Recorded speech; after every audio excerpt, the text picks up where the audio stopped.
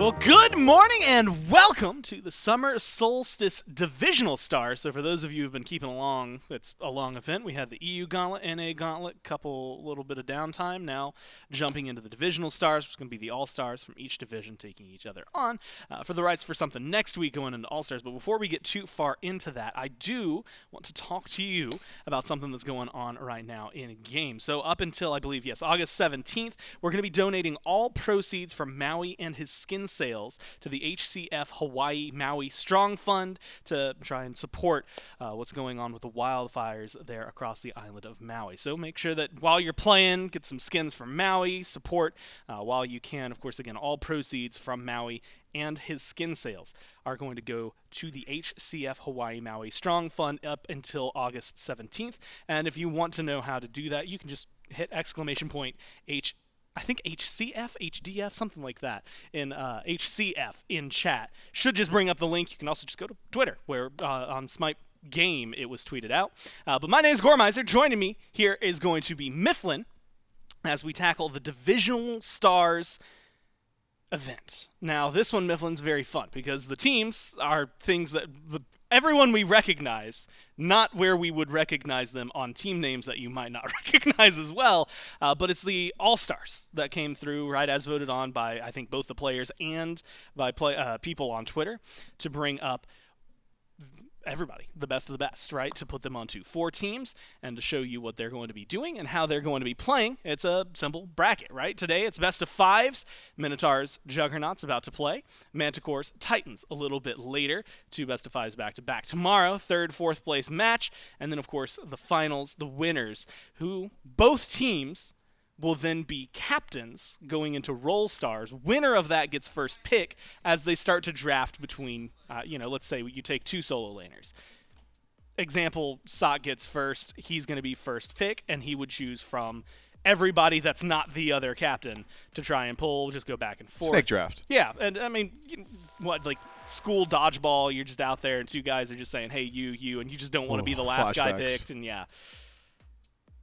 Got a little real, got a little rough. But that's going to be the overall concept. Of course, what the players bring today and tomorrow is kind of up in the air, but these guys played incredibly well throughout Phase 1, enough to leave a lasting impact, get voted onto these teams here based on how they did. And unsurprisingly, the teams that won first at that got picked a lot because they were really good throughout the entire season. And so I'm kind of curious, at least like over towards you. Do you have a team that you've looked at? I think we talked about this on the In Case You Missed It last week, 2 weeks ago, whenever that one was. And we had all kind of like put our hat in the ring on which team would maybe win. I can't remember what I said, but do you have a team that you think is just a little too strong? You know, I look at all these teams, and I love the SPL, and I love all the players that participate in it. They're all incredibly talented, of course, but there is a team that won overall, right? And, there's a team that also has set some, like, historic standards here that have essentially just, made an unbreakable win streak, most likely. I'm thinking the Juggernauts with, like, 3 Warriors are probably just going to do pretty good.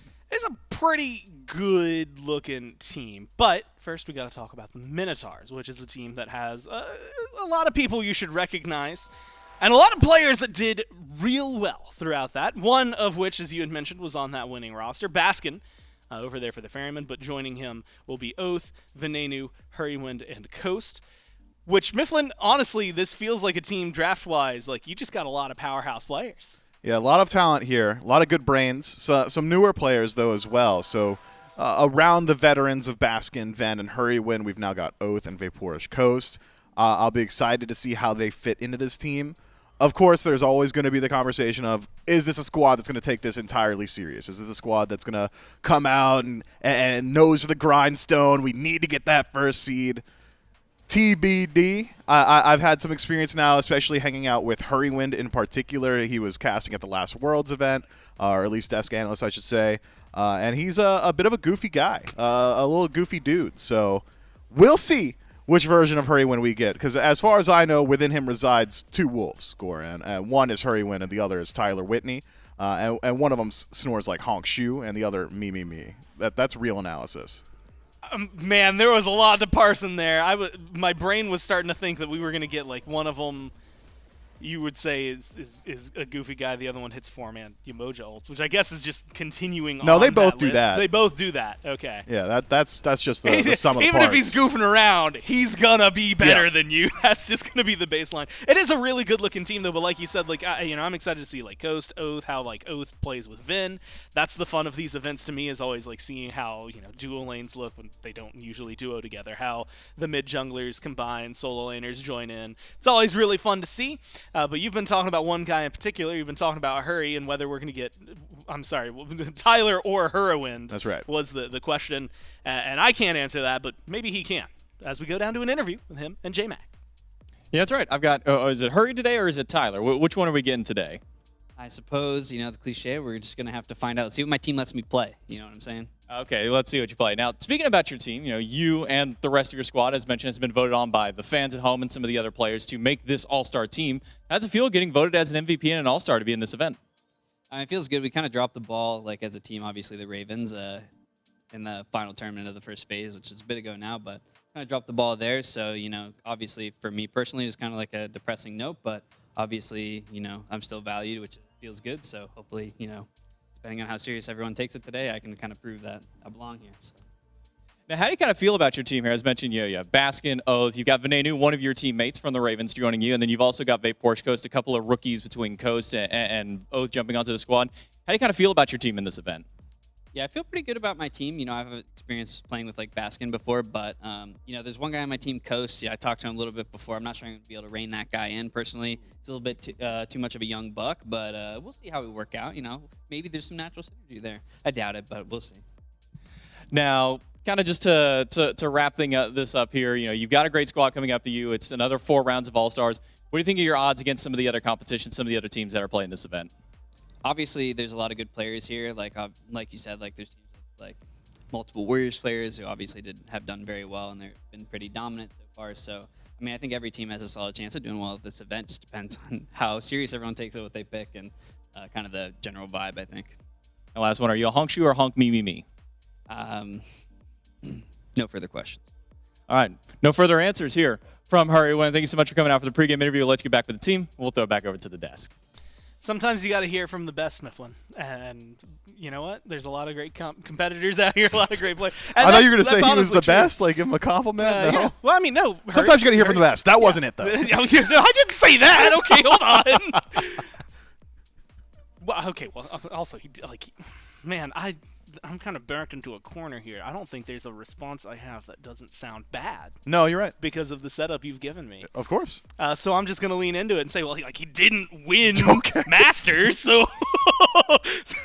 Goodness. They do have the best, though, and it's that guy sitting closest to the screen because he was able to win 3-0 the Warriors in the finals there, which is just a good thing for Baskin. They're going to be taking on the Juggernauts, though, Mifflin. That's the thing that the Minotaurs are going to have to do here. A team that, again, lot of big names on it. You've got SOT, you've got Adapting, you've got Pagon, you got PBM, you got Netroid. This feels like what I would argue, at least to some, is probably a dream team in some cases, right? You've got a lot of players here between, you look at SOT, you look at Pagon, Netroid, a lot of mechanical talent, people who have a lot of history in this, and competitive success between Adapting and PBM. It just feels like they've kind of got everything that you would want from a powerhouse all-star team. Yeah, a lot of accolades behind the players here. Of course, the Oni Warriors, we already talked about the win streak that they had established for themselves a little bit earlier on this year. Adapting, I would say maybe 40% of the current SPL players saw Adapting playing when they were about 14 or 15 years old and say, I want to do that, and that's why they are where they are now. So a progenitor to the league. PBM is just a household SMITE name. He's one of the most popular players here, one of the most vocal, one of the most charismatic as well. So I think a team that will have a lot of fan expectations behind them, and for good reason. This is my favorite to win the tournament just by nature of having the triple Oni Warriors. And I believe it was Panicat, now back in the league, by the way, who had said about Pagon, I guess we're just going to get to watch Pagon become the best SMITE player of all time. And that was essentially his call out when he was taking a break from the league. Now he's coming back. Perhaps he'll change his tune a bit and say it's going to be him again. But we'll have to see. I think it's going to be a team that plays a very unique style as well. The Oni Warrior core, of course, very used to running it down if anything was going to make it run them down harder, it would be Mike at the reins, right? No S keys. Go ahead, remove the A key from your keyboard. You only need W. Yeah, it feels more like an exercise for Mike in adapting in this case, where it's just like, look, you've got 3 guys who have only fought this, like all of their games, all of their wins. Feels like they were getting into a team fight, whether it mattered or not. They wanted it, and so how well can they keep up to it? Or maybe on the other side, how well can you pull the reins of this and make a potential formidable team? He's not calling to fall back. If Mike's shot calling, it's not to lay off, you know. Good point. Mifflin, that's just me forgetting competitive history at this point, right? That's the way he likes to play. That's more or less what I'm expecting today, but you don't got to take it from us. We've got Mike standing by ready for an interview. Yeah, so I got PBM here with me for the pregame interview. Mike, ask us one to hurry. How does it kind of feel for you to be voted on, not just by some of your peers here in the SPL, but also by the fans at home to be voted as an MVP to represent your division? My group's second best record was 3-7. So let's just say it's a surprise for all of us who aren't on the Warriors. Do you think it's now a boost up that you get to play with 3 of the Oni Warriors to this event? Do you think that maybe increases your chances on being able to find a win here this weekend? Yeah, the more Warriors, the better would seem to be logical. That's all. Now, I was gonna troll. No, you're good. So you had a whole season where you got to play with Pagon. Now you've had half a year where you had to play against him, and now you're back with him again for this event. How does it feel to be teaming up with your former mid laner? Awful. Awful, just that? Well, yeah, because they've just been running through supports lately, and it's not really a comfortable situation. So, what are kind of the general vibes for your team coming to this event? Is this one where it's going to be bunker down, real serious? You guys maybe going to get a little goofy? What's kind of the general vibe here for you guys? Sot told me he wants to try hard. So I'm down to do whatever. I'll just follow their lead, and I'll be a good boy. I want to, so we'll see. We'll see how it goes. Mike, thanks so much for coming out for the pregame interview. I'll get you back with the team. We'll throw it back over. Look, he starts off with a really good point there, Mifflin. If you take the Warriors, Leviathans, and the Dragons win-loss records, average them out, you've got a 5-4 team. And so I guess that's what we're getting here is technically a winning record. Maybe established more by that. But you were more focused towards the end there, it seems like, about whether or not he's going to be a good boy. Yeah, I just never have seen Polar Bear Michael Heiss. I've never seen him that submissive. He bowed down. I've never seen that in my life. This guy's been playing for creeping up on a decade. Head lowered. Yeah, tail tucked. I don't want to get in the way. Look, they've been going through supports recently. I'm feeling a little bit replaceable. That is okay. I mean, all right. Look, a 3-7 split will do that to you. It's not like yeah, but they don't even have roster control right now. This was fan voted. He's stuck there until he wins or loses, so he can feel secure in his spot at least. Yeah, he's got 2 days, no matter what, with this roster. That's right. For better or for worse, depending on where it goes. And well, I guess we'll find out depending on how this set goes. It's not going to end. It's going to be a good boy. And when we talk to him, he's not going to end. Which, did we even expect that? No, we expect fights though. Well. Yeah, he's not impervious to a few not great KDs. That's like support in a nutshell, though. Like, sometimes it just happens. Yeah, I could agree with that. And I thought, man, I was waiting for you to turn and morph that. And for those of you who've been watching a long time, this is something you like to do a lot, which is we give you verbal putty. Mm-hmm. And you typically form that into how great junglers are. Yeah, well, I mean, junglers are great, but that's for role stars, all right? I'll be a good boy here. Week of that coming up. Yeah, don't worry about it. Don't worry about it. We'll get there. God help us if junglers win. I don't think we'll hear the end of it for literally the rest of the year. Can't believe you said if. Yeah, man. See, and that's going to be that for a week, and I'll say this, Score. Potentially, possibly they win. That it will be that every desk segment for the rest of the year. I'll say this. Soul Laners won the most recent role-based event. And I had an opportunity to get a little bit of a future outlook from some of the junglers here in studio today. And essentially they had said to me, look, there's just not a whole lot of junglers that are good at off-rolling right now. So do I agree with that? No. I was talking to Oath. That guy's lacking for confidence at times.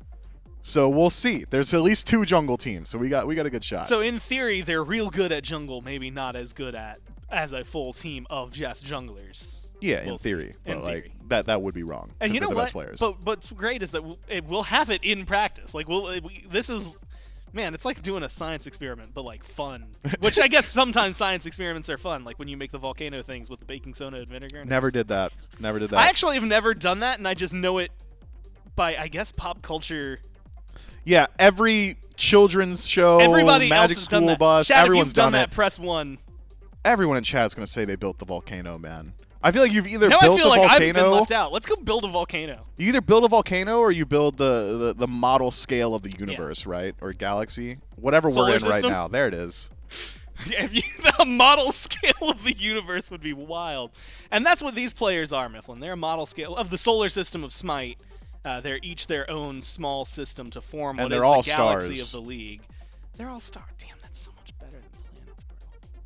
They're all celestial bodies. They're all celestial bodies orbiting around each other as they try to showcase their greatness and why their system is better than the others.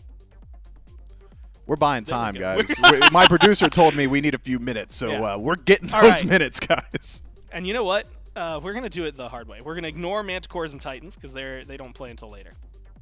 These 10 players. Who do you think mechanically stands above the rest?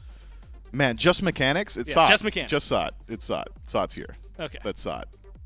I'd be that- surprised if Sot's not locking like Ull ADC every game. Or Ull solo, excuse me. Yeah, when he walked in, you said, "There's my Ull solo laner."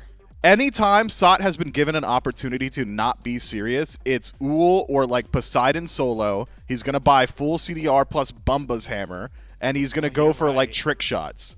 Like, I swear he's got Spotify going with like a pop punk or like Midwest emo playlist, and he's just playing for those 2012 COD montage moments. Like that's literally Sot anytime the stakes are less than world championship on the line. You've also now described me every time we get brought in to play in the booths. That's exactly the way. I Big set up. Midwest emo guy. Well, I think yesterday when we were doing the playtest for the server, I literally did just have like pop punk hits from the years 90s and 2000s. Yeah. And I was just having a blast, man. All right. And the servers were working. And We the server, tested hey, them. and we did test that, and they worked, like you said. Mantacores, Minotaurs.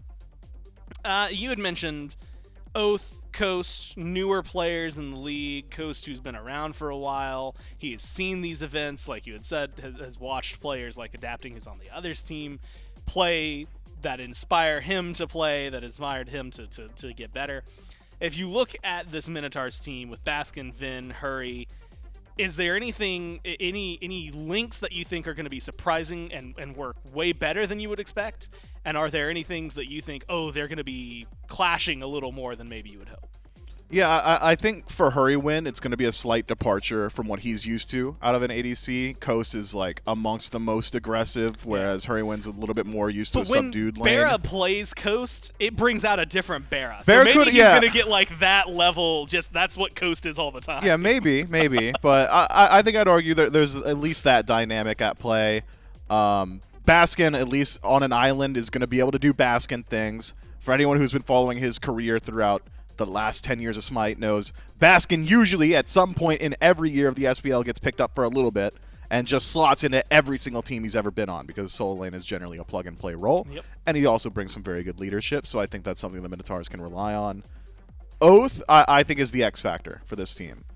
Ven has always been a very strong role player, holds his own in lane very, very well, except for maybe one time against Pagon where he got solded 7 times in a singular game. Got to bring it up because it's such a fun moment. But otherwise, Ven, spotless record in the SPL.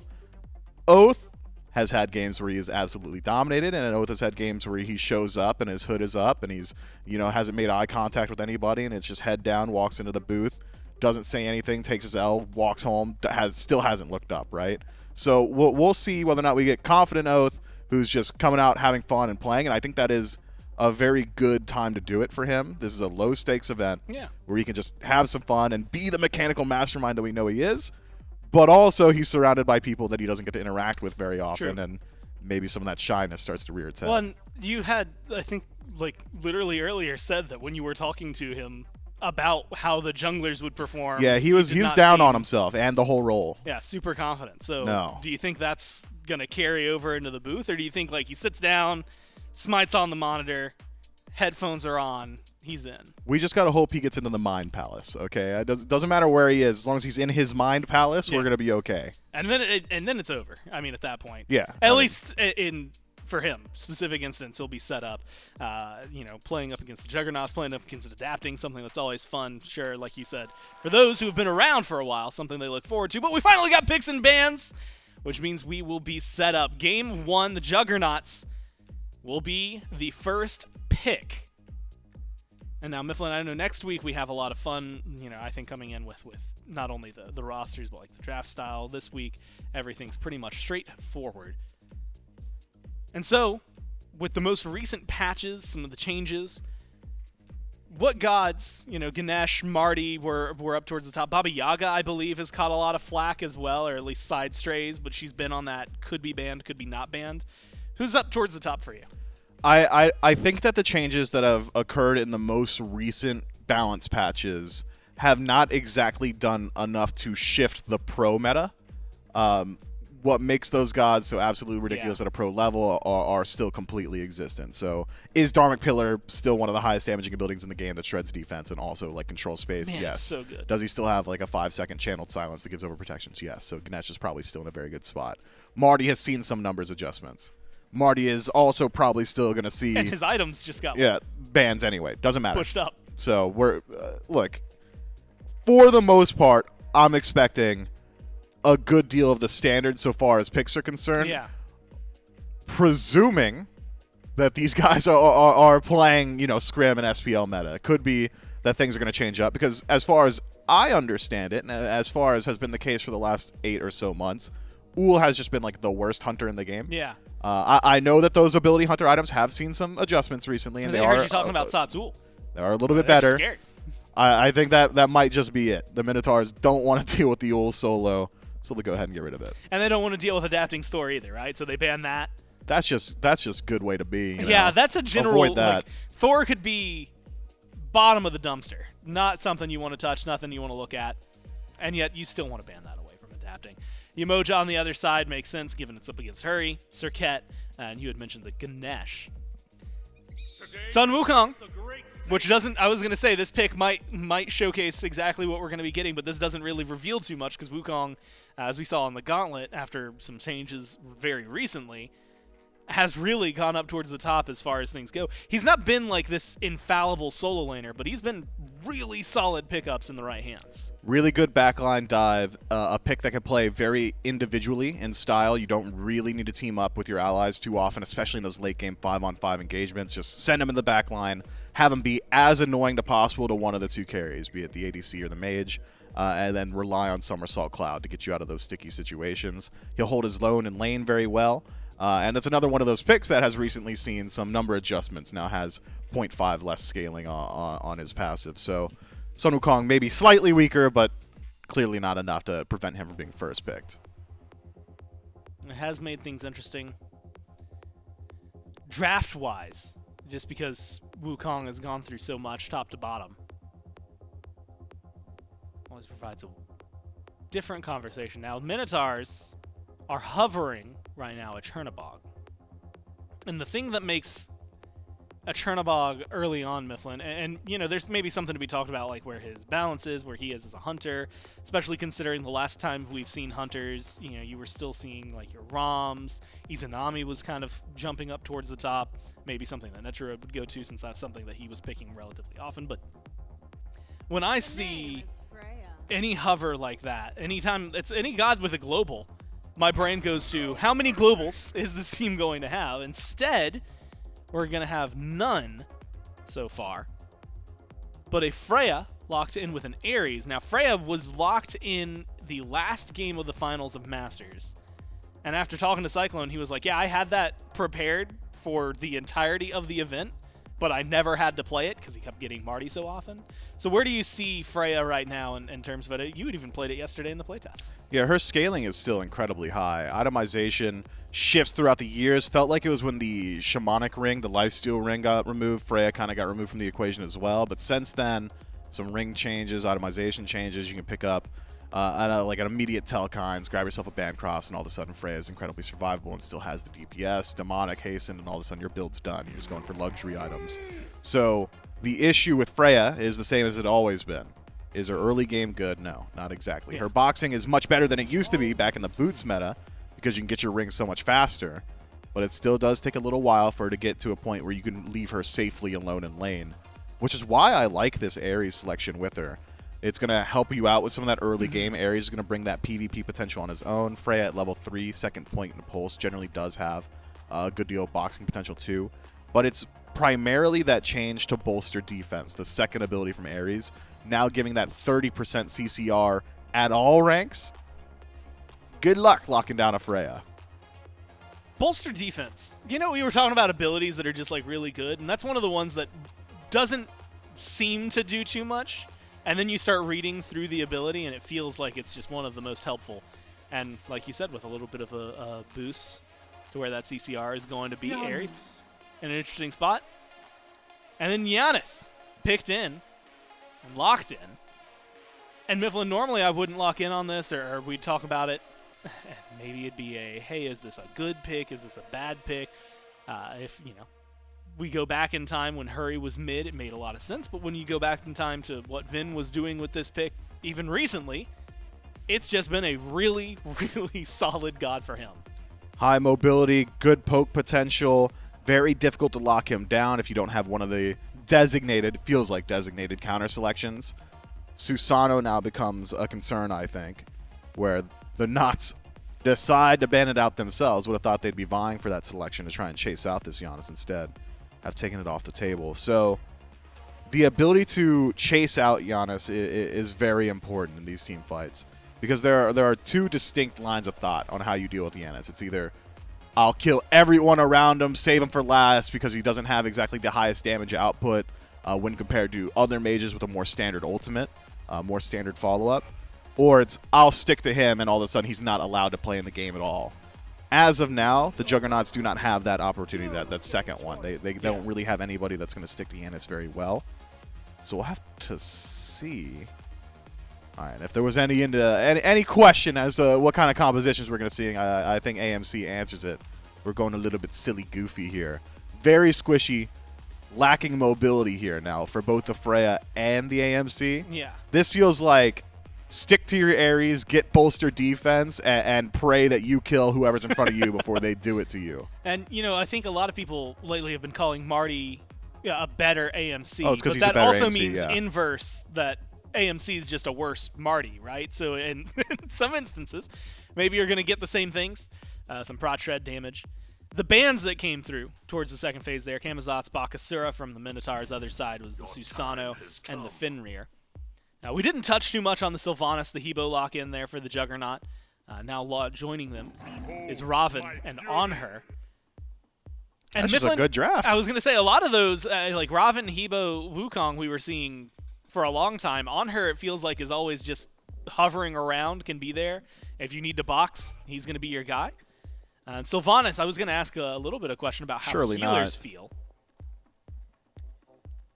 And so, you know what? Before that gets locked in, talk about the Juggernaut. Oh, no, he did it. He did it before I could get the question out, so it doesn't even count. You got 4 relatively going? squishies. Does this lean into your idea? Who jungles? Are we going back in time? Are we getting a jungle Freya? Is it a jungle AMC? Is it a jungle Giannis? What's going on? Man, it's... Of all of the picks here, Giannis jungle makes the most sense to me. Man, I hate that sentence, too. Yeah, so it would be Freya ADC with AMC in mid, so you have a bit of pressure. Opwash in the Soul lane. I guess Opwash could jungle too. One of the 3 mages is going to be jungling. I'll guarantee you that. Man, talk about an immobile composition though into a draft from the Juggernauts that has a great deal of They're all dive. pretty slow, huh? Yeah, they're all very slow. They don't have standard leaps. The only one who can get themselves out of these sticky situations is Freya, and that's Valkyrie's discretion. So it's tied to your ultimate. I'm thinking the Juggernauts might have a, what's a diplomatic way to word this? So if I'm wrong, I can't be held accountable later. A distinct advantage when it comes to composition. They've got, I want to say draft diff, but I'm just gonna say it's an advantage. They've got themselves some advantages here. They're on. Well, I was gonna say on point if they were playing ping pong or tennis, but that doesn't make. No, that's that doesn't that's translate over. awful. They'd have advantage. The way things are going.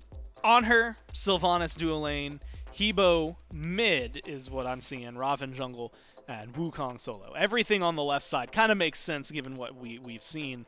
Now, I'm going to float this by you, because what it says is looks like Apwash solo. Okay. I'm going to jump to the other side. AMC carry, Wait, Ares support, Giannis mid, Freya jungle.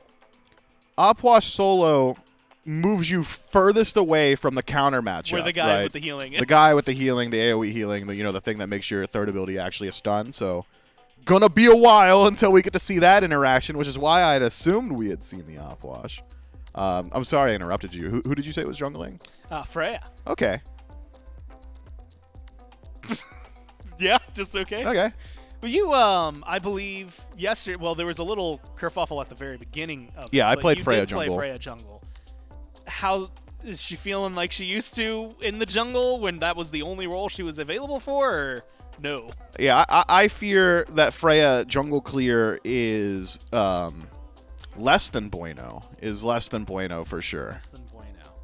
That's not, and I've double-checked my scale of like 1 to 10. Is that good? That's not that No, great. it's not that I great. guess we'll just have to find out in practice if it's as good or if it's less than bueno. So we jump into game 1 with J-Mac and Trelly. That's right. We got the Juggernauts and the Minotaurs here for game number 1, set number 1 of our weekend in the Divisional Stars event. It's J-Mac, Trelly, and Doug here bringing the action for game 1, and we will be getting a Freya jungle from Oath. So while Myth says may not be as bueno as it once was, we'll have to see, at least in practice, how it can perform, Trelly. We got a very squishy, a very immobile composition by the Minotaurs, and one that's also very lacking in CC. I just can't believe Twitch poll is just so in favor of the Juggernauts. I can't. There's nothing on my That's screen. staggering. There's nothing on my screen that would indicate such a rough time for the Minotaurs. Nothing like the lack of early pressure with all these mages and the fact that they really need to get late game before they can get some of their carries online. I'm not seeing any of that here. I'm seeing absolute early to late game dominance from the Minotaurs, and I expect the Juggernauts to be kind of quaking in their boots. And looking at the relic choices, they're getting those blinks to run away, J-Mac. They're not trying to go in. When was the last time you saw a Hebo blink in aggressively? No, Pagon got that to try and run away from the aggressive style of the Minotaurs. There's no doubt about it. So you're thinking it should have been 75-25 the other way around. It should have been 75, maybe more in favor of Minotaurs compared to the Juggernauts. I mean, if I was, if I cared about my channel points, that's what I would have done. And Just you care by about looking, them a lot. just by looking at the draft. Like I don't care about the players. Let's just look at the gods alone. That Freya jungle spooky. Now, Freya jungle is not fun to deal with, especially if you let it get to early game, or let it get to late game, I should say. No, early game is where she is the strongest. I agree. Early game is very good. You don't want her to get to late game because that's where she falls off. Exactly. That's where it And gets that's worse just- for you. So yep. you want to win the first 25 if you're the Minotaurs. Bingo. That is the plan. And jokes aside, I do think that the Juggernauts have they have to play a little safe. I mean, if you go triple blink like this, Exhibit A, you get portal, you're going to take a lot of damage if you're Pagon. So Ven's going to have to be on point trying to land this bit of CC.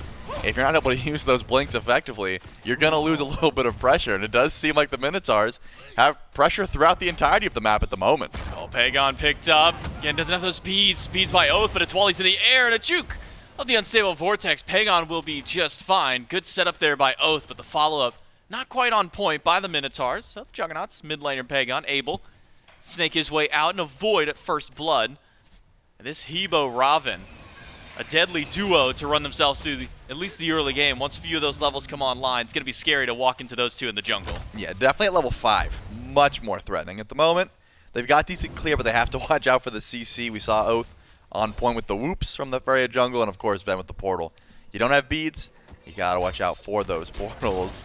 Saw it does blink in. I'm wondering, does he have the burst? One more. He He's got it! Wow, Basket did not expect that much burst damage. You know he wanted to go for the corpse explosion, but he didn't quite have the time. Hurry blinks in. He gets 2 chains. Lands the third one up against Mike, but not enough damage for a kill over there. So first blood, what almost was a kill for Baskin. In fact, Baskin was even walking forward thinking, okay, I'm going to stop this back. I'm gonna get the kill here. Quick blink by Sot.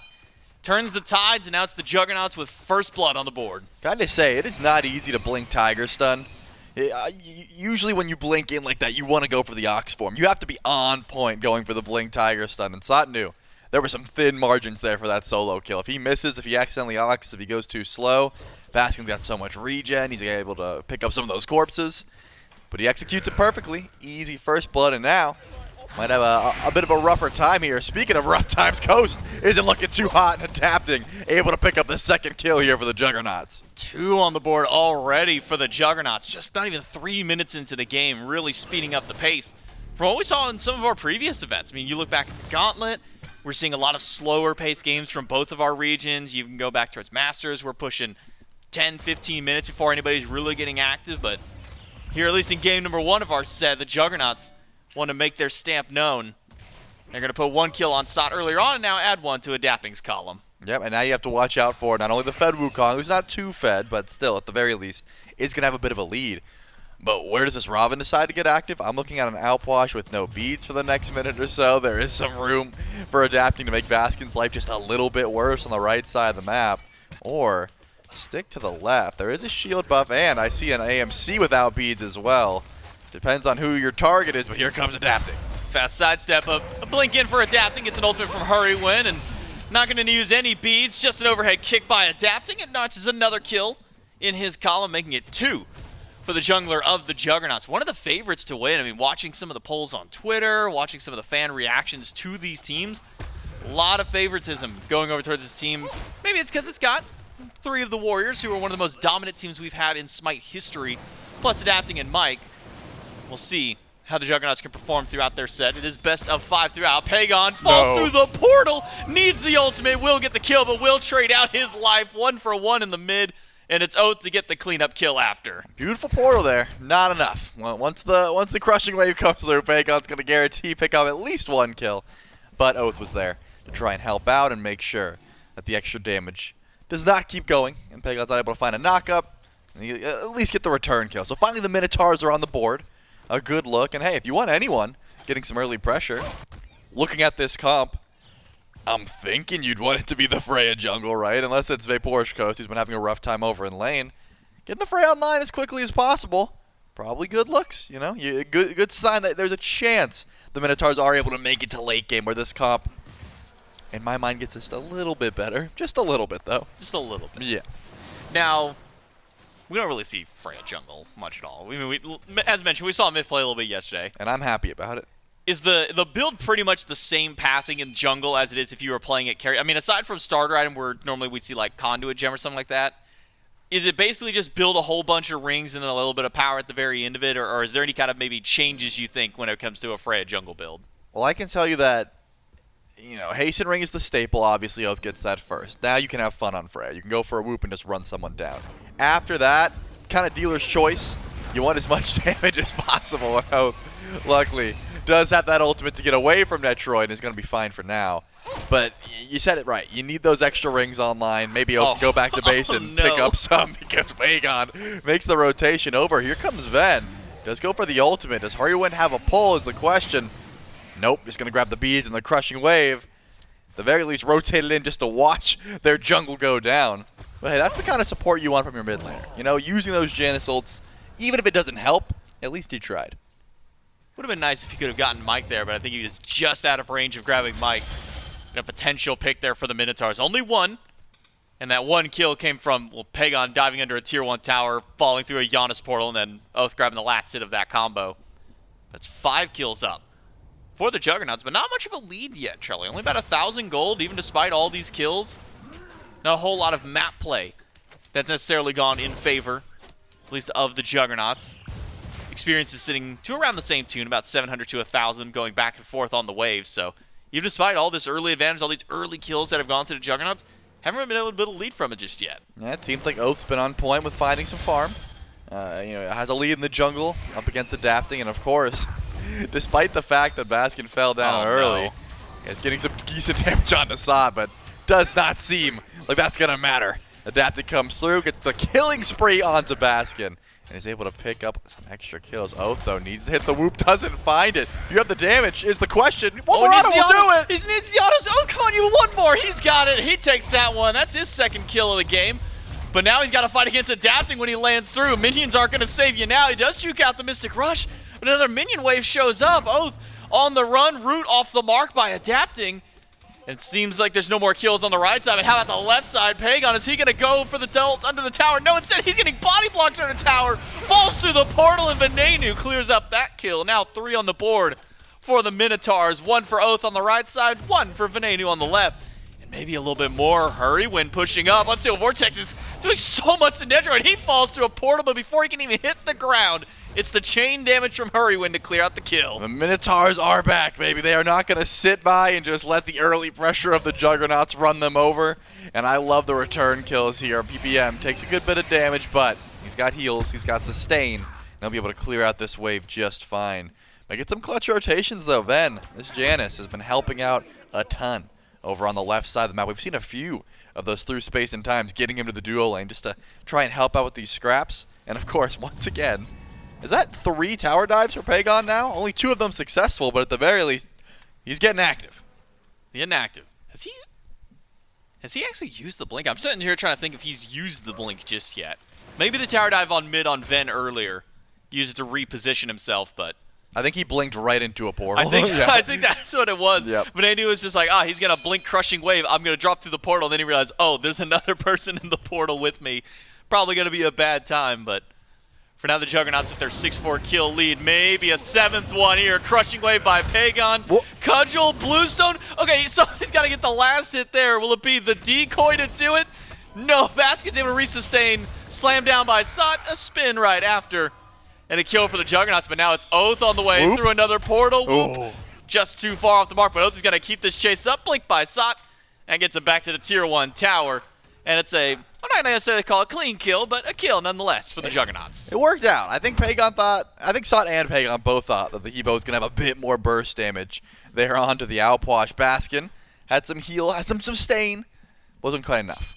Yeah, I thought because he sat so high in that somersault club that Sot might have let him heal up a bit too long. Didn't matter. Oath does get pulled back. Good damage. But Valkyrie's discretion was available, so Oath does have that get out of jail free card and opts not to use it. Knows he's safe from the damage of PBM and Pagon. Hurrywin taking a little bit of poke there from the Juggernauts. Just to try and bail Oath out. And not even safe inside your own jungle when Pagon's lurking around. Make sure to stop that back and keep up the pressure for the Juggernauts. But I wonder how this dual lane is going to pan out. Now that the supports have kind of left it alone, and we're going to see Coast try and get active up against Netroid. Do you see Netroid jumping in on a Coast? Well, the answer for that now is no. It's the Gold Fury.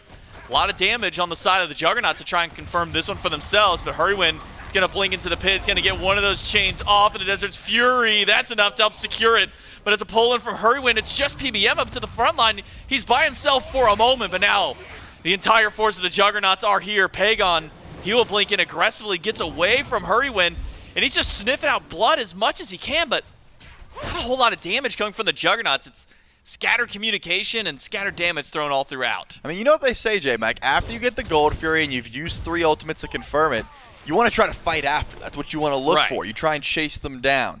In this case, the Juggernauts were not able to translate that Gold Fury into some picks. I did like the blink ahead from Pagon. He had Crushing Wave, but now Netroid might be in some trouble here. A good portal and no beads, no ultimate, no life. This one going over the way of Oath. I mean, Ven's been on point. Like, that kill wasn't because of Ven's damage. It was because of the movement, right? These portals and the movement speed that the Threshold's able to get you has been putting some of the Juggernauts out of position. 7-5, gold lead looking relatively even at this point, despite the Juggernauts grabbing that Fury. I'm thinking this Janus could be a problem as the game continues.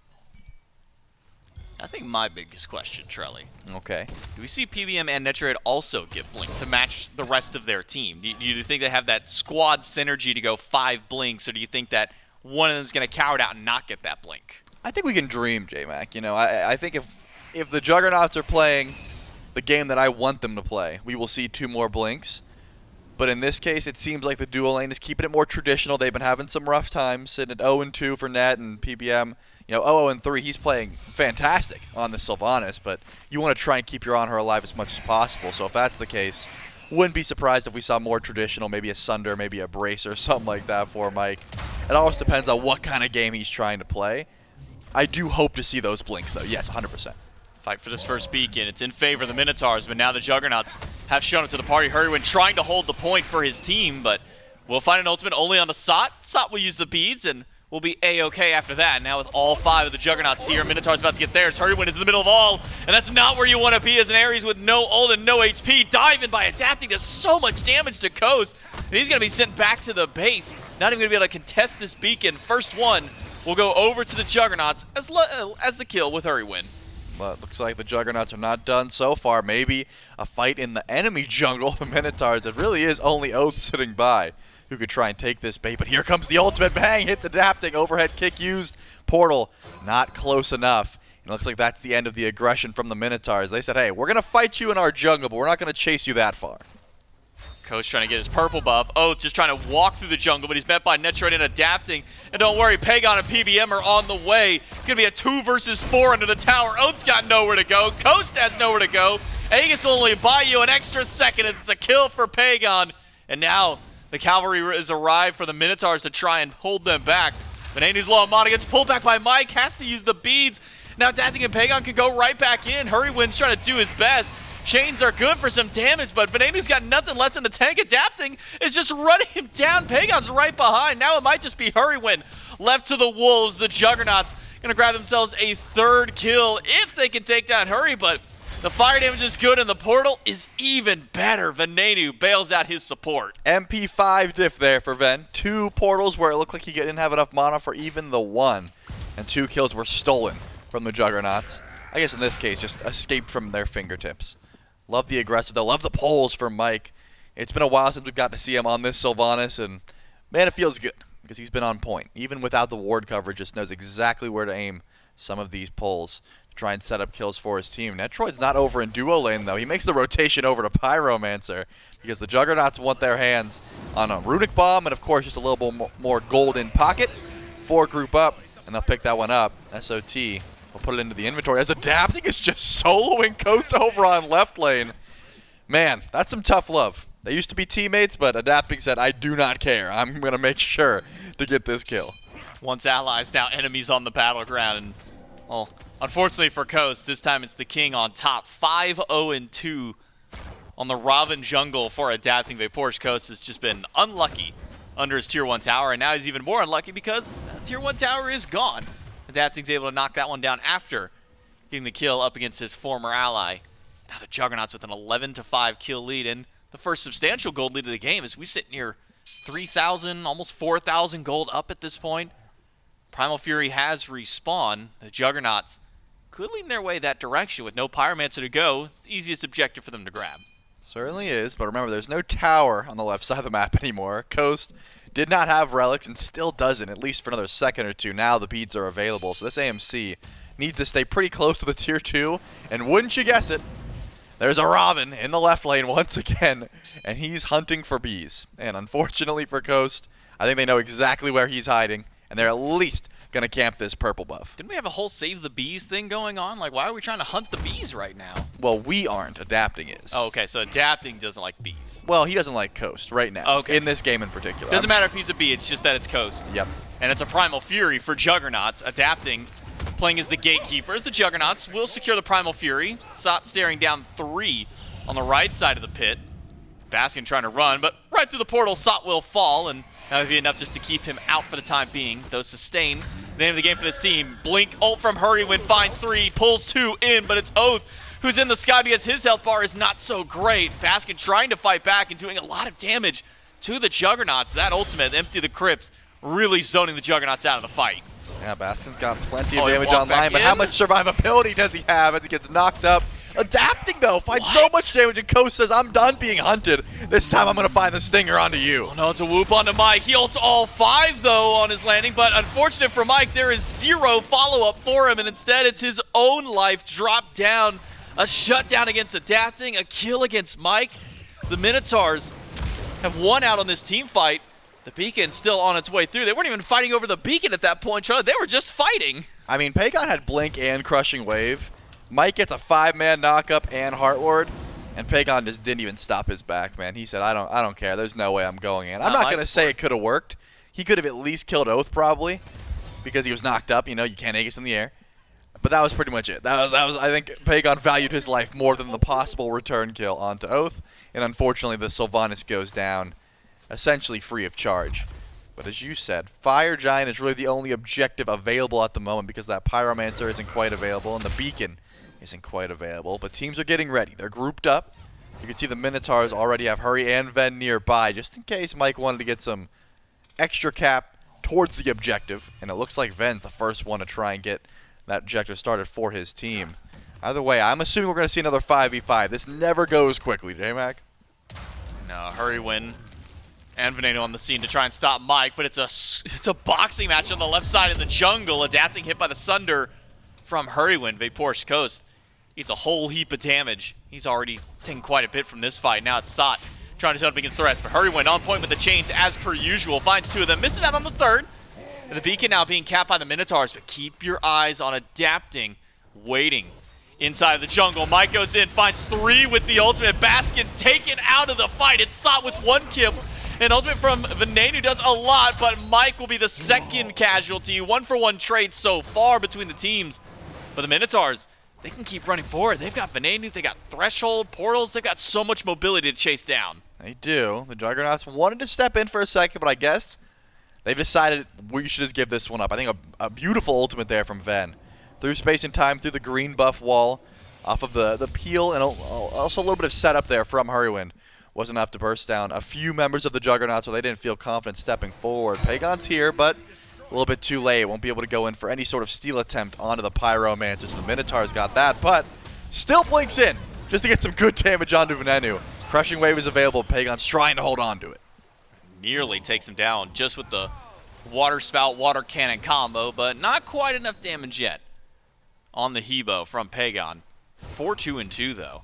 Nearly everybody. Well, everybody that's not the dual lane has been getting some of the kills for the Juggernauts. Dual lane sitting at at 0-2-7 both. They're matching each other for PBM and Netroid, but now they've been able to net themselves a kill just yet in this game. Meanwhile, the Minotaur has been able to spread theirs fairly evenly throughout, except for Baskin, who's just kind of been dove on in the solo lane multiple times. Did a lot of damage in the previous fight before the Beacon spawn, but wasn't able to get the value he was looking for in that fight at Beacon. Well, I'm not sure if we should roast Netroid for being the only one who didn't get Blink, or if we should praise Hurrywin for being the only one who did get Blink on his team, right? Because we see 4 Blinks on the Juggernauts. Now we trade Netroid for Hurrywin is what you're saying. That should probably be that would be the correct call. I think Netroid would be suited better on the Minotaurs. You know, they're all just beads and Aegis. They're having a good time. And then Hurrywin says, hey, I'm down with this aggression. I also want to be blinking in. And a swap might do them some good. Juggernauts, though, will be able to grab this Oni Fury, I should say, thanks to Netroid. A little bit of extra DPS, buff those minions up. Fire Giant, though, is still where I'm looking to see the real scrap at, J-Mac. I don't think it's going to happen anytime soon. I imagine the Titans will probably come through before any Fire Giants are looked at. And in that case, grouping up is the call, trying to hit some power spikes before then. Definitely a good look. I think survivability has come into question. Adapting. Are you really trying to trade with Oath? It's kind of scary without your team. Well, now he's got his team. Sot first one on the scene as the cavalry for his squad. Oath lands down in, pull just off the mark from Mike. And now it's Baskin to try and bail at his teammate. As Sot is diving under the tower, has to use the beads to get away from the chain, or at least to get a little bit of distance with that bird form. It is able to break away. But now that gives Hurrywin an option. Doesn't have Blink to dive in and get that ultimate, but still has ult available. They can maybe bait Sots out a little sooner. Got a good target. Unfortunately for them, Sots pretty tanky on this Sun Wukong. Went for a 4th item, Gauntlet of Thieves. He's already got it fully stacked up, too. Yeah, he did the old, I'm going to buy Frostbound into Thieves, buy the Tier 1 Archdruid's Fury, then come back for it. He really valued the stacks on the Thieves more so than anything else. So as long as the Juggernauts are hanging around Mike or Sot, they'll have plenty of aura protections, which will help you out when you're thinking about that survivability. We saw Adapting go in for the 1v1 in the jungle. It's a little scary. Oath is dishing that Freya damage out that we've talked so much about, and a 1v1 setting can be spooky. When you get the team around her, much different. You really only can auto-attack one person at a time when she's using both of her abilities to buff her auto-attacks, which means body blocking, you know, trading out who's tanking her objectives, that sort of thing. All does work out, and actually Oath needs some more damage, he said. I'm going to go over to the left lane, try and get some farm online. Hopefully the enemy team doesn't get aggressive, and so far the Juggernauts playing pretty passively in their own jungle. It's giving the Minotaurs some time to breathe, some time to catch back up, recuperate some of their lost farm. As the lead really hasn't extended beyond what was earlier. We were sitting nearly 4,000 gold, and now it's back down to about 2,700 after that Fury fight. Experience still up. At this point, all of that experience does matter. No one level 20 at the moment, so 5K up in that department for the Juggernauts. So primary bulk of that is over in the dual lane and the soul lane. So the side lane's falling a bit behind for the Minotaurs, but Oath and Venenu still alive, healthy, and still kicking for another fight. Mike already pushed away. Coast down to a third HP before the real fight's even begun. Mike finds a pull, gets the ultimate on 3, but can he even escape the rest of what's coming back after? Hurrywin pulls him in, but it's Netsuo to the back. Coast is taken out. Oath, the next one likely on the chopping block for his team, is adapting, has found him out. Sot and Netroid dive onto Hurrywin. The Ares nowhere to go for him. And Baskin, the next one to go. 4 surrounding the Opwash, and not enough defense, not enough health. It is a 3-for-1 trade for the Juggernauts. Yeah, but Ven does get some ward coverage down, and he's going to hide near the Fire Giant. Remember, burst damage towards that FG. Still pretty massive. Actually, Ven shows himself immediately. I was going to say, maybe he tries to stick around. I guess that's because the Juggernauts had to go back to base. They're not immediately going for a Fire Giant pull either. They don't have their Sylvanas. They don't have that sustain. And they're going to decide against it. Love that immediate pull, though. You could tell the Juggernauts were hiding around the wall. They wanted to see if they had the vision to actually start that engagement. Looked a little rough for Mike. He got a good ultimate off, but the second he uses it, you already know Hurrywin's going to be able to pull him back in. Unless Ven's got the ultimate, this should be a free Fire Giant for the Juggernauts, but through space and time is available.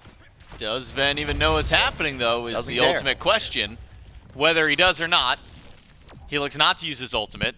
Pagon, quick backstep to get away from the portal. So Fire Giant for all of the Juggernauts, and likely the third and final beacon be capped by them as well.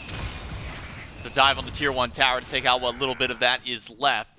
The question then is Venenu okay? He misses the wall that he was going with his ultimate. It might just be chased down by Pagon. Blink isn't there for the Hebo. Oh. Beads the slow instead. One portal out. Venenu can just take them on a wild chase across the map.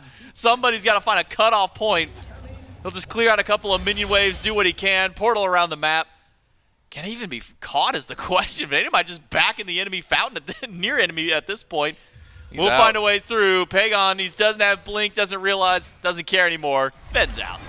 Unfortunate there. Pagon used about as much as he could there. The ultimate not connecting, and I understand that play from Ven, right? You use your ult, you're like, okay, I'm out of here. Then you see the crushing wave doesn't hit you, and you're like, can I out damage a Hebo? If I hit this ultimate, can I trade and try and fight?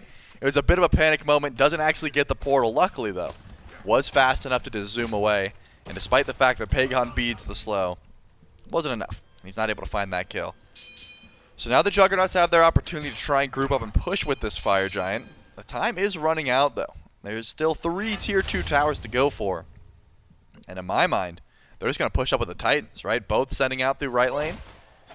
And it looks about everyone besides Adapting and Sot is grouping up with their own Titan to try and use the rest of this Fire Giant to get aggressive. But maybe trying to find out, you know, Oath in the jungle. From what I've been seeing, the dive on the side of the Juggernauts has been vastly focused towards the ADCs. That being Oath and Vaporish Coast. If they can find them in the jungle, Sot and Adapting are going to be using those blinks aggressively towards one of those 2 members. So Juggernauts push up, take tier 1 on right. And we'll start working on knocking down the Titan. Oath, begging for his life to not have to square off against Adapting. Venenu's here. Ultimate from Adapting in place. Venenu misses his ultimate. Tries to reposition with some portals. Goes through another one. But now he's met by SOT and knocked down by Adapting. A little overconfident from the mid laner of the Minotaurs. Now the Juggernauts have a man advantage and a Titan advantage. That's storming up the right side with 3 players. Yep. There we go. Right side of the map is the call, and now the Juggernauts are taking more space. Look at Pagon. Look at Sot. They're in the jungle. They're trying to step forward, see what they can find. A little bit of damage onto Baskin seems to be what they're looking for. It's not going to be easy to burn through this Titan, especially without Ven. Empty the Crypt can do a pretty good job of it, though. Hurrywin, can he pull anybody back? No. Beads, ultimates, all of those available.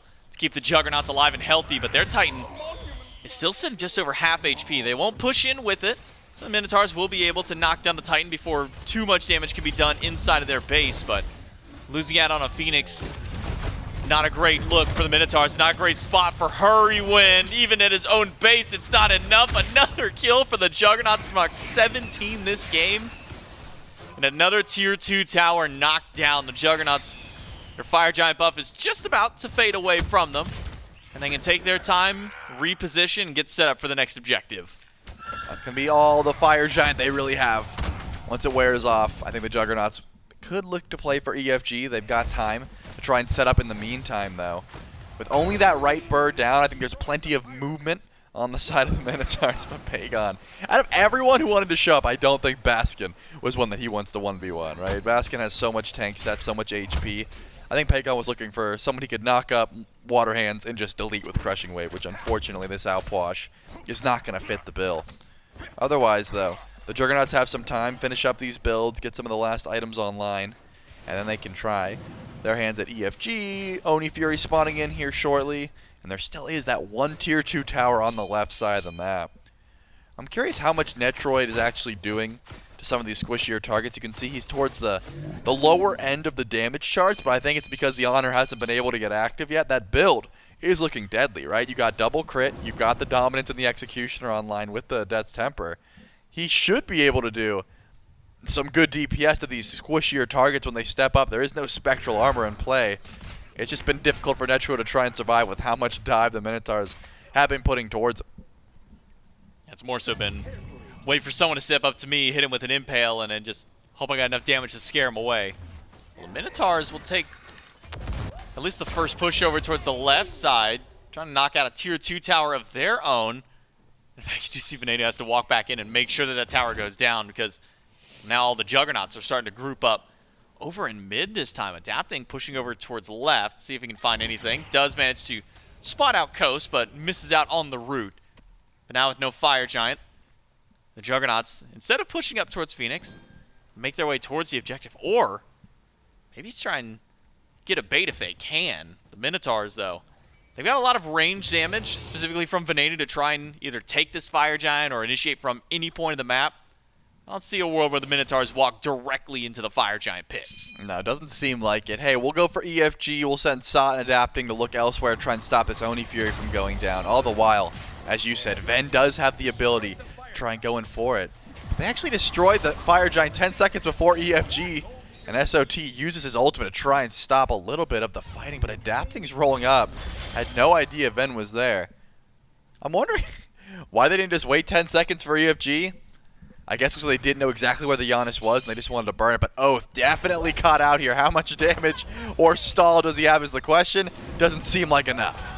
Well, it gets to the sky before Pagon can connect with ultimate, but unfortunately when he lands, there's just too much damage. It's a 1-for-1 trade, though. Netroid's down. Mike is gone. That's 2 with Fire Giant off the map now. The Minotaurs have caught a couple stragglers in mid as everybody was chasing out Oath, the Freya. Too enticing of a target for the Juggernauts to realize the Minotaurs are grouped up in mid. They certainly are, and they're still pushing down that tier 2 tower. Where are the Juggernauts? Getting Chester and a green buff seems to be their trade. Not exactly worthwhile. So Minotaurs have to decide if they want to keep pushing or not. Vapor's Coast, you should have just lazy back because here comes Sod and Pagon there behind you. And Coast probably going to go down here wise not to use any of his relics, recognizing that death was inevitable no matter if he used them or not. I can't believe lazy backing was the correct answer there. You are always told never lazy back, never lazy back. This is the one time it would have saved his life. Yeah, you should have thought of the fact that Pagon and SOT were going for green buff and were behind you, and lazy backing was the only way you make it out there.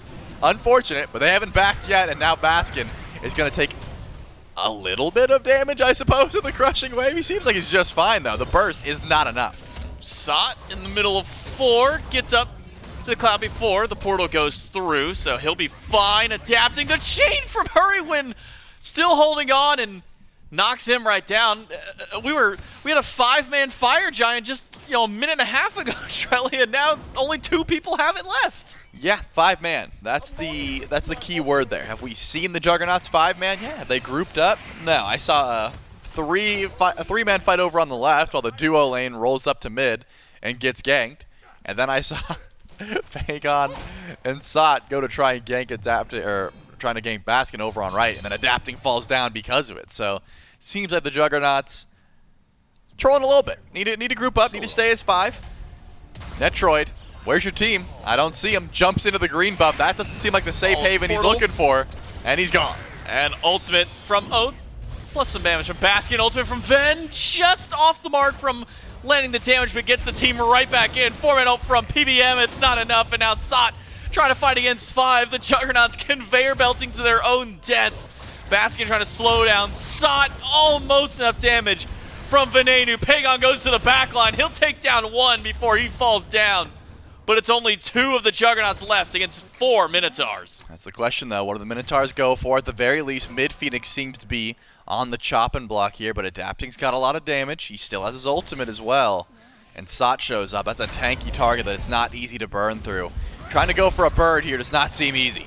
Ultimate from Hurry. Gets beats from Sot. Adapting, putting a lot of damage into Coast, but having a lot of damage returned back to him. Baskin on the Alposh, able to re-sustain. Look how much HP that Baskin has on this pick. Just makes him so difficult to dive in. Sot's still trying to keep the wave up, but has he gone too far? You don't have ult, you don't have beads, you don't have health. Adapting now. Tries to get the damage done, but the Aegis is there. Ultimate dives down and takes down Vapor's Coast. Can Adapting take out all 4 of them? He's got a double kill. Still fighting against 2. It's too much damage from Oath, though. And it's a double for Oath. Netroid tries to close the gap, but he's too late. And what a bloodbath we've experienced in mid lane. Still now 2 down for the Juggernauts after that, and 2 gone for the Minotaurs. Yeah, Adapting was popping off there, but the anti-heal as well as the CC on the side of Baskin was just a little bit too much to try and go for the true 1v4. The very least picks up 2 and stops some of the aggression from the Minotaurs. I've been saying it for a while now. I would like to see that true grouping, that 5v5. The Juggernauts have been doing that conveyor belt style of fighting where someone goes in, dies, the rest of the team comes through afterwards. A true 5v5 towards Enhanced Fire Giant, probably what we're gearing up towards now. Essentially full build for just about everyone except for PBM. He's close to finishing up what I can only assume is the gem or the E-Staff. Either one is going to help with his damage, one of which just helps burn through some shields and slows and being annoying, which I think fits Mike's style pretty well, right? If he can get a massive wisps and just slow the enemy team, that's something he might try to go for. Either way, though, the Juggernauts have had the lead just about the entirety of this game, have not been able to translate it into more than just a right Phoenix over on the right side of the map. They're here first at EFG. They're not going to go for the immediate pull, though. No, Fire Giant spawned in.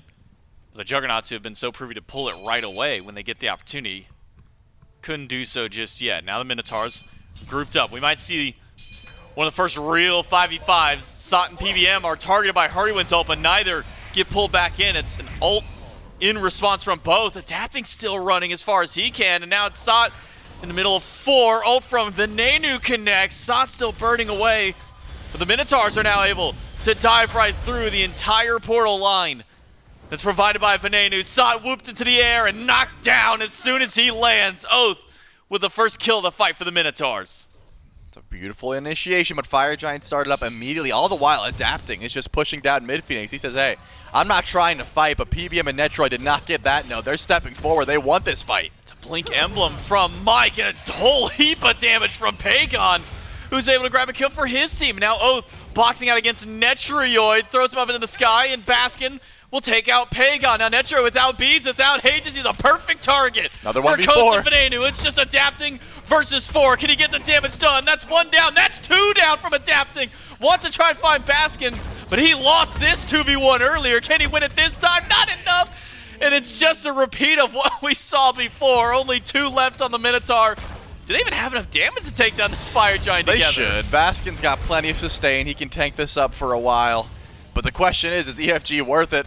Oh no, he's left some corpses inside of it. Yeah, he can't pick up all the corpses. They're all under the Fire Giant. He's holding him hostage. Yeah, I just don't think it's worth it to get EFG just on Oath and Baskin. They can try and hold it for as long as they can. Maybe just for Hurwin, but yeah, it doesn't seem like that's their call. They say, hey, we are the only ones who matter. All right, we will get the EFG. You guys need to stop getting 1v4'd by Adapting.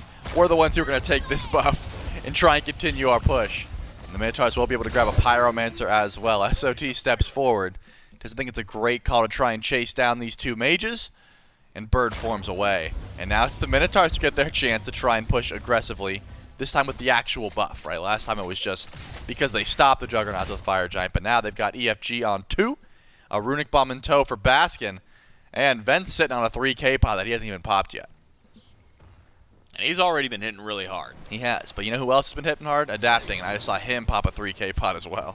And Baskin. Baskin's topping the damage charts right now. I mean, those crypts go crazy. They've been emptied. And it does not seem like the Juggernauts have been, you know, usually it's, oh, Alposh ulted, let's back up, let's not fight.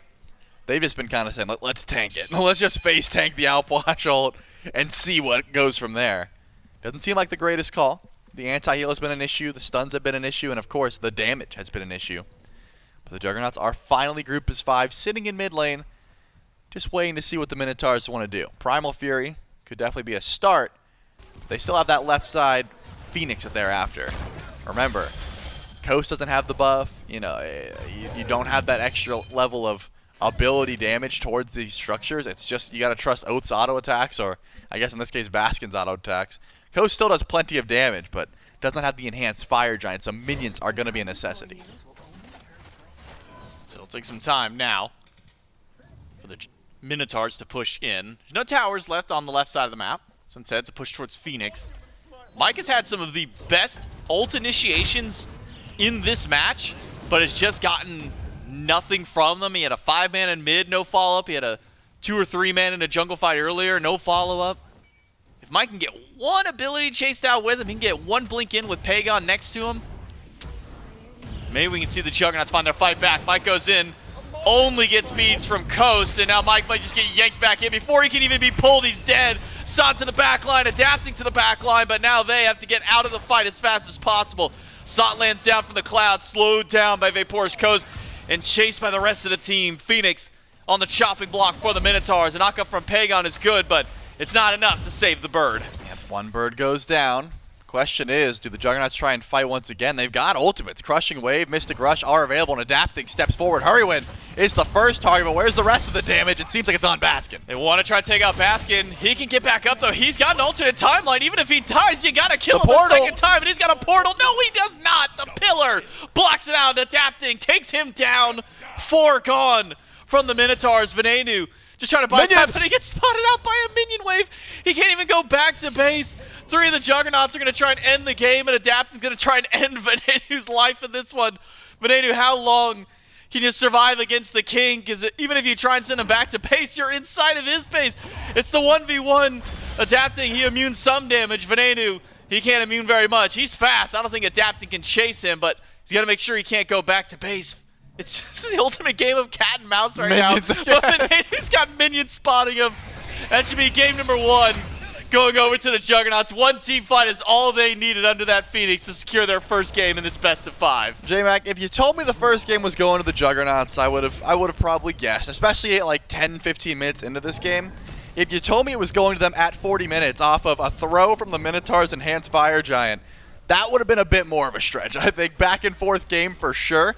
I did love the aggression from both of these teams, and of course, it wasn't as trolly as I expected. There was still some good strategy going on, but like any team with Pagon and Sot, there was a lot of not grouping up. There was a lot of, hey, I'm just going to take a 1v1 in the jungle. I'm going to find a 3-man ult if I can just because. And it was fun to watch at the very least. You can separate the Oni Warriors in an event like this, but you can't take the true Oni Warrior spirit out of the players themselves. I mean, Sot, Netroid, Pagon, all still just running it down as often as they could. Netroid wasn't able to get as active as maybe he wanted this game on the On-Her. Felt like the early game, fairly passive style of play, even with the help from Adapting. Yep. Still finished kind of at the lower end of the damage charts there. I think game 2, want to see Netroid on something maybe a little bit. He can get maybe a little bit more easy damage on. I want the Chernobog. I want him to just dive with his team. He can't get Blink. Clearly he's not going to do that, but the next best thing. Just pick someone, fly to them. He's going to go in with his team. That seems to be their play style anyways. I want 5 Blinks or a Chernobog. I'll take either. Yeah, I thought it was a throw, the fact that we didn't even see a blink from Netroid that last game. The rest of his team got it. Clearly he didn't get the memo, or he was maybe just scared. I don't know. But either way, the Juggernauts were able to pull themselves out a win for game at number 1. Can they keep the streak going in game 2? We'll find out right after this break.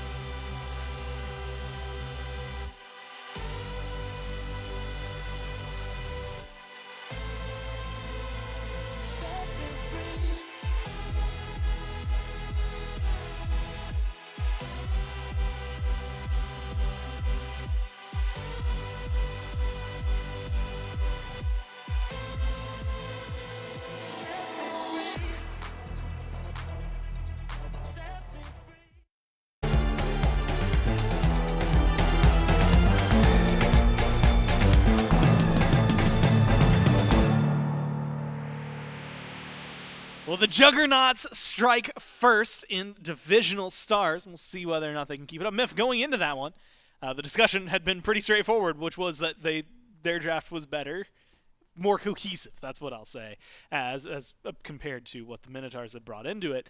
And for, like 15, 18, 20 minutes, that was just true in every fight and example we saw. And then we got fully itemized Freya, AMC, etc., and suddenly things get drawn out a little bit longer. Looks towards the end like the Minotaurs were able to take it a little bit of a base race. Adapting kills like 2 people the same way, but in different spots, I feel like 3 times in a row. Unfortunately for the Minotaurs, that last fight just didn't work out for them. Yeah, I feel like Adapting loads into that lobby and he looks at his team and is like, guys, we're not hourly, right? Yeah, like I we gotta gotta get make this done. plays now. Let's close this stuff out, because he was getting active very early on. But we did get a brief moment, Gore, where I got to speak to Pagon in the lobby, and Pagon, what's going on? How did it feel playing with Adapting? He's like, bro, Adapting is selling me. Pay attention to the clips, okay? Every time he's the last one alive, and he just looks cool because he's last one alive Robin. And you know what? That's been Adapting's MO for a while. But also, Adapting looks real good the entire time. So I don't think Pagon's got a whole lot of leg to stand on. I also think there. your exact response immediately was, dude, he's Robin. He's going to be the last one to arrive anyway. Bumba's Hammer late game Robin, yeah, he's going to do just fine, and certainly does so here. But it's the entirety of the Juggernauts that look good. High-octane game, to be sure. Both teams having a bit of fun, but the Juggernauts with their superior draft do win out Game 1 of this best-of-5 set. I wonder now, do the Minotaurs say, hey, you know, we got to have a lot of fun here. We played our scaling comp. Everybody got to enjoy themselves. Maybe we just run it back. We almost won last time. Could just be the case. I wonder, though, because no matter what these players will say to each other, or even going into the set or interviews, nobody likes losing. It doesn't matter what it is, even if it's 0 stakes, nobody wants to get 3-0'd. No. So I would be very surprised to see the Minotaurs continue troll drafting for the entirety of this set. I'm just excited to see what they have to offer because it is so different. It feels like both of these teams are in that kind of wheelhouse where they might change stuff up for better or worse depending on where they go and depending on how they perform. And so a lot of it is that question of do the Juggernauts, in your eyes, keep up what they're doing with, I guess, draft style, not just play style, because that was aggressive. That's probably going to stay up the whole weekend, ideally. But, you know, if you want the Minotaurs maybe tighten up, do the Juggernauts loosen up, or do you want to keep things going? I really do just like standard drafts. You spend 10 years figuring out how Smite is supposed to be played, so seeing standard compositions, I mean, it's just something I enjoy seeing. But I could imagine a world where Mike's sitting there like, guys, we had like a pretty serious draft, and they didn't. Are we losers? Like, that's definitely like a Mike line of thought. So maybe we'll see the old Juggernauts dial it back a little bit. Specifically SOT, right? Like Sun Wukong for SOT in a for fun game. And like first pick too, like Yeah, my man's like, just give me the good. Like, just give me the good stuff. Well, Juggernauts will be first pick again. We'll see if they go for their Wukong or if they play things looser.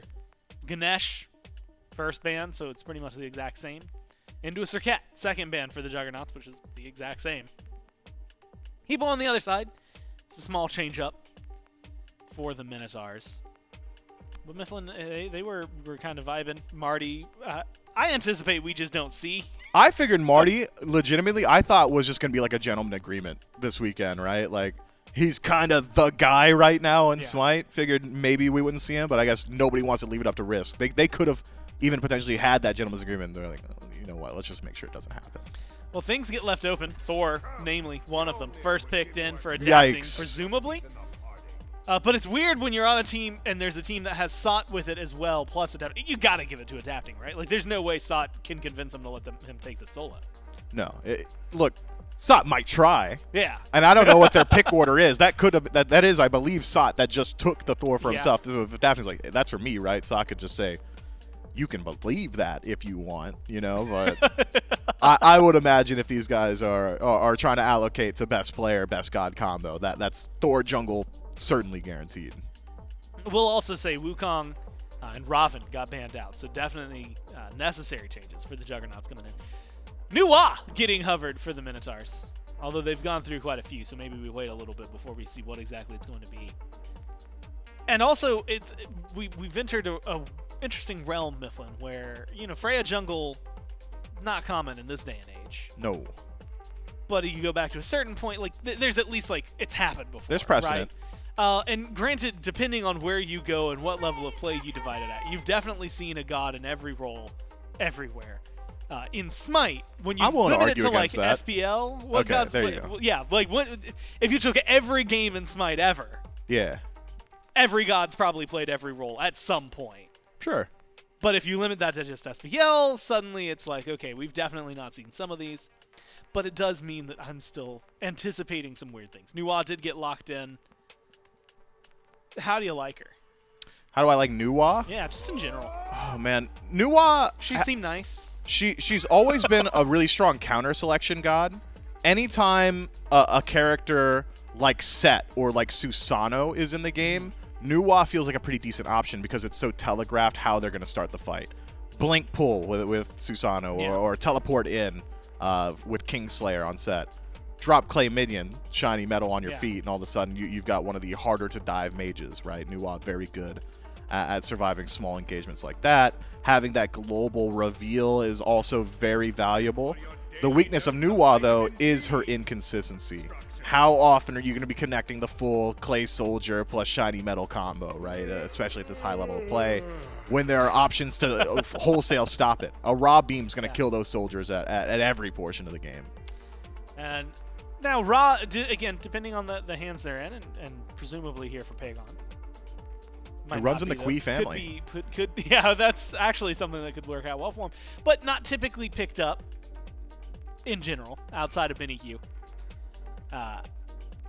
Kumba, not something we see outside of, I want to say, like the occasional stray game from Aurora, but locked in here. And I'm kind of curious, in your eyes, do you think that that maybe Mike won out in that fictional conversation you were having earlier with the guys?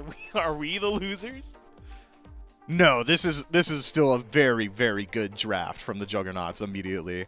I think Kumba is one of the under-prioritized Guardians in the game right now. Really? He's just got so much CC, And before Morgan Le Fay, Kumba was the original conversation of unreactable CC. Epic uppercut just happens, and it happens so fast. Yeah. And once you're in the air, there's no response except for maybe I slam my Aegis once I touch down back on Earth.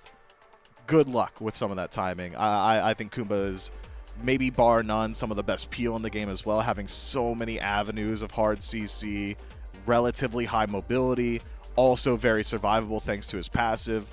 Kumba's in a good spot, and I think for the most part, Kumba's going to be generally pretty plug-and-play as well. Plus, we've always had conversations about easy lineups for certain ultimates. Naja comes into that conversation almost every single time he gets locked in.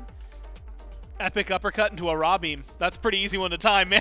And so Groggy strike into a raw beam. Yeah, there's Mez a lot into of, a raw beam. And any of that also into like a Thor dunk. Yep. Suddenly you're just CC chained. Maybe a lot of fun for the Juggernauts here if they line things up properly. Minotaurs answer with Geb. So passive-wise, anti-crit, but otherwise you're looking at big CC, knockups, some comfort maybe there, shields galore for the Minotaurs. Bans from the Minotaurs were focused on Kamazots and Hunbats, other side Susano and the Daji. So junglers, after having a hell of a performance, also getting limited, and maybe the Minotaurs kind of thinking, that might not be adapting Thor. Or even if it is adapting Thor, that might not be a regular warrior or guardian solo laner that they're going to lock in for Sot, which admittedly is a good worry to have. Apollo now, though, hovered. Man, I was so excited to talk about him, too. He got moved away from literally right as I said his name. Instead, we get Ratatosker, which Mifflin, we get Ratatosker way more often. It's a little more... I'm Par going for to the call course. it... Yeah, like, well, that's nicer than what I was going to say, so I'm going to go with par for the course. He's just been around pretty often lately. Yeah, I joked around with Oath a little bit. Are you Baby going to play Thor. Apollo jungle? You know, he laughed. Or, you know, are you really going to lock it in? No, it's going to be the Rat this time around. Good initiation, great chase down potential, decent survivability if you're going to hold on to through the Cosmos for escape. But I think primarily it's got a very strong matchup into Thor. If you are really heads up on the stun, you can react to the hammer, stun it out immediately. All of a sudden, he loses access to that teleport. If it comes down to a battle just straight up in the jungle, Rat generally does win that 1v1 if either one of you is getting that jump on the other with the ultimate. And if you have to escape with ultimate, Rat's going to chase you down every single time, as Thor will as well. So we'll see how that matchup tends to pan out. When I evaluate Thor versus Rat, which is a matchup we see a whole lot, seems like when one has that global presence, the other really wants it too. It's about ease of gank elsewhere. Thor's got some decent targets on map. Nuwa and Ram are just really fun to play into when you're a jungler for the most part. So I would expect this Thor to have high impact throughout the early, whereas Rat has a decent matchup in a Ra, can jump on a Ra very easily, doesn't exactly have that ease of follow-up from his mid laner. Nuwa needs to play much further up than Ra does. Ra can just follow up from halfway across the map with the Searing Pain. So if I had to guess, I would say Rat's going to spend the majority of that early game just playing spoiler to the Thor. Now, this is something I was actually expecting from the Minotaurs earlier, and I guess earlier in Game 1 when they first started with the Chernobog. They had hovered him, but you've got Chernobog, global mobile presence, semi-global from Rat, global ult range, semi-global from Ram, and then global straight up from Nuwa. Feels like they're going to be ever present on the map. Even if they can't get there, we've definitely seen a lot of global displacement compositions that have worked really well. Even if you don't displace everybody, there's a lot of damage on the board, a lot of range on the board for the Minotaurs compared to what the Juggernauts are bringing in. But you've got the Jingwei, you've got the Thor, both of which can get pretty involved. Do you feel like that distance that the Minotaurs have in their advantage, I guess it's more gank-wise, that they might have a leverage, or do you think that the Juggernauts don't have anything to worry about? The Minotaurs will never go into a fight and say, we are at a numbers disadvantage. That's almost never going to be the case. Nuwa doesn't need to be there to have impact in the fight. Chernobog will be there at a moment's notice, regardless of where it happens. So there is that advantage, to be sure. The weakness of the Minotaurs draft is how volatile their early game is. Geb is susceptible to some quiet early games or just falling down continually. Nuwa, the exact same. Ram, the exact same. Just having lack of safety, I think, going to be a concern for the Minotaurs. Once you get to 15, 20 minutes into the match, a lot of those concerns are going to be alleviated. So I think as always, when you play against a Warriors core or a Mike team, withstand the early, that's where you're going to see your win conditions start to pop up. It's going to be the issue, I think, that they have to tackle. And like you said, having that presence, specifically having Nuwa there all the time, right? The ult from a Nuwa, you've got a lot of damage on a Rom. That early game might be a little rough. Rat might have to carry a little extra weight on his shoulders to get him through that. I'm really just excited to see what kind of combos we get, how many kills we got last time around. I'm anticipating the same or maybe more this time around. I mean, where do you fall on that over-under from last game? It should probably be less, right? You've got 2 peel-based supports like Geb Stone Shield. I guess they're going to get out of here a lot more. of globals to escape some of these situations. Will they be playing that way, I think, is the real question. Or is it going to be more run it down, commit, let's play, let's make some numbers happen? I think it's more so a mentality thing, and it seems like the guys are having some fun. I was going to ask about synergy because we typically will see, like, even on teams that play together a lot, shields and beads getting used at the same time for cleanses. I was going to ask about that, but we'll just find out whether or not it works out. Game 2 between the Juggernauts and the Minotaurs starts now. Yeah, we'll see if these teams have that synergy necessary to find themselves a win. Will it be the Juggernauts who take a 2-0 lead in this best-of-5, or will the Minotaurs tie things up at 1-1? It's J-Mac, Trelly, and Doug back here for game number 2 in our Divisional Stars. Congratulations to Cobb Dead. You won 10,000 gems, and Juggernauts, man, now it's 84% in favor. Last time it was a 75-25. The number just keeps going up. Stocks are all on for the Juggernauts, Trelly. Congrats to Cobb, but it should have been me. Should have been you. Yeah, that's well, my you have to be mindset. playing Smite right now, Charlie. It's that 1 hour frame. Have you played a game of Smite in the last hour? I'm playing right now. You can see me on my laptop right here as I cast this Oh, game. you're right. My bad. Yeah. See, the fans can't see that, so I got to make sure that you're letting them know and that we're letting them know that we're also playing this same game with them. Yeah, exactly. While I'm casting this game, I'm currently tryharding an arena playing full tank Nox. Oh, you're just like for real. I'm just kidding. I would never do that. But I do like the CC from both of these teams. The switch up from, well, I guess it wasn't really a switch up for Mike. Sylvanas is still very peely. He's like good engage, which I think the Kumba still has, but also has that level of peel, saying, hey, I can pull someone off you, I can heal you, that sort of thing. Kumba will provide that. And hey, Pagon said, if you're not going to heal, I can still bring him myself. Goes with the Raw. So definitely a switch up, but the fans at home in Twitch chat are definitely leaning more towards the Juggernauts. And after their gameplay in game number 1, I can see that. I don't think, what was it, 84-16? I don't think 84-16 is exactly the odds of this game. I do like the way the Minotaurs have been playing as well. But I do see why the Juggernauts have their fate.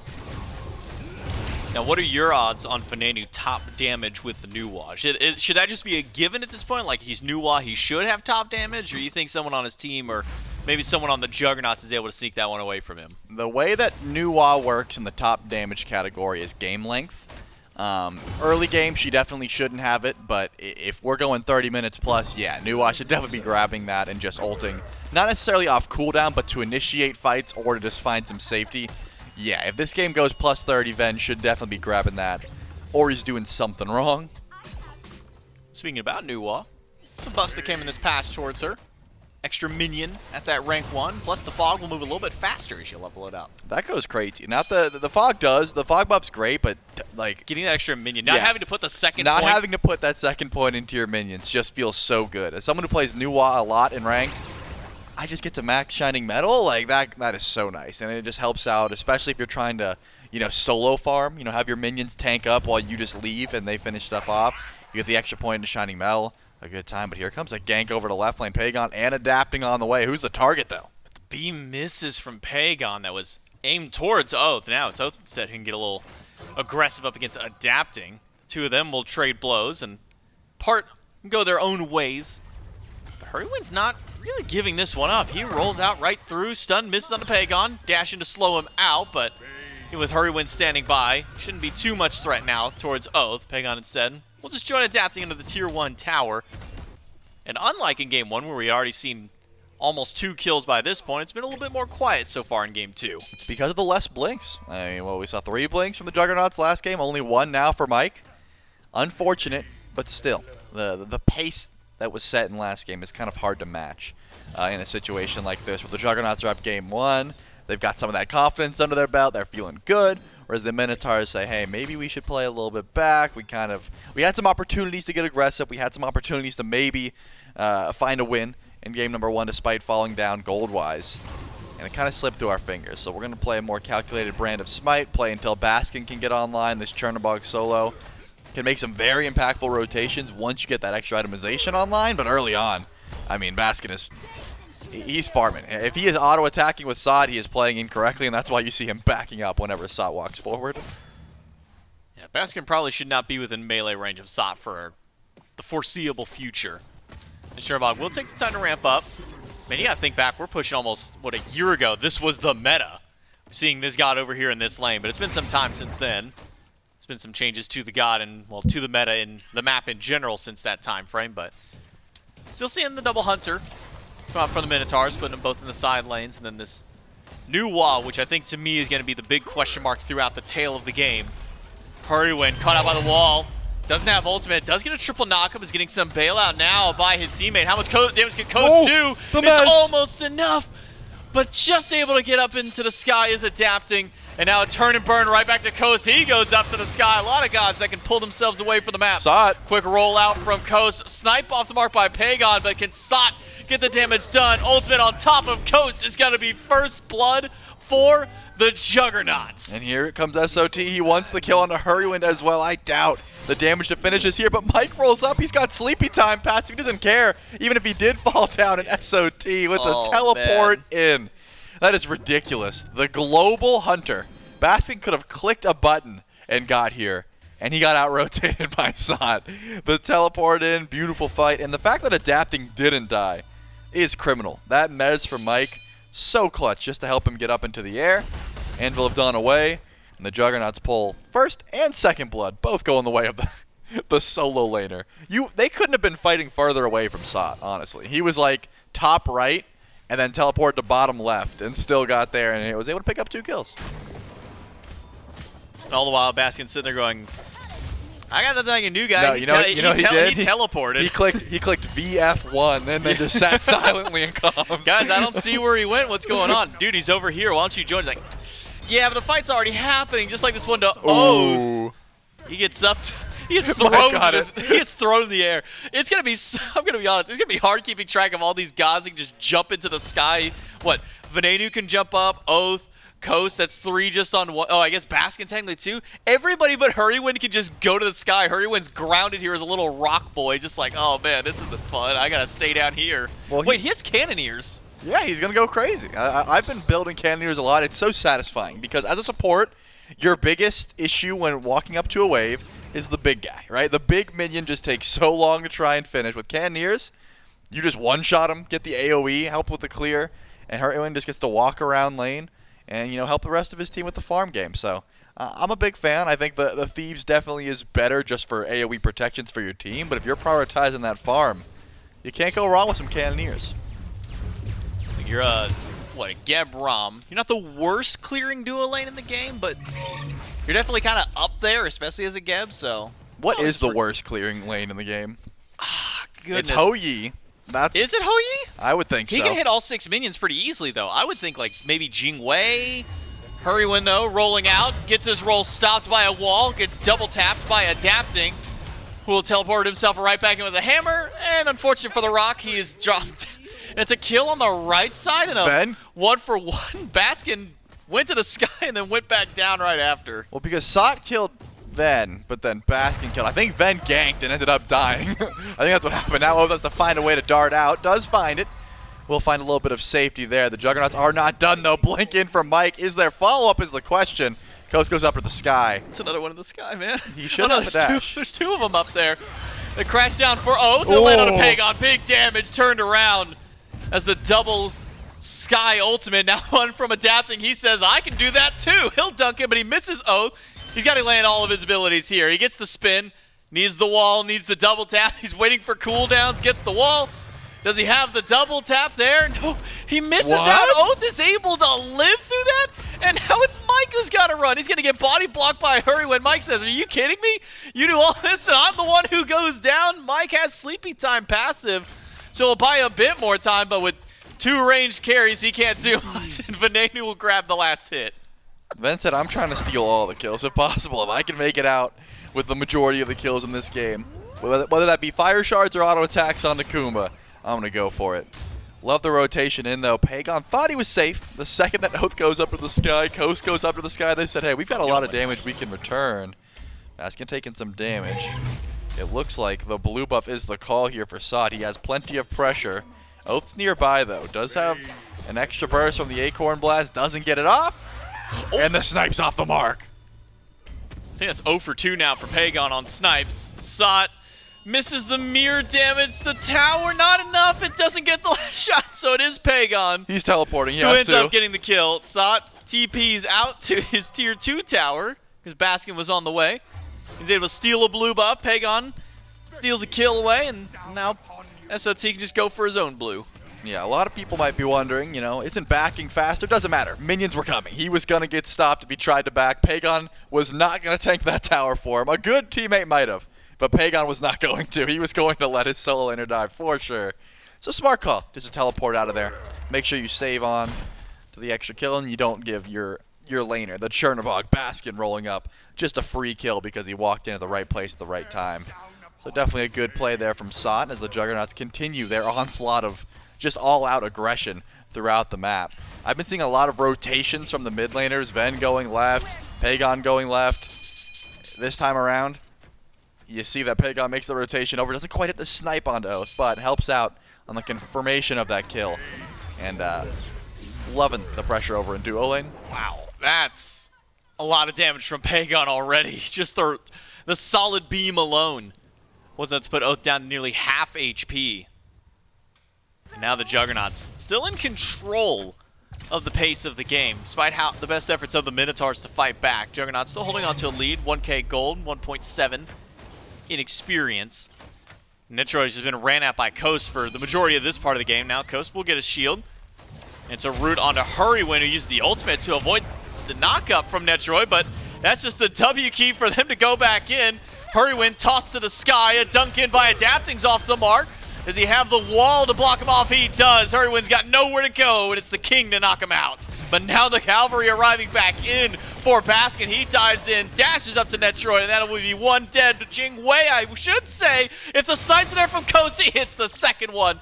And that's the only one that he needs. Mike once again trying to run, but now has the bailout from SOT. Even with Pagon fighting off against 3, he should be fine under tier 1. Yeah, you'd think, but here comes SOT. He's got the rotation. He's got the ultimate. Ven should definitely be going down, but who else do you want? It looks like he's focusing on Baskin first as Ven just wants to try and kill Pagon before he goes down. Mike's still alive? Nope, he's not. Sleepy Time doesn't save his life. 1 for 1 in that exchange. Now SOT in the middle of 4 Ven is still people. alive. Venenu's still here. Pagon just needs to hit one ability, or I guess SOT can hit the one. Ultimate's good enough from him.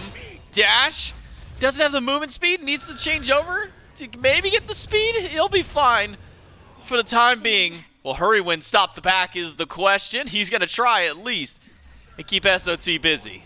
And that's going to be beautiful kills to try and finish up. SOT's been making so many rotations. Everyone has 1 kill except for Sot, who's got 5. Hiding in the wall is Baskin. Who's going to get the kill is the question. Maybe no one because of the stun from Hurrywin. The snipe's off the mark He's too. off again. Pagon can't catch a break with the snipes, but Oath has got plenty of damage adapting low. One more shot, and it's going to be Vapor's Coast to grab him. Killing spree for the carry of the Minotaurs, and Mike just sitting back as his whole team falls around him. Stunned by Oath is good, but not much kill pressure left. Unless Mike sticks around and maybe a rotation from Venenu could find a kill against Mike, but Mike just trying to be annoying as best he can. He certainly is. He was able to confirm that kill onto Baskin.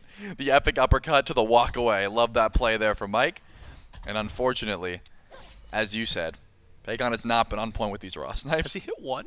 I don't think so. And in this case, he's got plenty of man. setup, but I think Mike's using the ult to try and confirm kills, so Pagon has to go for the... I was going to say raw blind snipes, but you get what I'm saying. He's just going to go for the snipes without any setup. And in this case, the Minotaurs are happy with that. They're going to keep juking them, and they're going to grab the beacon for themselves. No pressure from the Juggernauts in mid lane. There's been a lot of death stamps on the left side of the map, but here, not too much. So Juggernauts 10-9. Gold essentially dead even at this point. with all the fighting that's happened. Baskin goes up, but he's got to go to somebody else. He'll go all the way to Netroid.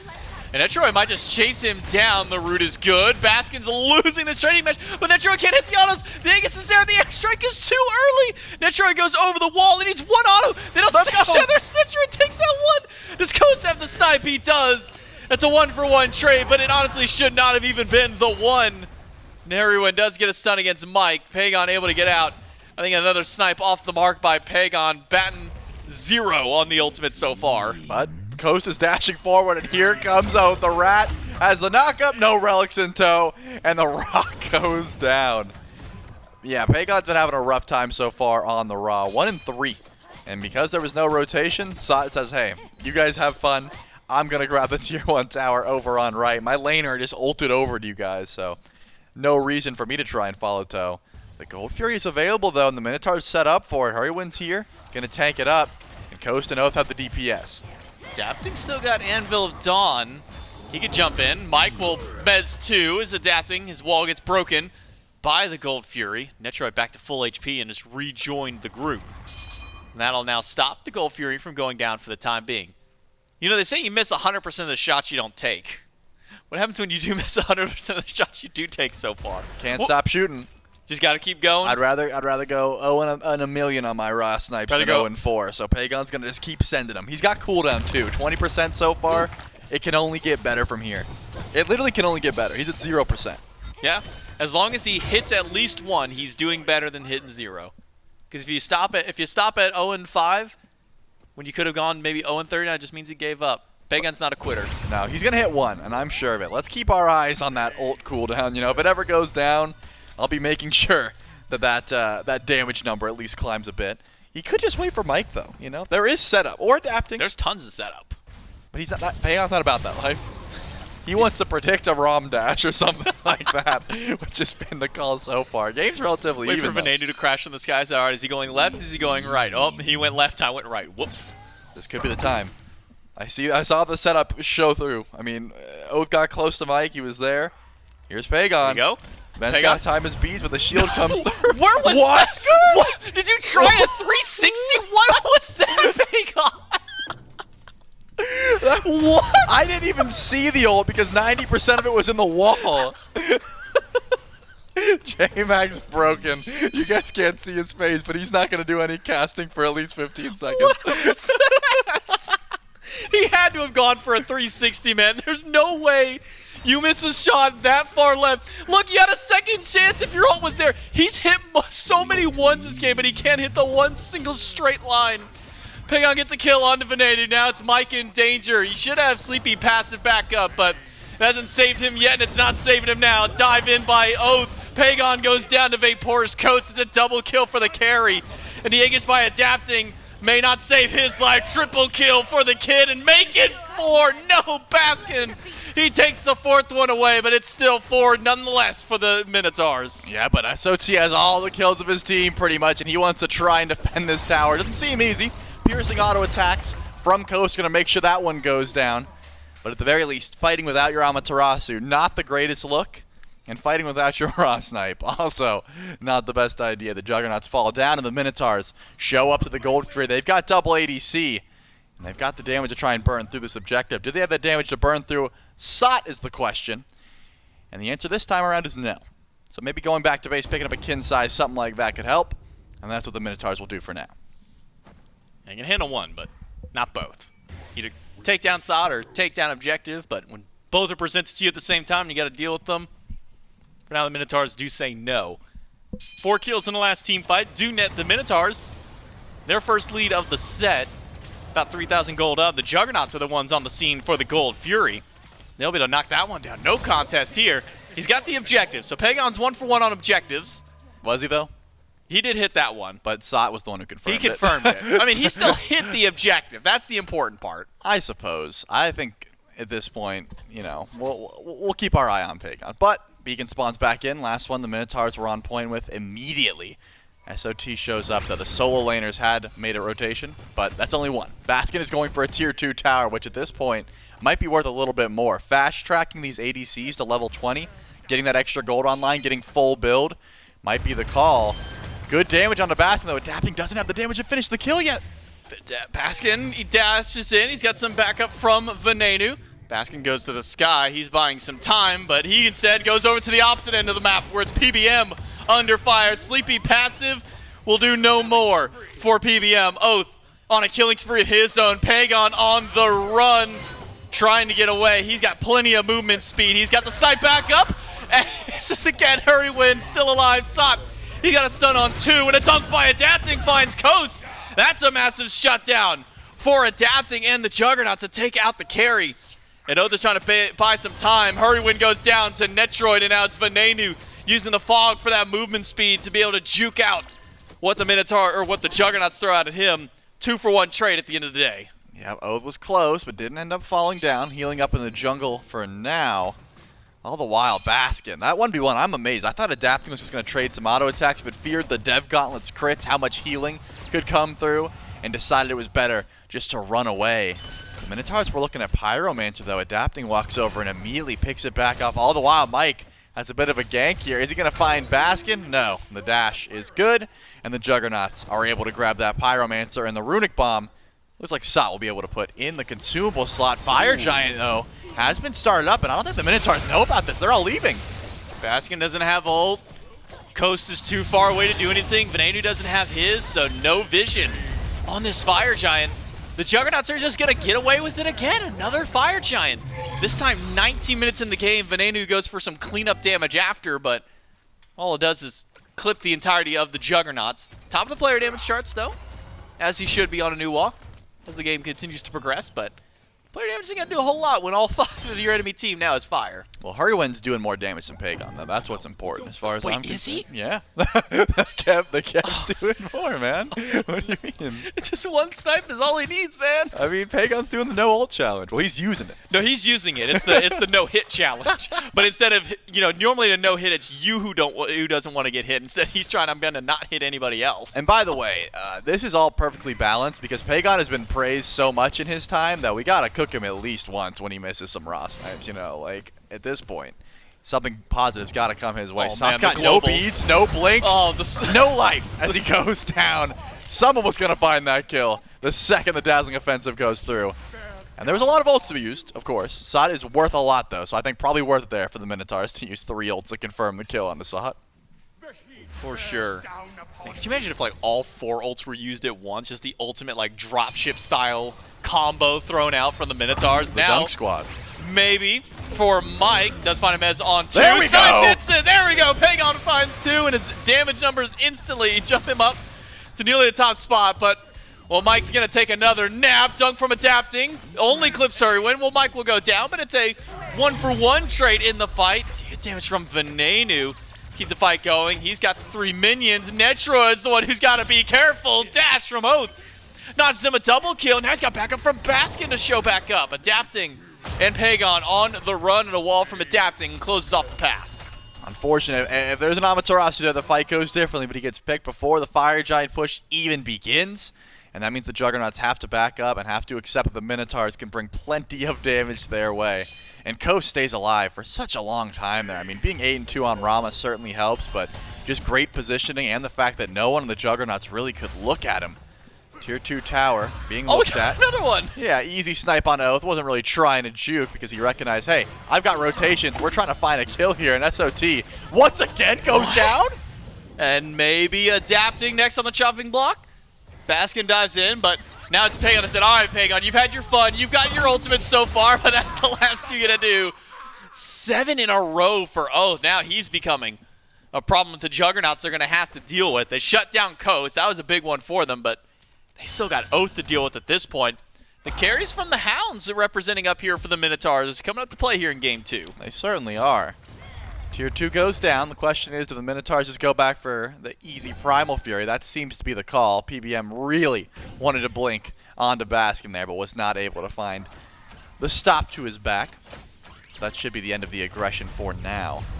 Again, it's these Fire Giants the Juggernauts grab, and then they don't group up. I mean, that was a 4v1 for the longest time because of the first pick on the Sot. They weren't able to find the true 5v5.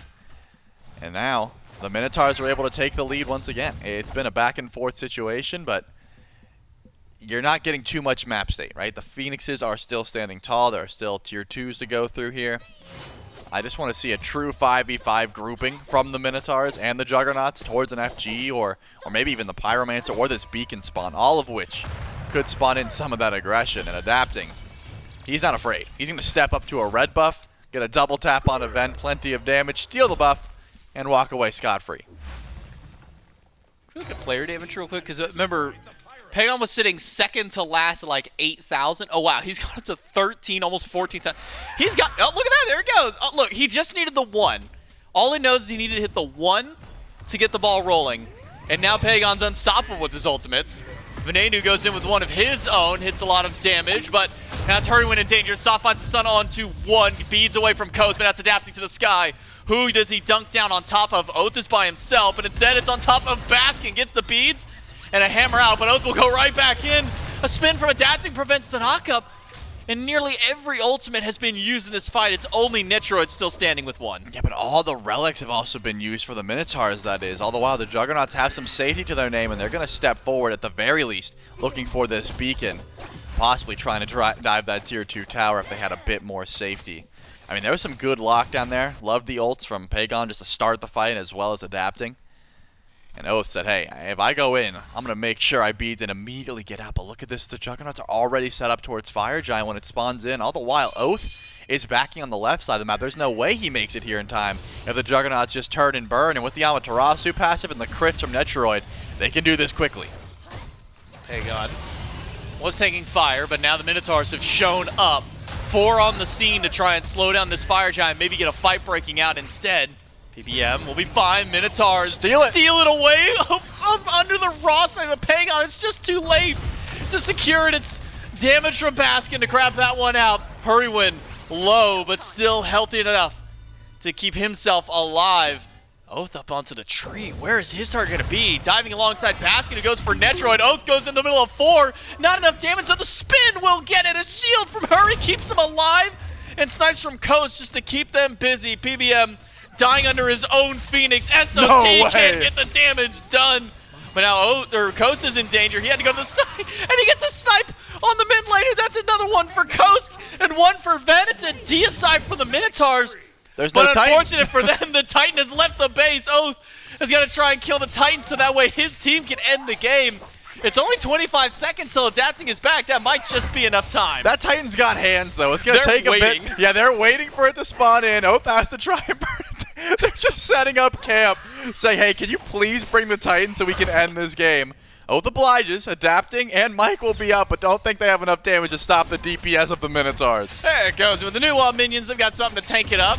Though PBM is back, slows down Hurrywin, nearly takes down the support. It's not enough damage. Hurrywin's still alive. PBM goes down. The Titan will fall right after, and the Minotaurs tie things up at 1-1. I mean, they set up the ambush on the Fire Giant, but they didn't confirm the Fire Giant. They ran and did not believe that this dunk squad, the chase down potential of the Minotaurs would be enough, and it definitely was. They were able to get so many kills underneath the Phoenix. All the while, I thought Oath might have just been thwarted when he tried to dive adapting the first time. The Aegis timed out, perfect CC, but the Flurry, his second ability, was able to confirm the first kill, get the shield, and it was just a snowball effect. Everyone was able to pick up those kills. And of course, Oath coming in clutch. Someone had to kill that Titan, and I think they're glad he was able to do it.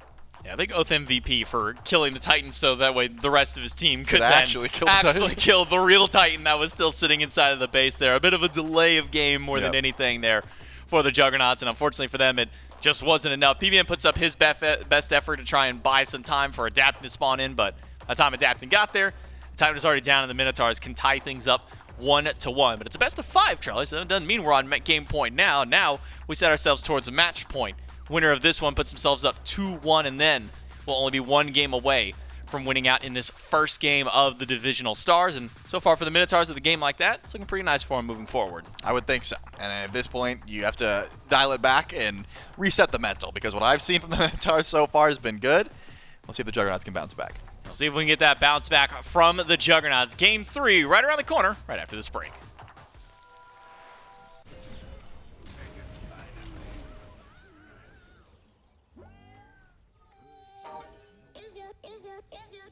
Is your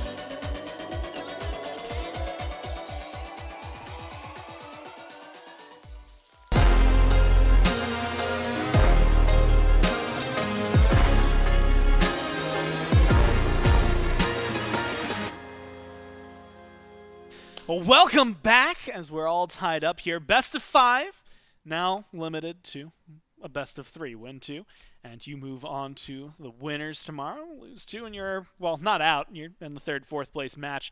Minotaurs, this time around. Mifflin, there's a couple halves of this conversation maybe to have.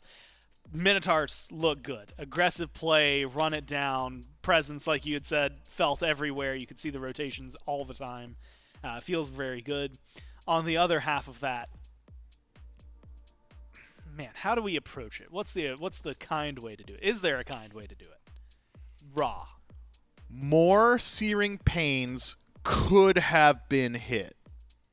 There it is. That more of them could have been hit on gods, on objectives, on a lot of things. But you know what, Hinduman, the primary piece of advice he's given to me throughout my 4 or 5 years here now is always focus on the positive.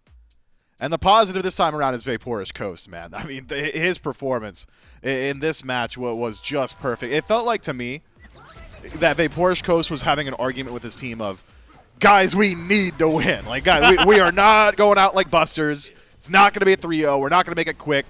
I'll do it myself if I have to.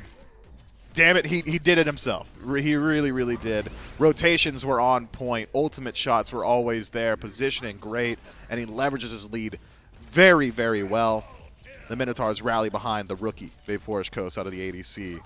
And it just works out for him there. Oath as well has himself a very good game. Glad we got some of him in the replay reel. Throughout the early, struggled a little bit to match some of that pressure from adapting, but as we started to approach that mid to late game phase, was able to use his global presence in conjuncture with all the other global presences on his team to just be nearly omnipresent on the map. And the Minotaurs slowly strangle it out. But that's not without a few gimmies, though. We got to talk about the Fire Giant steal, another Sing Pain that was just a little bit too late, but this one does have massive consequences for the Juggernauts. The Minotaurs were able to steal away that fire, and things really fell apart quickly after that. Unfortunately for them, you see 2-7, 3-7. Maybe not the slash lines you would have liked. Other side, you specifically look towards Coast. It goes 10-3, 9-3 for Oath. And the rest of them either having 17, 10, 14 assists. The team for the Minotaurs, we'd kind of mentioned it, but because of that presence, you go for a 2v2, it's not 2v2. There's a new Wa. If she drops an ult, she's been a part of that fight, at least a little bit. If you're lucky, Baskin doesn't rotate. And if you're extra lucky, Oath isn't there. Unfortunately, Oath was there on the Ratatosker. Baskin was there for the rotations. Vin was there for the ults. And the team is able to find that. So I think it was, 16, 13? However many of those percentage in Twitch chat just got a massive payout, I'm assuming. Congratulations. From those. So, yeah, congrats to you. And congrats to the Minotaurs for tying things up. Again, 1-1. And for those of you who are maybe just tuning in or wondering what's going on, haven't quite caught the flair We're there. and where we're there, it is best of fives today. All-star teams that are from their divisions, right? Split up. Right now we're watching the Minotaurs and the Juggernauts. Later, the Manticores and the Titans will be taking each other on in a best of five. Winner of this and winner of the next set become captains for Roll Stars next week. They also play tomorrow for first pick, second pick, things like that. And so we'll continue finding out who exactly in this set will take that leg up as we go into game 3. It is 1-1. Minotaurs, for the first time so far, will now have the first pick. So Mifflin, here's the question. What changes for them? Because they've been picking things that aren't on the meta list anyway. And they looked pretty decent with them in game 1, although still fell a little short of getting that victory after, 40 some odd minutes. Game 2, they just looked better with it. Is there an ideal first pick in your mind that's just not Marty because he's never going to make it through? Ooh, an ideal first pick that isn't Marty? No, I think that the conversation around competitive first pick is it's Marty and then it's like a six-way tie in second, right? Yeah. He is the sole S tier. And then there are things like the Ganesh, the Raven, the Thors that have been pretty dominant as of recent. So we'll see. The meta has been slightly departed from what would have been accustomed to seeing in the weeks previous. So could be that the Minotaurs try and lean into some of those aggressive tendencies that we saw there in Game 2. Could be that they want to get something that gets off to a fast start. Or we could be looking at another very squishy composition that is all about globals, right? Yeah. The world's their oyster, Gore. It would be so hard to predict where we go from here. Yeah, considering what we've seen, I don't think there's any predictions that are going to come through. Hebo, Raven, Thor, banned by the Minotaurs. Other side, Juggernauts, Marty, Ganesh. Outside of the Titans, which we still have an SCC brand for, I realize that every single one of these are things that have existed in SMITE as I guess the Juggernaut was never what the Titan is, but before the Titan it was the Minotaur. Before the Minotaur it was the Manticore, who has now evolved into... No, the Manticore was he went down mid, didn't he? Manticore was only ever an AI for duel. Yeah. Yeah. Manticore was never No, he was in Conquest. No. I'm not kidding. In 2012, Dude, very it was limited Minotaur, then it was Titan, man. I'll fight you on this. Okay, hold on. No, we'll get into it later. Because that's where Marty came from. Was because we had a whole hashtag. He was like a joust guy. Manticore. He was like a joust guy. Was it just joust? And it was the OG joust with the joust stands. Okay. Well, yeah. He was before we had AI gods. Yes. It was just him. the Manticore. Okay. Yeah. I feel like I thought he was like the guy. I can't remember. He's got to be the guy. He's like the guy. Well, I'm being all told of the them- Manticore was Arena. I don't even. That's news to me. I'm gonna be honest. That's 11 years ago, Yeah, bro. where would he have been? I can't remember a lot of things from 11 years ago, so it's not too surprising. I was that 15. this one. No, I was 14. 11 years ago. Oh, huh.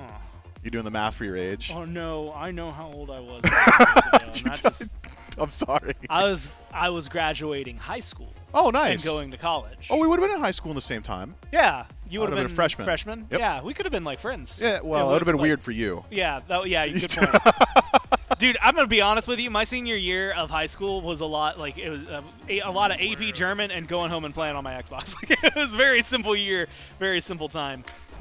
Draft update since we've moved forward. Minotaurs, Nuwa on her, Maui locked in for them in the top 3. Emoja, Chernobog for the Juggernauts. With a potential Morrigan. Not even potential anymore. Absolute locked in the Morrigan for their top 3. How you vibing for the first 6 gods? Man, the Morrigan is always interesting, right? Because it feels like she's never in an in-between state of, is the Morrigan just okay? It's always, is the Morrigan absolutely dominating the meta with these crazy transformation drafts that just make it so difficult to team fight? Or is she non-existent because those gods aren't in the meta?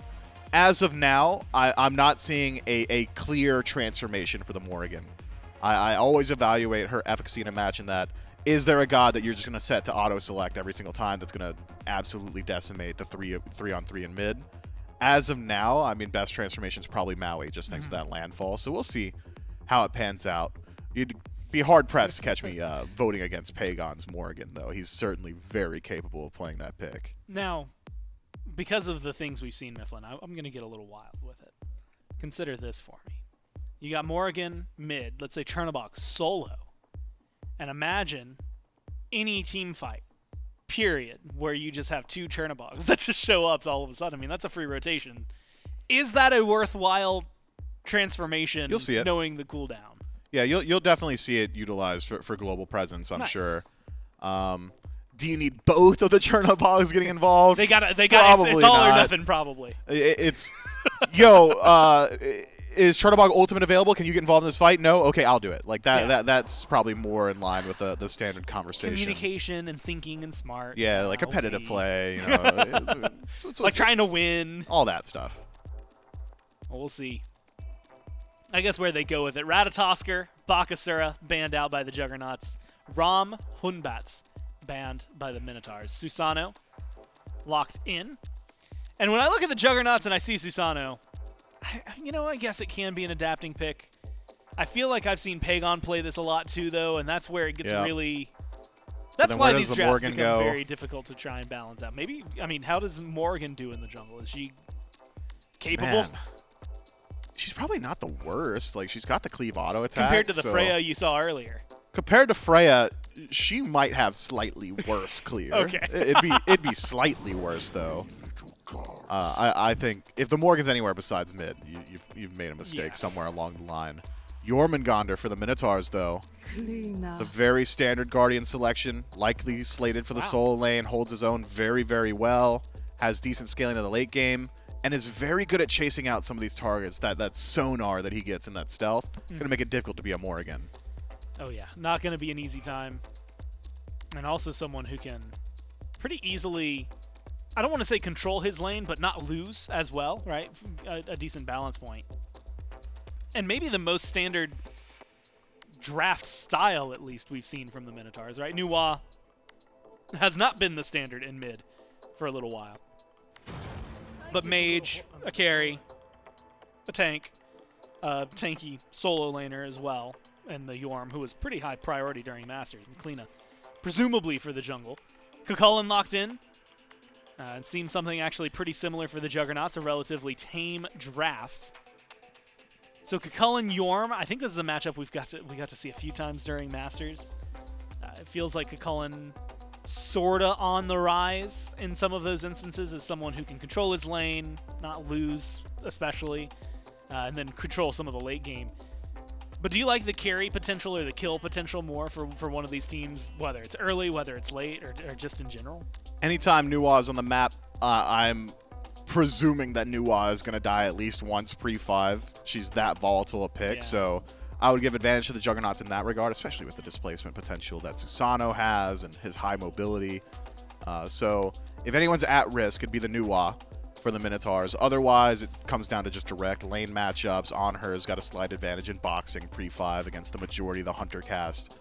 So it could be that Chernobog is forced to play a little bit more reserved, but then you have to take into account the entropy and nuance that Yamoja introduces to the lane and all the sustain that she affords to her team. So I don't think either side is going to be overly favored throughout the early game, just small interactions here or there that are going to separate them.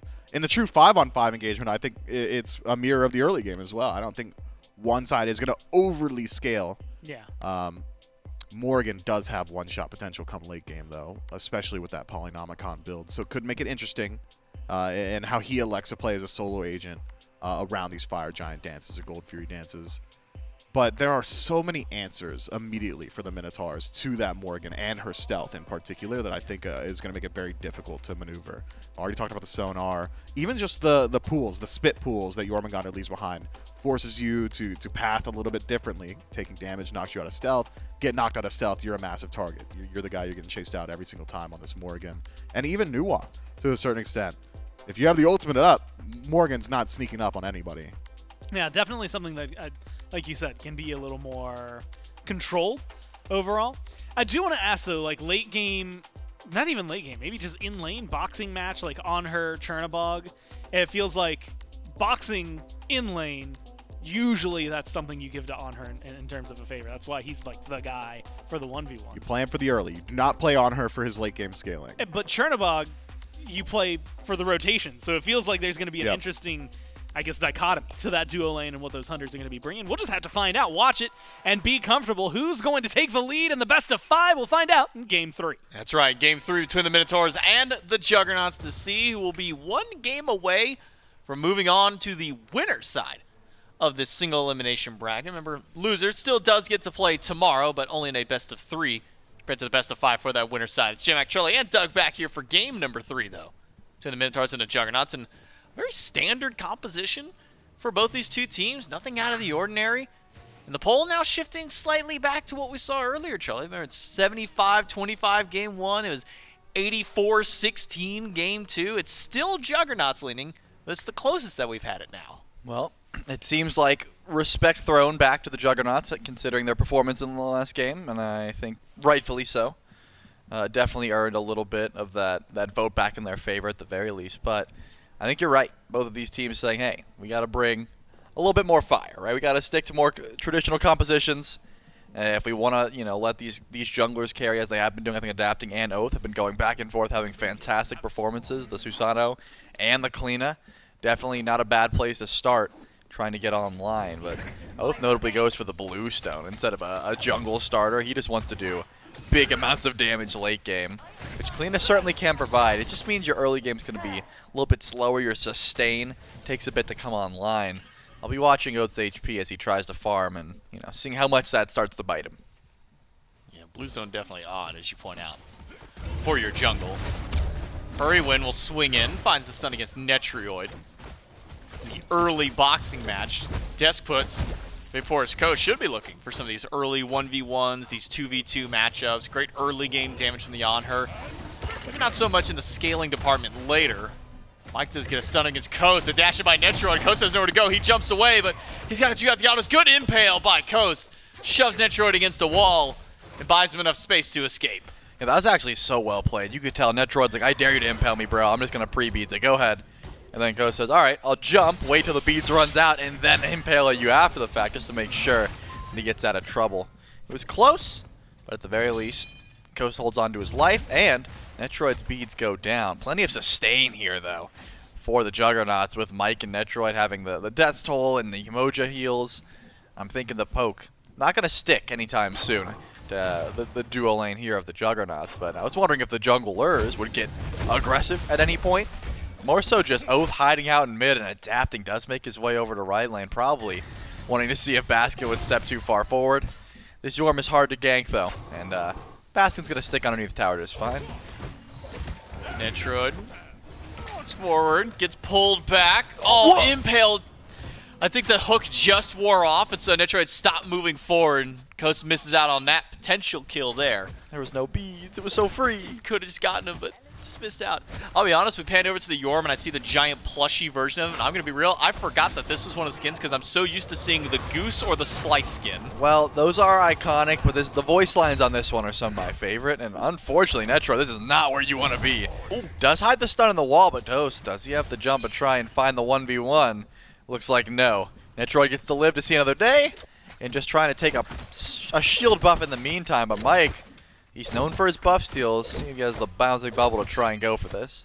Does he have Moonblast? Blast bubble not there? Not in time, at least. That one does get secured by the Minotaurs. Pagon in stealth stuns Venenu. Venenu returns fire with some good damage on the Nuwa. So now the Minotaurs still staying aggressive. Even though Coast missed out on a couple of kill opportunities, did save his life earlier. Oath still playing aggressive in the enemy speed buff. Doesn't steal away speed, but nearly takes out Adapting with help of Venenu. One more shot, and Oath will strike first blood for the Minotaurs. This time, first time in the set in nearly a second. One auto would have done it.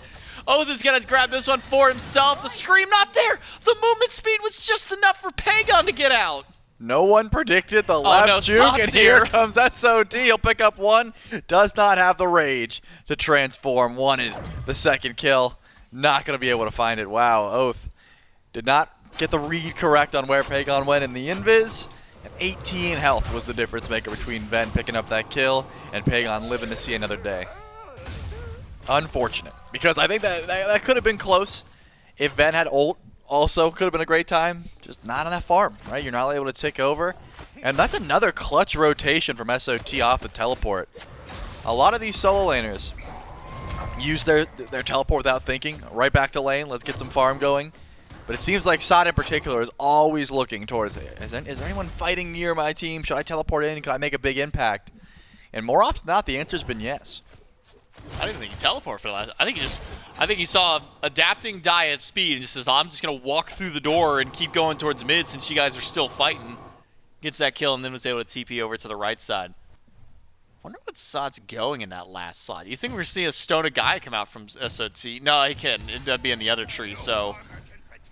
Mail of Renewal? Because can it? No, he has been going a lot of Gauntlet of Thieves. Probably the safe option, maybe the safe call, I'd say. Definitely one of those three. One of those mini items I can I listed almost in the guarantee tree. it. I'm just trying to rack my brain as to which one he would go, and I'm like, wait, he's built Thebes a few times already. Might as well just make it a safe you gave one. me no option to guess because you covered all three. I can guarantee you, unless he decides to sell the item, he will be going one of those three at the very least, What if he J-Mac. just stays there? He doesn't even finish it. He might. He's like, you know what? Everyone stops at the tier 1, but what if I stop at the tier 2? Ven, he's going to have to see if he can survive the double Susano. Spoilers, he cannot. Nope. Double silence in. Hurrywin on the way. Hook will hit Pagon, but a stun will stop Hurrywin. Oath not healthy enough to want to fully walk in and commit. He's got no ult charges either. And Hurrywin, wide swing left. Doesn't get anybody with that landfall. Swing and a miss. Unfortunate. Sometimes as a Maui, you just want to throw it out, you know? You think, hey, if this hits, great. If it doesn't, at least I tried. That's the mindset here. And that's going to be the end of the scrapping so far. I'm glad that we got to see the double Susano transformation early on because that's likely what Pagon will stick to for the majority of this game. Unless he needs to switch into Netroid to try and confirm some kills or make some fast rotations. But trying to survive one Susano as a Nuwa is difficult. Trying to survive two is borderline impossible, especially with your beads down, which Ben is going to have to deal with for the next 2 minutes.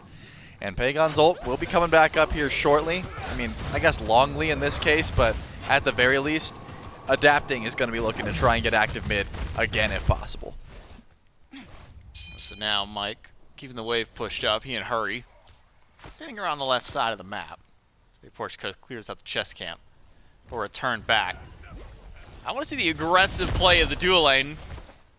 We saw a little bit of it, but Hurrywin misses out on the stun, so Mike is able to leisurely walk away while Netroid stands by, making sure that Mike is fine. The dual lane of the Minotaurs can return to full clear out their wave, but I mean, when I'm sitting and staring at, you know, a Maui on her, I would imagine it'd be more fighting than what we've seen in the duo so far. Hasn't been the opportunity, I guess. And in this case, Coast wants to hold on to his relics as much as possible. Adapting, though, is stunned out. How much damage can Coast dish out with the ultimate? He's going to jump in, so he wants to try and dish out a lot. Ultimate hits a few shots on Adapting, but not enough for a kill. Riptide puts Coast against the wall, shoved back. Adapting, forced out of this fight, stunned by Hurry Win. Good, but Netroid will now dive back in. And a landfall will yank him right back and away. And that's Oath to the back line. Can't get the damage done. Nearly takes out Adapting. The Scream's not enough damage. He needs the dash to confirm the kill and throws out a second charge of ult just for good measure before Pagon knocks him out. Yeah, Pagon still has that ultimate, though. Decides not to use it. Does make the clutch rotation. And remember, he does have the ability to turn to Netroid, but decided against it. Probably the best opportunity. And then just could not make that rotation. I mean, as far as mid laners go, the Morgan with Doom Orb is definitely a lot faster than the Nuwa. Takes a little bit quicker to clear, and your safety has to come into question. Whereas Pagon can juke around, he does have the easier application of stealth. The fog is definitely good, but you can usually tell the Nuwa's in the fog at the very least, which means not as safe rotations, and Ven's going to value the farm just a little bit more. 8 minutes in, though. I've been loving the aggression. Only 5 kills spilled so far, but a lot more have been attempted, right? We've seen a couple low health bars escape with just the smallest bit of HP left, which means that these teams are continuously looking to scrap whenever possible off the back of the junglers more often than not. I think Oath and Adapting have been getting very aggressive around these mid camps, or more specifically towards the duo lane. A little bit of a potential skirmish could have broke out there around mid Harpies, but Juggernauts a little late to get there to try and stop those ones out. Now we wait for the solo laners to make further rotations in this game. We've already seen what Sok could do over towards mid. He's able to help grab a kill for himself. Now Mike pulled back by Hurry Win. He's got one return to get out, but he gets yanked right back through. Able to walk out for the time being. Damage from Ven not there, and Oath off the mark with a charge of that ultimate.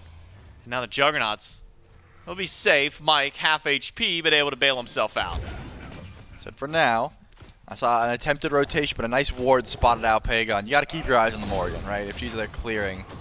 As this has happened a few times where Sot gets a rage transformation, pokes out Baskin, forces the World Serpent, but the question is, can you get anything from it? Pagon does turn into Chernobog. He's trying to chase down Baskin. Can he stop the back?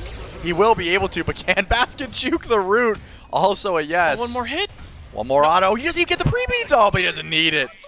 Beautiful. That was close. You could tell Pagon exhaled there. He's like, thank God.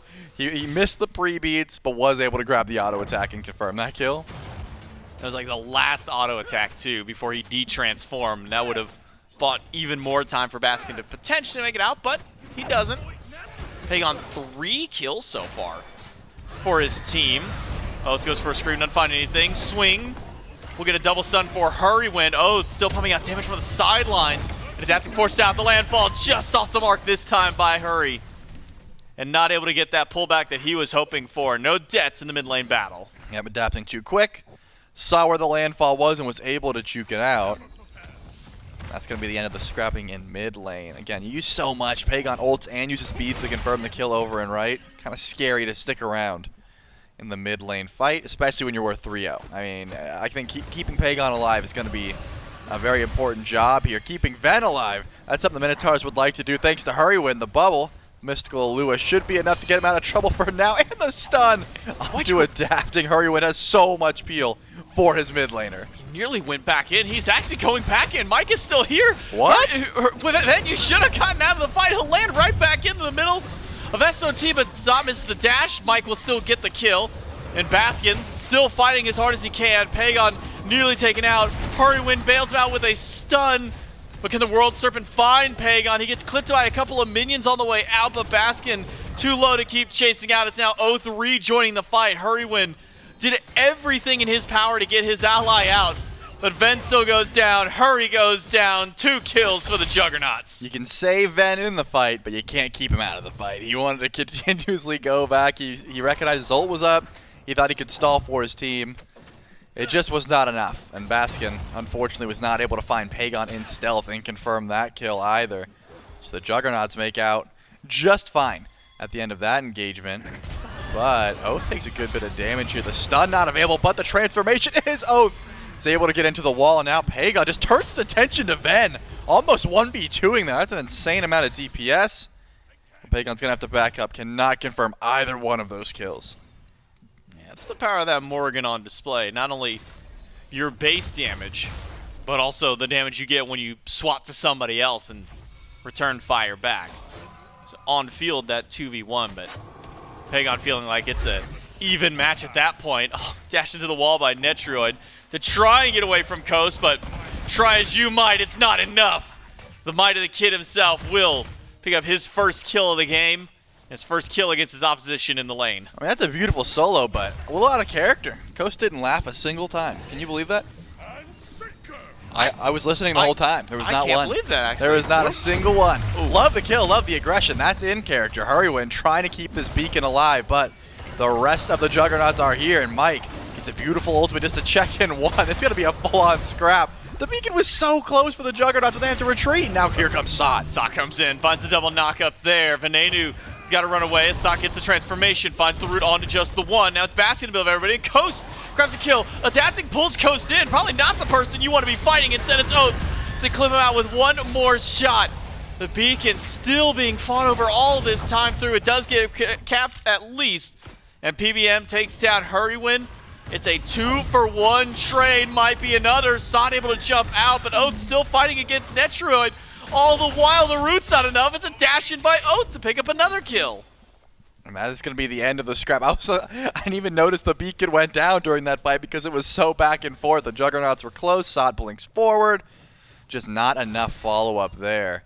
Beautiful scrapping, though. And I think this Kakolan, the rage transformation, the amount of tank stats that Sot's been able to provide for his team has been massive. But I think the ADC differential has to be brought up as well. Coast has been going huge for his team, whereas Netroid, unfortunately, has not been able to make that same level of impact. He's been able to ult in, but DPS-wise just has not been able to return that much in the actual fight. Sure, in the player damage, Shards is sitting fine. But I think Coast has been making big on those impales and the pillar. Just space control alone has been massive here for the Minotaurs as they were able to pull ahead. And they're going to try and keep that lead for as long as possible. You definitely want to hold on to the lead as the game goes on. Double stacking for adapting. He's done that every game so far. Transcendence and Soul Leader once more here in the jungle for the Susano. Up against him, just one stacking item for Oath in that Transcendence. This will be a moment before we see those finished up in stacks. Adapting just a couple away, Oath right behind. With the kills he's been getting, he's been able to expedite those stacks just a little bit quicker for himself. Still aggression, though. Venenu throws out the ultimate, spots out where everybody's at. Netroid's still sitting under tier 1 tower, and that's only got a few bricks left standing. And that might not be for much longer.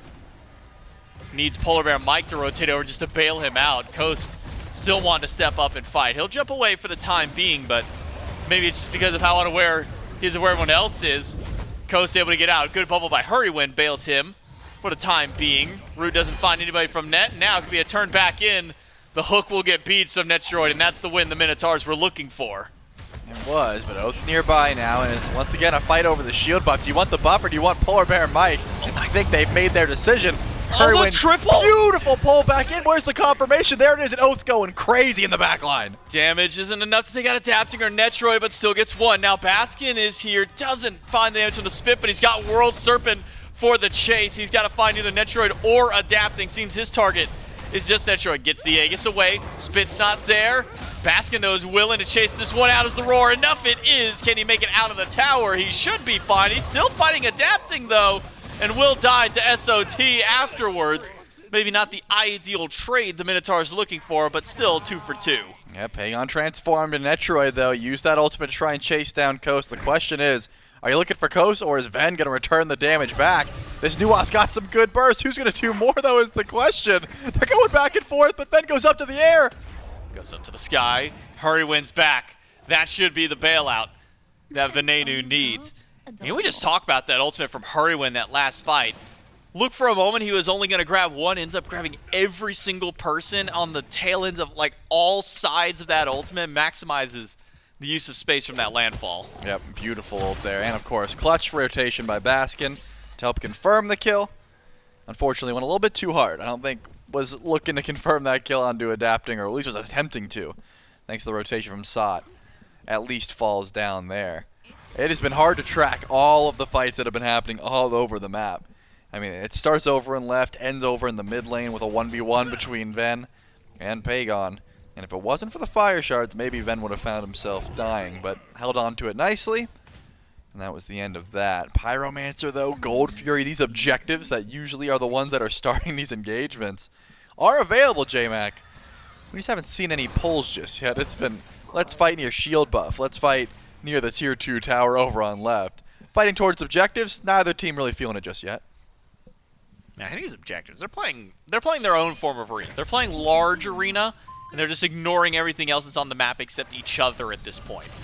Just trying to get those fights through. 18 kills in nearly as many minutes, and Vapor's Coast might just make it 19. Dash in the wall by Netroid, but where can he go? Not into the sky in time. Now he's got to fight another Chernobog. Coast said, I just dealt with one of you. Now I got to go with another. Unfortunately, this time, Adapting was standing inside the jungle, and what could have been another 2v1. This time it's gone south for the Minotaurs. Oath gets it to the wall, avoids the stun from Pagon. Landfall pulls Pagon back against the wall, but Oath, he doesn't find the damage from his ult. He's got to use the rest of his kit. Dash damage is good, and Aegis should bail him out alongside Hurrywin. Oath clear to make it out. Basket showing up. Might just turn another kill. PBM, he's got nowhere to go this time through. Throws out the ult, but it's just in vain at this point. But Adapting blinks in towards the tail end. What's he looking to do? Probably not much. Net's back. Netroid flies in. I don't think this is a great opportunity to try and chase because Baskin is still ripping through with the ultimate, just doing so much CC to the enemy team. All the while, it seems like they're still looking to fight this, and why not? You got so much damage coming from Oath. Venenu's returned to the fight. Hurrywin swings out. Sot stun. One more ability. One more good shot. It's Baskin to take out Netroid. Then erupted though. Baskin can't close the gap on Sot. Sot may just make it out this time through. He'll be fine. Adapting is able to go back to base, heal up, return to the fight, and immediately retreat from this one. That fight went on for so long, Trillin and Netroid died twice. Yep, and essentially still going because finally the Minotaurs are able to grab the gold for those objectives that I've been telling you about that have existed since, you know, the start of the game. Finally go down. 19 minutes in, a Fury drops. And the Juggernauts are trying to grab the Pyromancer as a consolation prize, but here comes Hurrywin. Ven's nearby as well. Uses the Fire Shards just to get some vision and check out if the team's going. But Pagon's going in here with Oath and Ven nearby. Has to Aegis. Might have stepped a little bit too far forward. Aegis and beats Pagon. He's able to swing himself out for the time being. We'll throw a Typhoon back from that Susanoo transformation. We'll turn back into the Morrigan. Vapor's Coast leaps out. Pagon still charging forward up against Baskin because SOT's nearby. The full force of the Minotaurs for a moment, but Oath goes back to base. Hurrywin splits the uprights on the ultimate. Fighting for the moment, I thought had ceased, but SOT is not one to give this one up just yet. Not yet. The Pyromancer could be grabbed by the Minotaurs, so might as well step forward and at least show some face so that you don't lose a second objective. All the while, might take some good damage as well. The Minotaurs want to scrap. They don't know where. Whether it's the tier 1 tower or the Pyromancer, they're going for something. But remember, Pagon had to use his relics. He doesn't have that transformation. It's up to SOT to go for a steal, and he won't be able to find it. Doesn't get the steal, but gets some good damage with his ultimate. He's transformed, still in the middle of force, still healthy. Not the same for Mike, though. He's out of the fight. Pagon trying to fight back against Venenu, but Oath inside the walls providing some good damage, and Baskin is just keeping up the chase, but Coast falls to Adapting. That's a big kill for Adapting to try and get that shutdown bonus on the Coast. Baskin cannot continue his fight forward. SOT all the while, he de-transforms from Rage mode, and he'll be just fine. Adapting, still hunting for anything he can get. He's able to manage to steal out a red buff. Yeah, that is a big kill, though. I mean, Coast has been wreaking havoc in these team fights on this Honor, and was jumping in aggressively at this point. So a nice return kill for Adapting, gets his second on the board. This Susanoo has been working out for Pagon, but Adapting has been getting a lot of those assists, not able to actually confirm too many of these kills. So definitely a big one for him to grab. All the while trying to chase down Oath. Does he have the health to get in the wall? The answer is yes, and unfortunately Pagon wastes the transformation because he cannot find that kill onto Oath. You do find the beats and the Aegis, though. which could open up some doors later if Oath decides to get aggressive in the next 2 minutes or so, which he might be forced to, because all that's really available at this point is Fire Giant. The Juggernauts last game, they went for a lot of pulls. Some worked out, some didn't. Maybe they learned their lesson and have decided to play just a bit more passively so far. And what we've learned from the Juggernauts is don't take Fire Giant because you lose everybody after you get Fire. Was it a Fire in game 1, 3 died almost immediately after? Fire in game 2, I think 4 died after that one. Maybe Fire Giant is just a curse for the Juggernauts at this point. We are starting to crest that point. About that average time the Juggernauts have gone for an objective like that, but with the beacon spawning back up. The Minotaurs starting to make their presence known here over in the mid. One thing to note with this patch, we don't think we've hit it just yet, beacons actually spawn a little bit faster now. 5 minutes on their respawn versus what used to be 6. So speeding up that process of the Titan getting there a little bit quicker. Just a little bit, and the Minotaurs don't want to wait, so they're going to step forward, try and find a pull on the mic. It's there, Hurrywin yoinks him back in. Not enough damage to try and follow up, though, so we'll just lose an ultimate for just about nothing. Tier 1 tower goes down, which is something the Minotaurs were certainly looking for. Question is, what do you group up for after that, right? The tower goes down, Pyro's not here, you don't want to pull the Fire Giant, so it's just going to be a retreat. There are some buffs available. So no scrapping just yet, and I think Netroid is playing this about as smart as you can. Had a rough time in lane, had a little bit of a sketchy time early on, meaning he's 0-5, he's got 8 assists, sure, but wants to sit back, wants to get farm. And Netroid could always join the fight with that ultimate, right? He can get across the map in an instant, might as well split push, get some extra farm, try and hit level 20 as someone shows up. You go to the sky and go to the person you feel like you could not die to the easiest. Oh my, gets an ultimate, doesn't trap anybody inside. Netroid joins the fight. Coast is in danger. Beats an Aegis from the honor. He turns back to throw out his ultimate towards SOT. He T-transforms as well. Pagon nearly out of this fight. Has to Aegis to try and get away from this Jormungandr. Does get the stealth to get away. Basket doesn't get the kill this time through, but it might be a turn and burn back onto Mike. Oath on a killing spree, but adapting. He wasn't a part of this fight at all. He pulls back in Coast and takes down one before able to dash back to his team. A 1-for-1 trade at the end of the day, but it will likely be the beacon going to the Minotaurs. Yep, at the end of the day, you look at the HP bars, and I think that most people were able to back up. The Minotaurs make the smart call and say, hey, maybe we can stick around for an objective just a bit longer. Those globals are not available, but Ven is looking real weak. He wants to get out of here as soon as possible. The second the beacon gets grabbed, he's going to use his movement speed to try and get away. Definitely a smart look. The Oni Fury is up, though. All the while, the Titans are going to run it down mid lane here shortly. Now the question becomes, will the Juggernauts do something crazy like, I don't know, trying to sneak Fire Giant? That's my question for you, J-Mac. Is that something they'd go for? Yeah, I'd say so. Unfortunately, they can't sneak it with Hurrywin standing by. Half HP on the objective. Hurrywin swings away, but Oath inside the wall and Baskin on the scene. That's going to force the Juggernauts away, but now a fight double pull back from Hurrywin, and Netroid is gone from this fight. Now the Minotaurs can surge forward with Baskin leading the charge against the two in right. Pagon and Mike, how far can the former allies run? Not very far when you're getting hooked back by Hurrywin. Pagon low and Pagon down. Oath picks up that kill. That's 2 already and looking to make 3, but it's the 2 frontliners who are in the face for the Juggernauts. They're able to get back to the Tier 1 tower. Attempted fire pull ends up in 2 casualties. Question is, do you go to fire? Do you push with your Titan? It seems like the Minotaurs are going to go for FG. SOT teleports, though, and here comes Polar Bear Mike. He's got the River's Rebuke to try and split up this engagement, but where do you find your ultimate when Baskin's already bullying out adapting?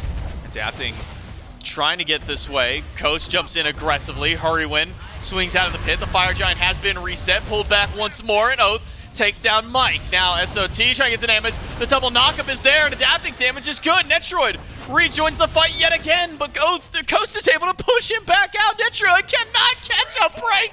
It's a triple kill for Oath. Coast goes down, and Adapting now stares down 3 of the Minotaurs. Oath does find the damage onto Adapting, chasing him out. This could be the quadra kill that Oath has been waiting for. He gets it. Can it be a pentakill because Pagon has joined in the fight? Oath is low. Pagon fighting back. Basket body blocking. Oath just needs a couple more abilities. The silence doesn't connect. Oath has missed out on the Accolade, but can still go for at least the benefit after. Dashing through, doesn't matter. Ven takes it away, and that's all 5 down on the Juggernauts. Wow, I mean, if it was the Penta, you could be a little bit more mad at Ven, but I think it definitely did time out there. Unfortunate, but at the very least, 13-2 for the Kleena.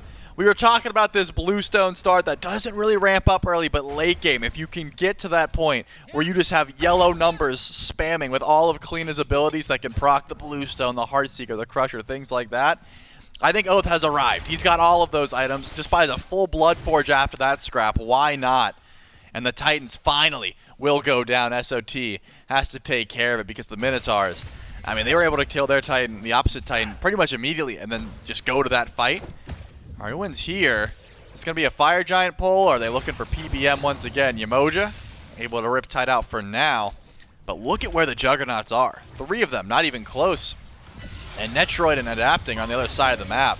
Plenty of time to go in for a Fire Giant. You got to make sure your confirmation's on point, though. It's the tanks of the Juggernaut on the scene, Adapting in mid, but the Minotaurs still on Fire Giant. No one's going to stop this one. The Minotaurs take down Fire. 27 in, so not enhanced Fire Giant, but with no Titans to worry about now. Those have been taken care of. Only a couple of tier 2 towers. It's up to the Minotaurs to decide where they go with this Fire Giant buff. The answer seems to be mid so far. But Porsche Coast went back to base after Fire, had to reset himself, so it's just the tanks of the Minotaurs up at the front lines. They're pushing forward. Oath is going to go ahead and try and grab a tier 2 tower, but Netroid flies in. Looks like once the 1v1. The tower does drop, though, so you don't have that extra benefit of using the tower's HP and the tower shred to your advantage. But there was a fail not proc, so some big crits could fly through. Considering the fact that Oath finished his build and got a Potion of Power online, still a scary 1v1. And if there's a wave online, the healing that could come through from this Kleena as well, something to consider. I'd be a little bit worried if I was Netroid, because that tower, no longer that bastion of safety that he flew into.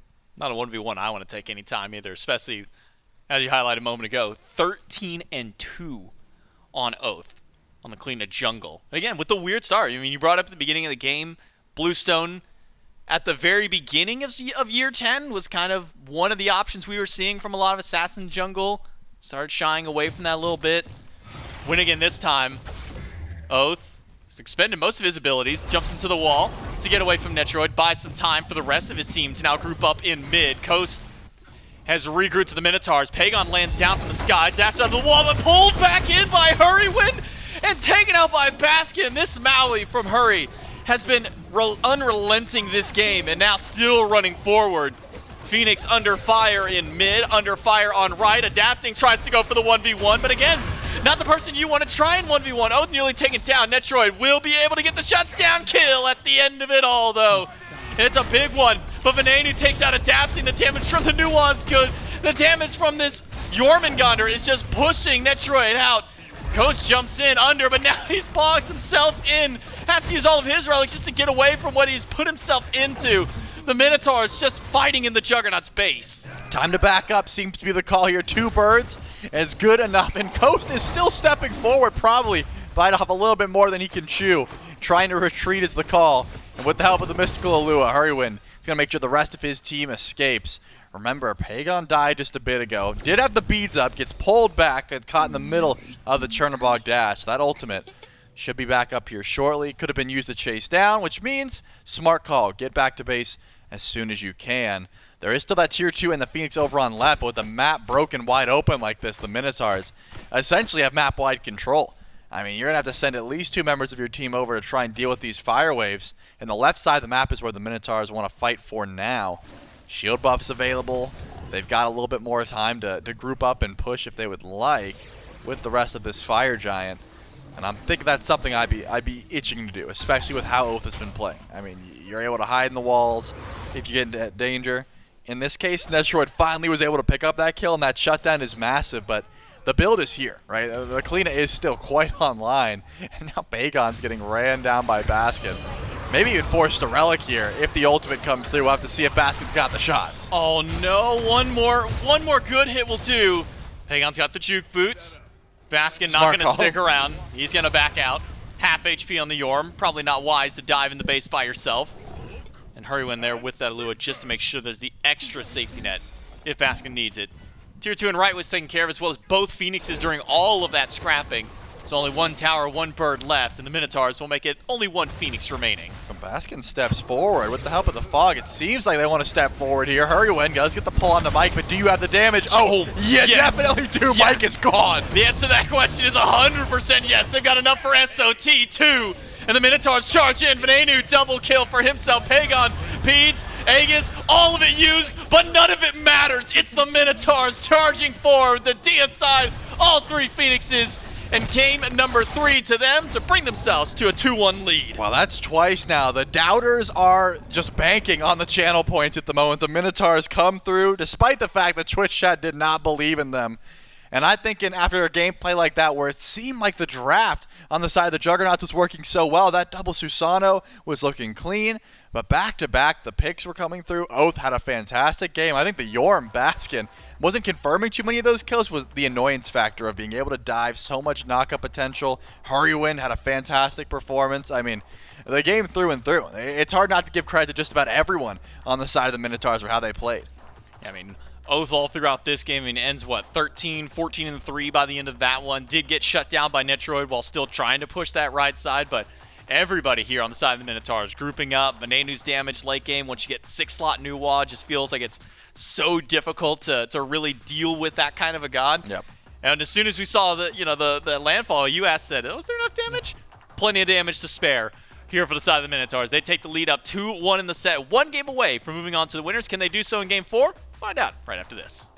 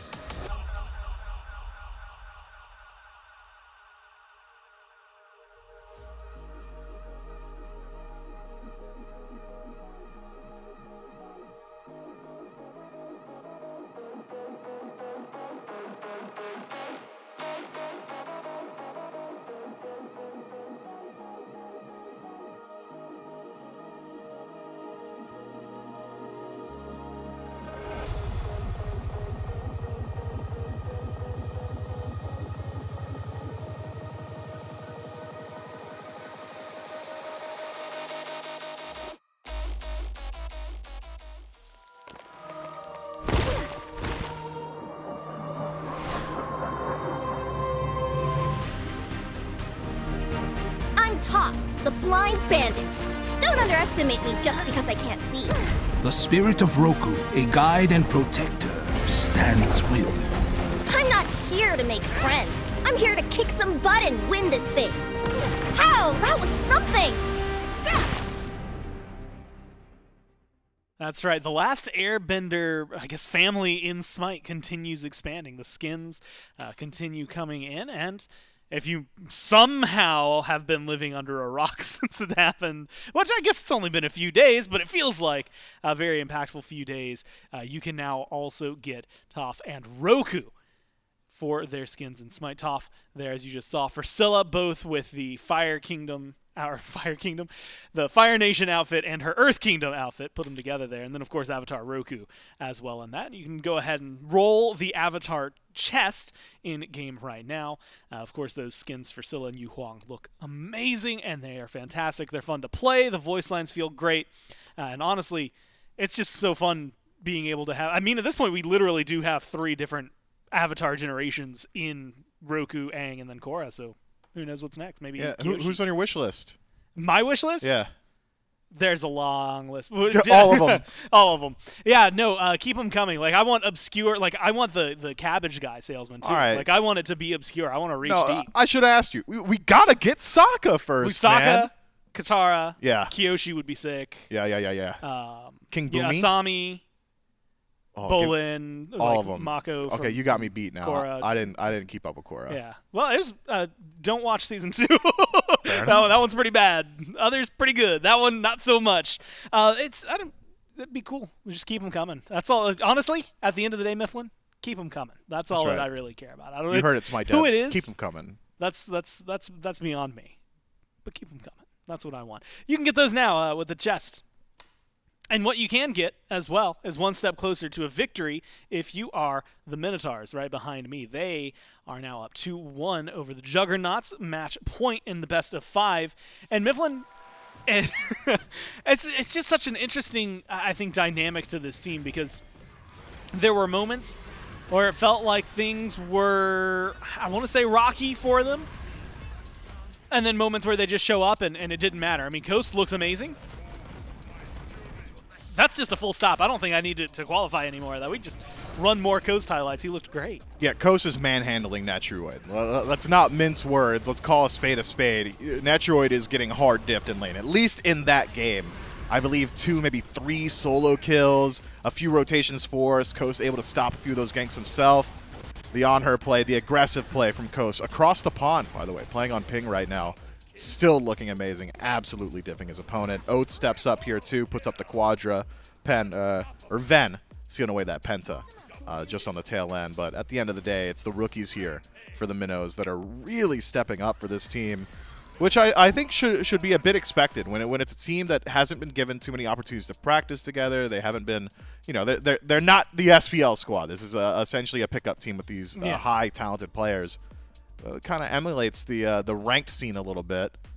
Who is going to be dominating the ranked scene? It's the young upstarts, the come-ups who've been grinding it every single day for 14, 15 hours. They're very used to this more loose style of Smite game, and it shows, man. Coast and Oath really putting on a show. Now Oath 14, 3, and 8. And the 3-4 beginning for Coast maybe doesn't look too great, but then the 12 assists suddenly skyrocket things. So Oath doing a great job, Coast doing a great job. Vin 6-3, 10, 4-2, 17. Pretty much everybody gets in and gets hands on for that one on the Minotaur. So now the question is whether or not they can just close it out in 4, or if the Juggernauts can push us to 5. Has anyone stood out, or any gods, I guess, right now? Like, I mean, with the changes that we've had, anybody stood out to you above the rest as like, that's a pick we should be paying more attention to? No, as of right now, not really. Yeah. A lot of the meta that we had seen established seems to still be the case. Kind of hanging around. Marty, I guess, stands out in that we haven't been allowed to see him, and we probably won't be allowed to see him, not for a while. Yeah. No, it's just Marty's true. real good. There's no true reason for him to be let through. And so I guess that moves us to, like, picks and bans of the next game, which is straight up Marty is a guarantee. And everybody else we can just find out the old-fashioned way by watching them roll through here as we jump into picks and bans for Game 4 between these two. Again, Minotaurs up 2-1. They're going to be first pick again. Hebo is banned out first. You have to imagine if someone's banning Marty, it's not going to be the Minotaurs because they could first pick him. So they might be reaching a little further. Serket's been up there pretty often. Nuwa, after 2 games of success from Vin, taken away. And I have to eat my words literally immediately. They are the ones that banned Marty here for the Minotaurs. I guess they just don't want to play it and don't want to deal with it. Fair enough. You look, maybe they don't have a Marty specialist on their side that wants to pilot it. So get rid of it immediately. Keep leaning into what was working out for you. An aggressive dual lane, I think, in the cards here for the Minotaurs. Get Oath on something that is mobile and can control the pace throughout that early to mid game, like we had seen in Lyclina. And they're going to set themselves up very, very well. Juggernauts with their back against the wall now. Set point for the Minotaurs means that it's the Juggernauts who have got the onus to make those adaptations. I wonder where they go. Raven's still available. That was a pick that really suited adapting earlier. Could be a pick here. Ganesh, Yorm, Thor, the last 3 bans. Raven, someone that I'm going to be honest with you, kind of forgot about, despite the fact that I just adapting. said it. Yeah, well, you just said it, and that adapting had an insane performance on it. I just don't like thinking about it, man. I hate playing Raven, like personal opinion. I really, just don't, I love him. I am awful as Raven. Fair enough. And so I try to put him out of my mind the minute I hear the words Raven, and I guess unfortunately for me, question mark, is he's really good right now. First pick, as you had called out and as you had wanted, answered with Terra and Chiron of all people. Now, not Charon, he's not available yet, but Chiron alongside Terra. And now when we've seen Chiron, Mifflin, a lot of the time we see him, A, go towards mid, and B, it's Venenu that I think of when I think of Chiron right now. So Juggernauts pulling it out, definitely a different look. Yeah, I've heard rumblings that the ability hunters are on the rise right now, which is why we maybe see AMC a little bit earlier on in the set and why Chiron is starting to show up as well. I would still argue that Chiron a bit lower on the ability hunter tier list, so we'll see how well he fares, especially against a god like Raven, who's got really good answers to the self-peel tools that Chiron has. Giddy up. If you run through an enemy god, can kick him away while simultaneously maintaining your own momentum. Overhead kick, I'm still right on top of you. You can't really do a whole lot about it. Root afterwards, slow. And Raven will be sticking in that fight for the entirety of the engagement. Ares to flank him now for the Minotaurs. Ares, of course, in a much better spot than he was previously. Bolster defense now giving over the full benefit of its CCR. Doesn't scale with levels anymore. It's 30% at all ranks. So, does open the door to just maxing out all your damage while simultaneously making sure that your allies aren't really locked down for a whole lot of time, which is going to make it difficult. That's a very scary dive now already for the Minotaurs. A Raven that isn't affected by CC, who is doing immense damage, and an Ares who's doing immense damage as well while running you down and preventing some of those dashes, those very telegraphed dashes from the Juggernauts. Terra's going to throw up a Monolith. I think it's pretty easy to tell which direction she's going with her abilities, so you should be able to stop it with the chains. Like you mentioned, the Ares potent in this one. Hachi locked in alongside him. And a pick that Mifflin for a long time, granted he's seen nerfs since then. For a long time it was Hachi or bust. I mean, you essentially you had him for the carries, and then there were some others sometimes. And then maybe you lock in a Jingwei. Yeah, like if you were lucky, you played someone else. Rom was pretty high on that list. Marty, like you said, has still kind of been the dominant guy since his performance, and I guess the last 3, 4, 5. As long 6 as Marty has months. been in the game, he's been the guy. Yeah, he's just been too good. So it has been the second string, but the second string to what has been otherwise oppressive Hunter. Rom locked in, who's been the second string to the second string here for the Juggernauts. With the Chiron, though, does seem to orient the Chiron going mid as opposed to sending him somewhere else. We've also seen some weird things could be potentially in solo. Though it's been a while, most of the time we see Hunters over there, they have a global presence. We'll see where they go with that. Thoth banned out by the Juggernauts. Followed up by Hunbats over for the Minotaurs. Nothing too insane, I think, out of the picks that has really screamed out to me, and nothing in the bans so far that has really screamed out to me. Yeah, I think that Thoth ban's probably just an answer to the hover we had seen earlier, that Ares was originally a Thoth hover. And it's a pretty decent matchup into the Chiron and mid. Chiron just does not have the range to fight into a Thoth, so the poke battle generally will go the Thoth's way. Yeah. And a matchup that the Juggernauts are not willing to take themselves. So get rid of it. And another pick that is very good into Chiron is that Fenrir.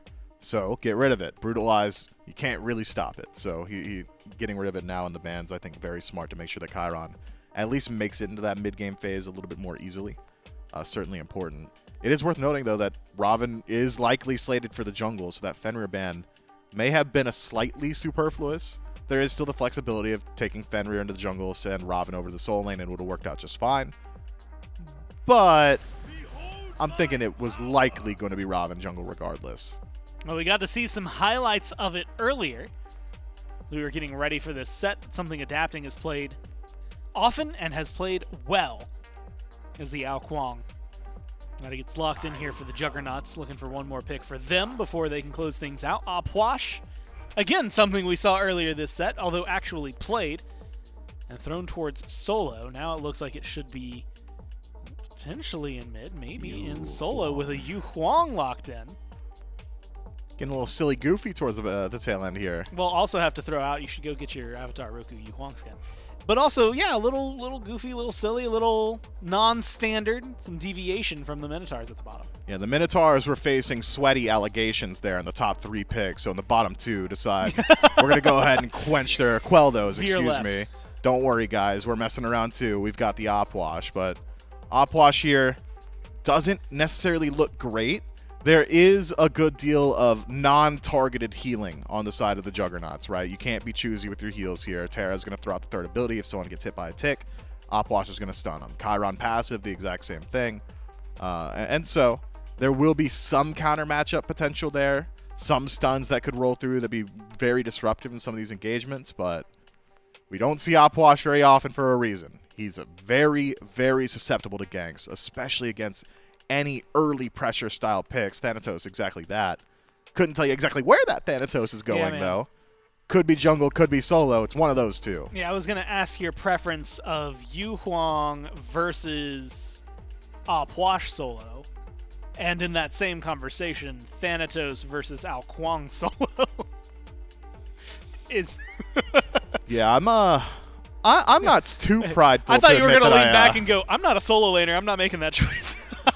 I'm not super well versed in the Ao Kuang Thanatos Opwash matchup. Okay, it's just not one that I've got a whole lot of data on.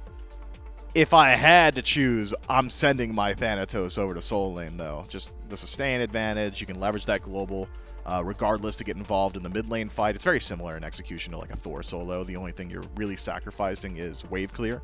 Thor's got way more of it than a Thanatos does. Yeah. Unless he decides to max out Soul Reap, but like, why would you? When Death Scythe is just so much better in the PvP. So do his, because it's the third auto of his chain, right? Is cleave. Is cleave. Yep. So does that help at least a little bit? Oh yeah, for sure. Yeah, you're hit. You got a cleave auto attack. Certainly going to help out a bit. Versus a mage, probably not as much, but yeah, I mean, good luck not getting poked the entire time, right? If we're talking sustain advantage, Thanatos has a little bit of healing, but he's not going to match the corpse passive from Opwash. This could be a heavy struggle lane for whichever Soul laner is selected here for the Juggernauts. I don't really see Ao Kuang or Thanatos having a great time in Opwash, barring some rotations from the jungler. Definitely not a standard solo lane. Opwash and Yu Huang on the other side. Real fast, I believe they're remaking. So it'll take another couple minutes before we jump into the game, which gives us more time to dive into these.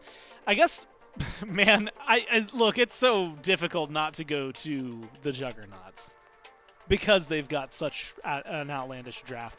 But I will say, looking at what they've drafted in Mifflin, it's not anything that I think is necessarily uncommon, but it is relatively squishy. Where do you think its strengths and weaknesses are as a draft? Juggernauts' weaknesses, early game, 100%. Just good luck getting into that mid to late game, right? It's going to be really difficult. You don't really have that bridge selection. Thanatos could have been that. Yeah. Assuming it would be Thanatos in the jungle. He's got high pressure and high mobility. Could be just that linchpin that holds you together throughout the early. But I really do think it is going to be Thanatos out of the Soul lane. So you've got a late game scaling jungler that generally struggles in early PvP. Rom and Chiron, you'll clear your waves pretty well, but need some time to spool up some itemization. Terra's not exactly the highest pressure guardian on the planet either. So looking at the Minotaurs and how they play, Yu Huang is very good levels 1 through 5, right? His poke potential, his CC lockdown, incredibly strong. The second Ares gets a second point of chains. He is now a kill threat on map. Raven is and always will be a bridge pick selection that just so happens right now to have pretty decent late game scaling as well. And Apwash, given over the advantage in the Soul lane, should be able to hold his own. So I think if the Juggernauts are capable of making it to like the 25, 30-minute mark, then it's, oh, okay, we just have 3 gods that win every 1v1 on the map, right? Nobody wants to 1v1 my Chiron, my Rom, or my Alkwang. And if anyone's dropped low, Thanatos is going to hovering death and finish him off. Getting to that point in the game is going to be the struggle. So people very often say, and usually accurately, that there's no stupid question, right? Because you're seeking knowledge. That being said, what I'm about to ask you is a stupid question. Nice. I recognize that up No front, such thing. but it feels dumb. I have to ask anyway. Is there any shot that this Raven isn't going into the jungle and that they're doing something wonky? Odds are low, but never zero. Never zero. I mean, yeah. Could you do like Raven solo with Apwash jungle? Yes. Should you? No. But you certainly could. Could it be Raven support with Ares jungle? Yes. Should it be? No. If it were a higher stakes match, Yeah.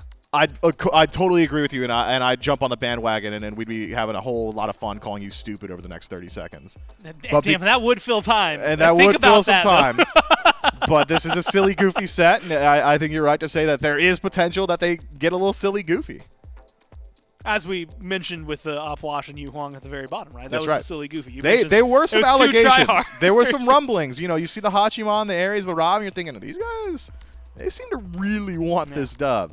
You were on Then the wire. Apwash comes I heard the beeps coming in. Yep. They proved us, or proved them wrong.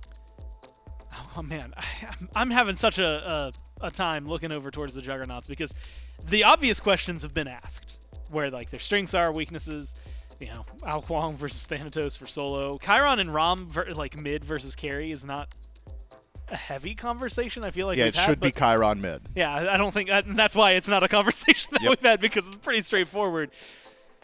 Terra, Ares, I mean, you had kind of already mentioned counter matchups, lockdowns that the Ares is going to bring. Hachi chase down. Now I'm going to zoom in on him. He received some nerfs, right? He's not the powerhouse that he was for a long time. Still is one of the better boxers. So do you think in a matchup, in this case, assuming it's versus the Rom, is there an edge up that he has just in general? I mean, knowing Heavenly Banner adds what it adds, and really just everything in his kit working the way it does. Does he have a leg up so heavily that Coast is going to go on, let's call it a repeat performance of the last game? There's certainly potential for it. I think that Rom has also got an interesting bit of matchup in the Hachi, in that Rom is one of the few hunters that can actually secure the kill on a Hachi. Yeah. So often it's Hachimon wants to leverage his boxing. Oh no, you know, I took a fight, I was overconfident, I took a fight in lane, I'll horse out, nobody's going to chase me down. Rom's going to chase you down with shots from the sky. Yeah. So you need to play a little bit more aware of your HP bar. You can't really stick around for that fight so often without even thinking about it. So there is potential. In the 1v1, you do still give advantage to Hachiman just by nature of him having CC in the kit. It's just so important. EI Jutsu, dash stun, and you've got the burst potential immediately from the Heavenly Banner, whereas Rom it's I have to hit my auto attacks, and then if I've done enough, I can ult you later. Hachi can kind of hang back a little bit, play that pseudo role of I am an auto attacker, but I've also got abilities to play with. Well, the Minotaurs now up 2-1 and on match point. They win this one, move forward to the finals tomorrow. Juggernauts will show up in the 3rd, 4th place match, but we'll have at least a set of captains confirmed. It's whether or not they are 1st or 2nd seed tomorrow that we'll find out for the draft.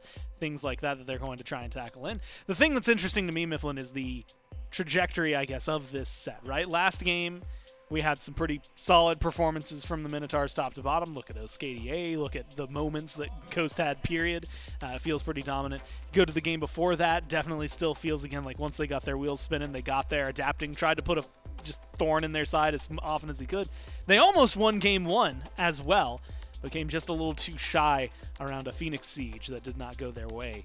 So looking at these two drafts, even with the scrambled and mix-ups that they have, do the Minotaurs have what they need to win this set right here? Yeah, I think the Minotaurs come away with a much stronger composition. If I had to describe the Juggernauts draft anecdotally, like if you just showed me this draft and said, Mifflin, how did a composition like this come to be? I would say, oh, it's like a mid-diamond ranked game. Someone got off-rolled and refused to play their role. That's like how a draft like this happens. That's not to say that it can't work. It certainly can. But it's not doing them any favors in the picks and bans. Well, you know what? We'll find out. Maybe they're going to come out with some surprises. The Juggernauts need to make it happen here, or the Minotaurs will win. We'll find out in Game 4. Yeah, that's right. Potentially the last game for the Minotaurs. The Juggernauts, they've got to win 2 in a row if they want to find themselves in the winners finals, have one of those captain spots for the Roll Stars event next week. That's all got to start here in game number 4. It's J-Mac, Charlie, and Doug back here to bring the action for game 4. Well, we're going to take a brief little pause before we jump right back in. But we did see, at least a small little glimpse there, was Thanatos solo going for SOT. The only horse I had in that race was the fact that I was standing in the lobby at one point and SOT walked out and he said, yeah, I feel like playing Thanatos at some point today. So that's the only reason I had any kind of maybe small insight that might be where it's going. You said you had a horse in the race. One horse. Just small one horse. Oh, okay. It's a little one. I love that saying, but, is it really a race in this case? I don't think so. I think it's just Sot who wants to play some Thanatos. If I'm being honest with you, the last 12 ranked games I've played with him, I've all been Thanatos. I think he just loves Thanatos and is unfortunate because he's not a great solo laner, like the Thanatos pick in general.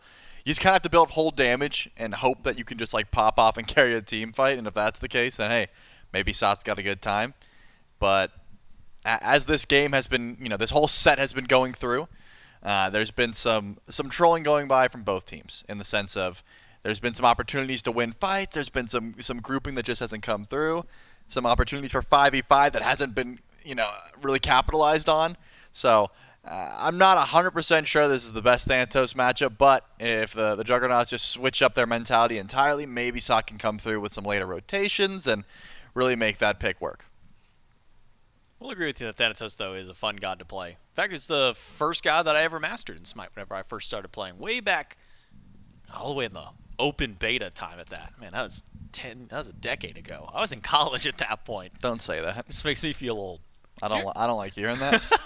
Now that you're old, I don't mind hearing that. You don't mind hearing that I'm old. That's fine. You just don't like hearing how long ago that really was. Yeah, don't say that the beta was a decade ago. That's not what I like to hear because that just makes me feel old. And you're and I'm older than you. Yeah, you're saying you feel old right now, so you're not trying to make me feel old, so stop it. All right. Get some help. Well, we're finally ready to jump into game number 4 here between the Minotaurs and the Juggernauts. A reminder, winner goes on to the finals tomorrow. And we'll guarantee at least one squad of captains for Roll Stars next week. The winner of finals will get first pick in all of their individual drafts for those Roll Stars. Losers still play tomorrow. They'll be in a best of 3, though, in that 3rd, 4th place match. And well, those players will still be in the Roll Stars. They just don't get to pick who their teams are going to be. We're going to have all 8 SPL teams and the 2 SCC Gauntlet winners joining on that. Should be a very fun event next week.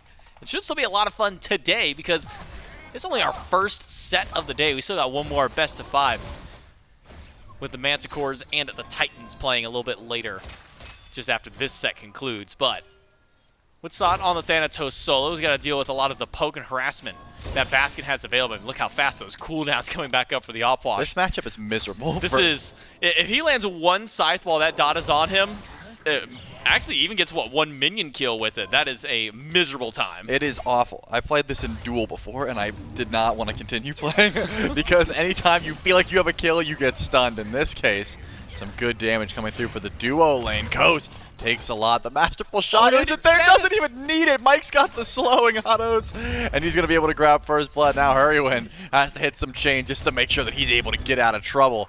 First blood going the way of Mike. That's a great start here for the Juggernauts. Juggernauts, 3 games so far out of the 4. They have started with first blood. They're going to keep that rolling here in game number 4. Would have loved to have given it to Netroid, but as mentioned, didn't have Masterful Shot yet. Had the dash, had that first ability. So had the gap close and the range poke, but didn't need it because Mike had that final in-hand to take him down. Baskin versus Sot. Earlier, it was Baskin winning in that direct matchup, and once Baskin gets a little bit more poke through, would still win out up against SOT. I would say Baskin, though, has got to resustain with the minions. One death side. Oh, just off the mark. Baskin, one more dot tick will take him down. Solo kill for Baskin. And that, unfortunately, is how any matchup with Thanatos works. You hit the death sites, you got a pretty good shot at winning. You miss, you're almost guaranteed the loss. And in this case, Baskin picks up the solo and gets his team on the board for the first time. The Minotaurs are going to have to play through this outwash. We already know what the build's going to look like, right? We've seen the tablet, the prophetic cloak. We saw how Baskin was doing so much damage, I believe, in game 1 of this set on the outwash solo. And getting to reprise that role into arguably a better matchup with the Thanatos, the Aokwang, the Chiron, the Terra. A lot of great targets for this anti-heal to be applied. I'm thinking it should be an easy time for Baskin to just roll into a team fight, drop empty the crypts, and see what happens. Man, you're talking miserable matchup for Pwash versus Thanatos as a Thanatos player. I can only think of 2 that are even worse than that. Chiron and Cerberus, probably the worst 2 that you could get. Cerberus, he just gets bullied for literally existing at that point. You throw a corpse, you walk up and pick it up near him, and you just guarantee a stun at that point. Well, if you want to have real fun, you wait till you get the enemy team gets outwash in assault, and you're the healer, and then you just make your team's life miserable. Oh. Only to your friends, though. You can't do that to randoms. That's mean. But no, the randoms won't be happy. Your friends probably won't be happy either. No, but that's kind of the fun of it, you know? Yeah. You pick Afro, you're like, hey, man, you want to kiss? No, that's okay. That's all right. Like, No. hey, man, you want some birds? Please don't. And then you just stun them, you know? It's no longer a game where you're accidentally juking abilities. You're on purpose staying away from Kiss. You're just staying away from Hell Heals. You're just like, no, stay as far away from me as you possibly can. Oh, man. Good times. And I do hope that Baskin has some of those good times in this game here today, especially with the Chiron heals and things like that. But unfortunately, in the solo lane, it's going to take a bit before the outwash starts to rotate. So we just have to watch Sot have a miserable time, which so far, it has looked like he has been. Yeah, 1 kill for Baskin. Making up for the solo kill that Sot got him all the way back in game number 1, around the Wukong, almost that exact same time frame. It was the Wukong versus the Outwash. Wukong wins that one. This time, Outwash versus Thanatos. Well, Outwash wins that one out. But I think you're right to bring up the build path that Baskin had a little bit earlier on. We'll even talk about that Eye of the Jungle there. I mean, Baskin going for, I think, his tablet, prophetic, regrowth, and then a couple of damage items at the tail end of it. So kind of tanky, but still hitting fairly hard. Yep, and that's what the plan will be for this Outwash, is to continue winning lane, insta-clear the waves, and just to make sure that Sot's taking disgusting amounts of damage. You can't even Death Scythe now, because at this point, Oath's gonna go. You can't even stay in your tower! I mean, that's the thing. You know that Sot wanted to heal, but he doesn't have the opportunity to. Coast wasn't a bad spot, but here comes Adapting, just confirming that there's going to be plenty of damage coming his way, and that will confirm the kill. All the while, Ven gets a solo kill onto Pagon in mid lane, and it looks like Hurrywood's going in as well. Hurry's got 2 of the chains, hits 3 against 3 targets, but it's just not enough damage. I think Adapting actually got the kill with the damage from the ult connecting with Coast on the horse at that point. Able to put himself on the board. And unfortunate for SOT, had the gank happen for Baskin. Venenu able to pick up a kill against Pagon. We didn't even mention the fact this is Rama mid for Pagon. Like, we've been going about everything else. That might be maybe one of the stranger things that we see in this game. At this point, you know, we've seen Rama mid a few times. I'm just calling it all the spice. You know, the extra spice being added to the matchups here. What kind of spice is this one? We talking like a curry spice? No, not that spicy. Not that spicy. As far as I'm concerned, it's some pepper in the grand scheme of things. Oh, you know, okay. you're barely gonna notice it. As we get to see the solo kill, that's hype. Oh, the sniper! Wow. He dashed in, didn't he? He did Wow. dash. Ben just walked, turn around, single auto. Yeah, what, 10 HP after that one? Mike able to juke out a chain, but can't juke out the root damage. Gets pushed back by the dragons. Whoa, Sot. Okay, he had Adapting to help him out there, so it wasn't a true solo kill, but still able to return fire onto Baskin on the right side of the map, while Mike narrowly escapes death. Here in the mid lane, score is now tied back up 3-3 in the gold. In a very similar spot, only a couple hundred gold between the two of them, and unfortunate for Oath, a little too late on this rotation to get back in and save that blue buff. 6 gold difference there. It's pretty good. We've been keeping track of the single-digit numbers. You know what we're missing still?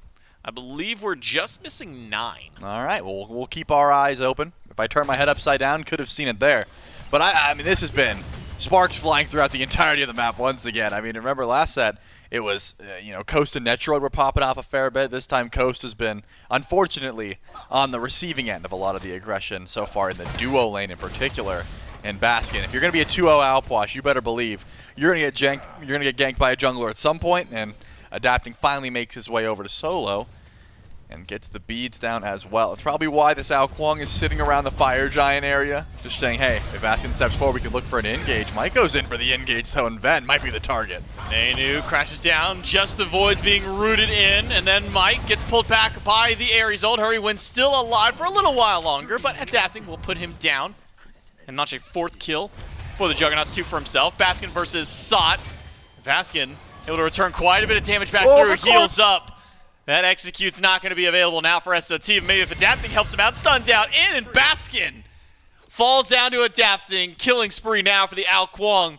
And Oath again, just too late on the rotation. He's got Blink. Oh, but Mike spotted out. I was going to say he wants to Blink onto SOT. Does not have the opportunity because PBM walks up. That corpse explosion, unfortunately, was just too little too late.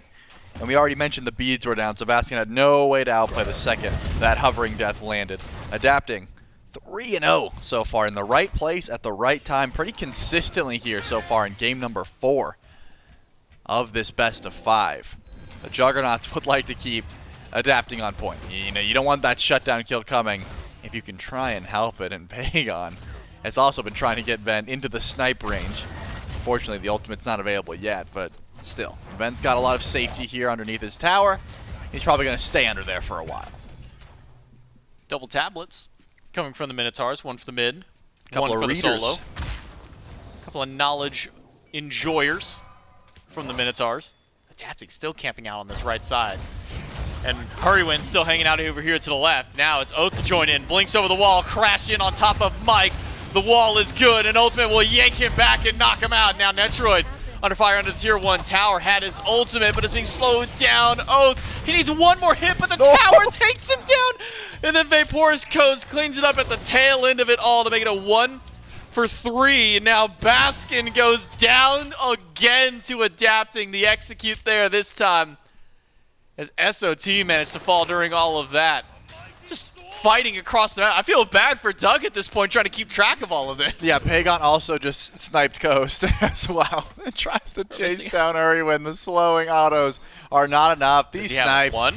He doesn't have he missed those. the second. Yeah, he had to hit all 3. I could tell Hurrywin was going to bolster his defenses, and he would have been just fine. But now Ben has to try and hit the ultimate.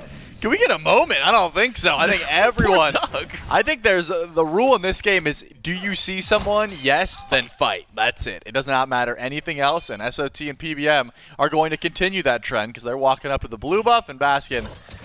Well, Baskin's not going to listen. He sees people when he's running. He's not going to fight. But at the very least, there are people to fight over on the right side of the map.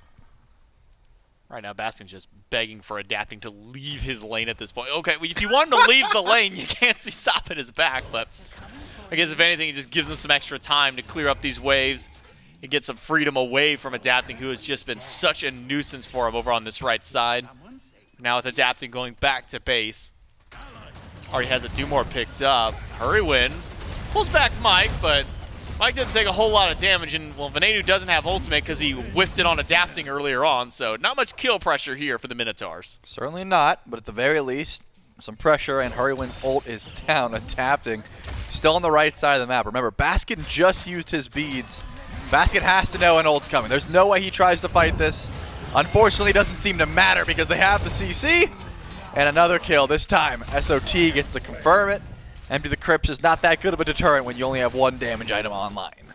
I feel that pain, man. I feel that pain. You're trying to have a little bit of fun in Soul Lane, pick a silly little pick, and then all of a sudden, you have a 4-0 Alqual just sitting inside of your lane. It's just struggle bus from the rest of the game. I like being a silly little guy, but I don't like playing Outwash solo, you know? I think there's a difference there, but it doesn't seem like the Minotaurs care. They're going in. Pagon just makes it up, but Adapting is a ton of damage. Chains are doing a lot. Dive in by Oath. He'll blink forward, takes down Pagon. Now Venenu needs some help.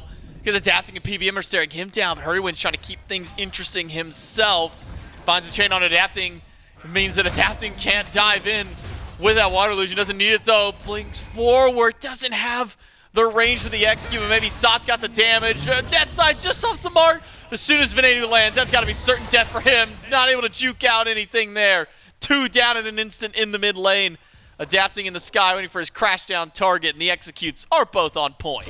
And it looks like the target is going to be mid camps, so Adapting gets out with a little bit of farm in hand. Unfortunately for Ven, I mean, the breastplate and the tablet, not quite dishing out the damage at the moment. You're going to have to wait, I would say, quite a while before this Yu Huang is swinging like a Yu Huang that you would be expecting. And because of that, you're in trouble a fair bit. A lot of deaths going the way of the Minotaurs so far. Because Hurrywin doesn't really provide much peel on this Ares pick. It's a lot of damage. It's a lot of, beads burn at times. But peel, not so much.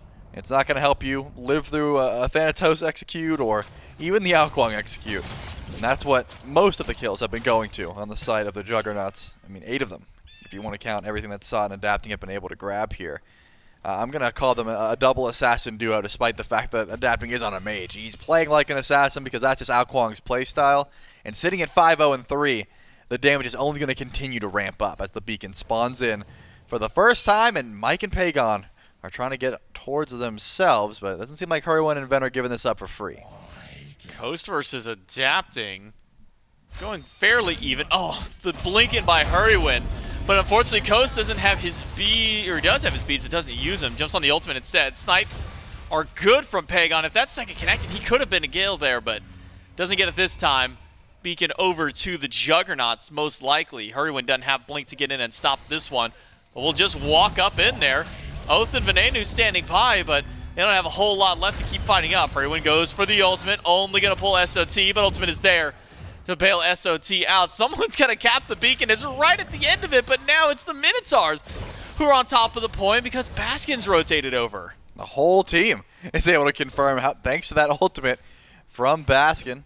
It doesn't seem like Netroid's going to come through, so the Juggernauts have no option. They got to let Hurrywin and Oath confirm the beacon. They're going to have to retreat here, which I think is the correct call, all things considered. When that Outwash ult comes through, that is usually a no-play zone. And you don't want to give them free prophetic or tablet stacks either. It's definitely a smart call. Beacon goes the way of the Minotaurs. But the Juggernauts still have been, playing about as aggressively as you can, especially over towards the right side of the map. So I've been keeping my eyes on Bastion's relics. Beads are up, so is relatively safe for now. Blink for Blink. Oath for SOT on the right side of the map, continuing that aggression. But at the very least, Sot doesn't have to use the ultimate. It wasn't even available. Doesn't seem like the gank is done, though. Hurrywin is now sitting by trying to find a pull if possible. I just had the ultimate, nervous sweat moment thinking about the fact that, there's 2 executes on the team. They both put a marker on them whenever they're in execute threshold. Just imagine the fear that somebody might have when they see both execute symbols pop up, or, one pops up, it disappears, okay, I'm safe, and all of a sudden, skull and crossbones now there. You're not safe anywhere at that point. So many different ways that Juggernauts can find kills, or nearly, again, you don't even need to take all the damage, just that little bit for those executes. But now, Force Coast running back, Beads and Aegis available to the Hunter. As something we didn't see very much in some of the previous games, a stack up around the left side objective, this Gold Fury under the eye of both teams for a moment there. I mean, it's been rare to see a true 5v5 in really any of these sets because of how rare, the full grouping has been. With SOT on something like the Thanatos, he doesn't have that teleport. He can't just show up unannounced in the back line of the Minotaurs. And because of that, he's been relatively just safe on the right side of the map trying to push waves, and that's what Baskin has been electing to do as well. Coast is here. He knows that Mike is nearby. Does get stunned out. Has to use the beads defensively, but guess what? Adapting's coming through. Even if the ultimate from Netroid comes through, the Ao Kuang's going to have the damage to clear this one up, and Coast just has to stare him down, saying, really, bro? I didn't live through 2 ults coming from the duo lane, and the Ao Kuang is going to finish me off. Unlucky. Kind of getting the Netroid treatment from Game 3. We're just camp out the duo lane. This time it's Coast who's getting a bit bullied out for the side of the Minotaurs. SOT being dove on by a Opwash and a Robin. Goes up to the sky. Doesn't have a kill with execute, so will wisely back away. Baskin still wants a little bit. That's Hurrywin finding through at the ult, but not pulling anybody in. Metroid dashes forward towards Venenu, the Dragons, to push him under the tower, nearly caught by the wall, but not enough. Adapting tries to the kill, but doesn't get it this time. Shut down for Venenu. And some turnaround potential for the Minotaurs. They knock down the strongest member of the Juggernauts team. Yeah, Adapting definitely thought he could execute Hurrywin there, but was not able to get him in a threshold, and because of that has to retreat. The rest of the team that is Adapting, of course, goes down, thanks to some decent DPS and also the help from the tower. But now Baskin has to try and stay as far away from Sod as possible and heal up. Even so, Pagon is getting shredded through. This fight will never end. Mike also falls down, and the Minotaurs lose Baskin, but are able to pick up 2. And it looks like Gold Fury as well, unless Netroid's got something to say about it with Centaurus. Does have ult. Can he get zoned out is the question. Just let him walk right up to it. Netroid's got ult. Will he go for it? One? Wow, No, he took so long. He is very late on that one. By the time he even goes up, it's already over. Gold Fury over to the Minotaurs.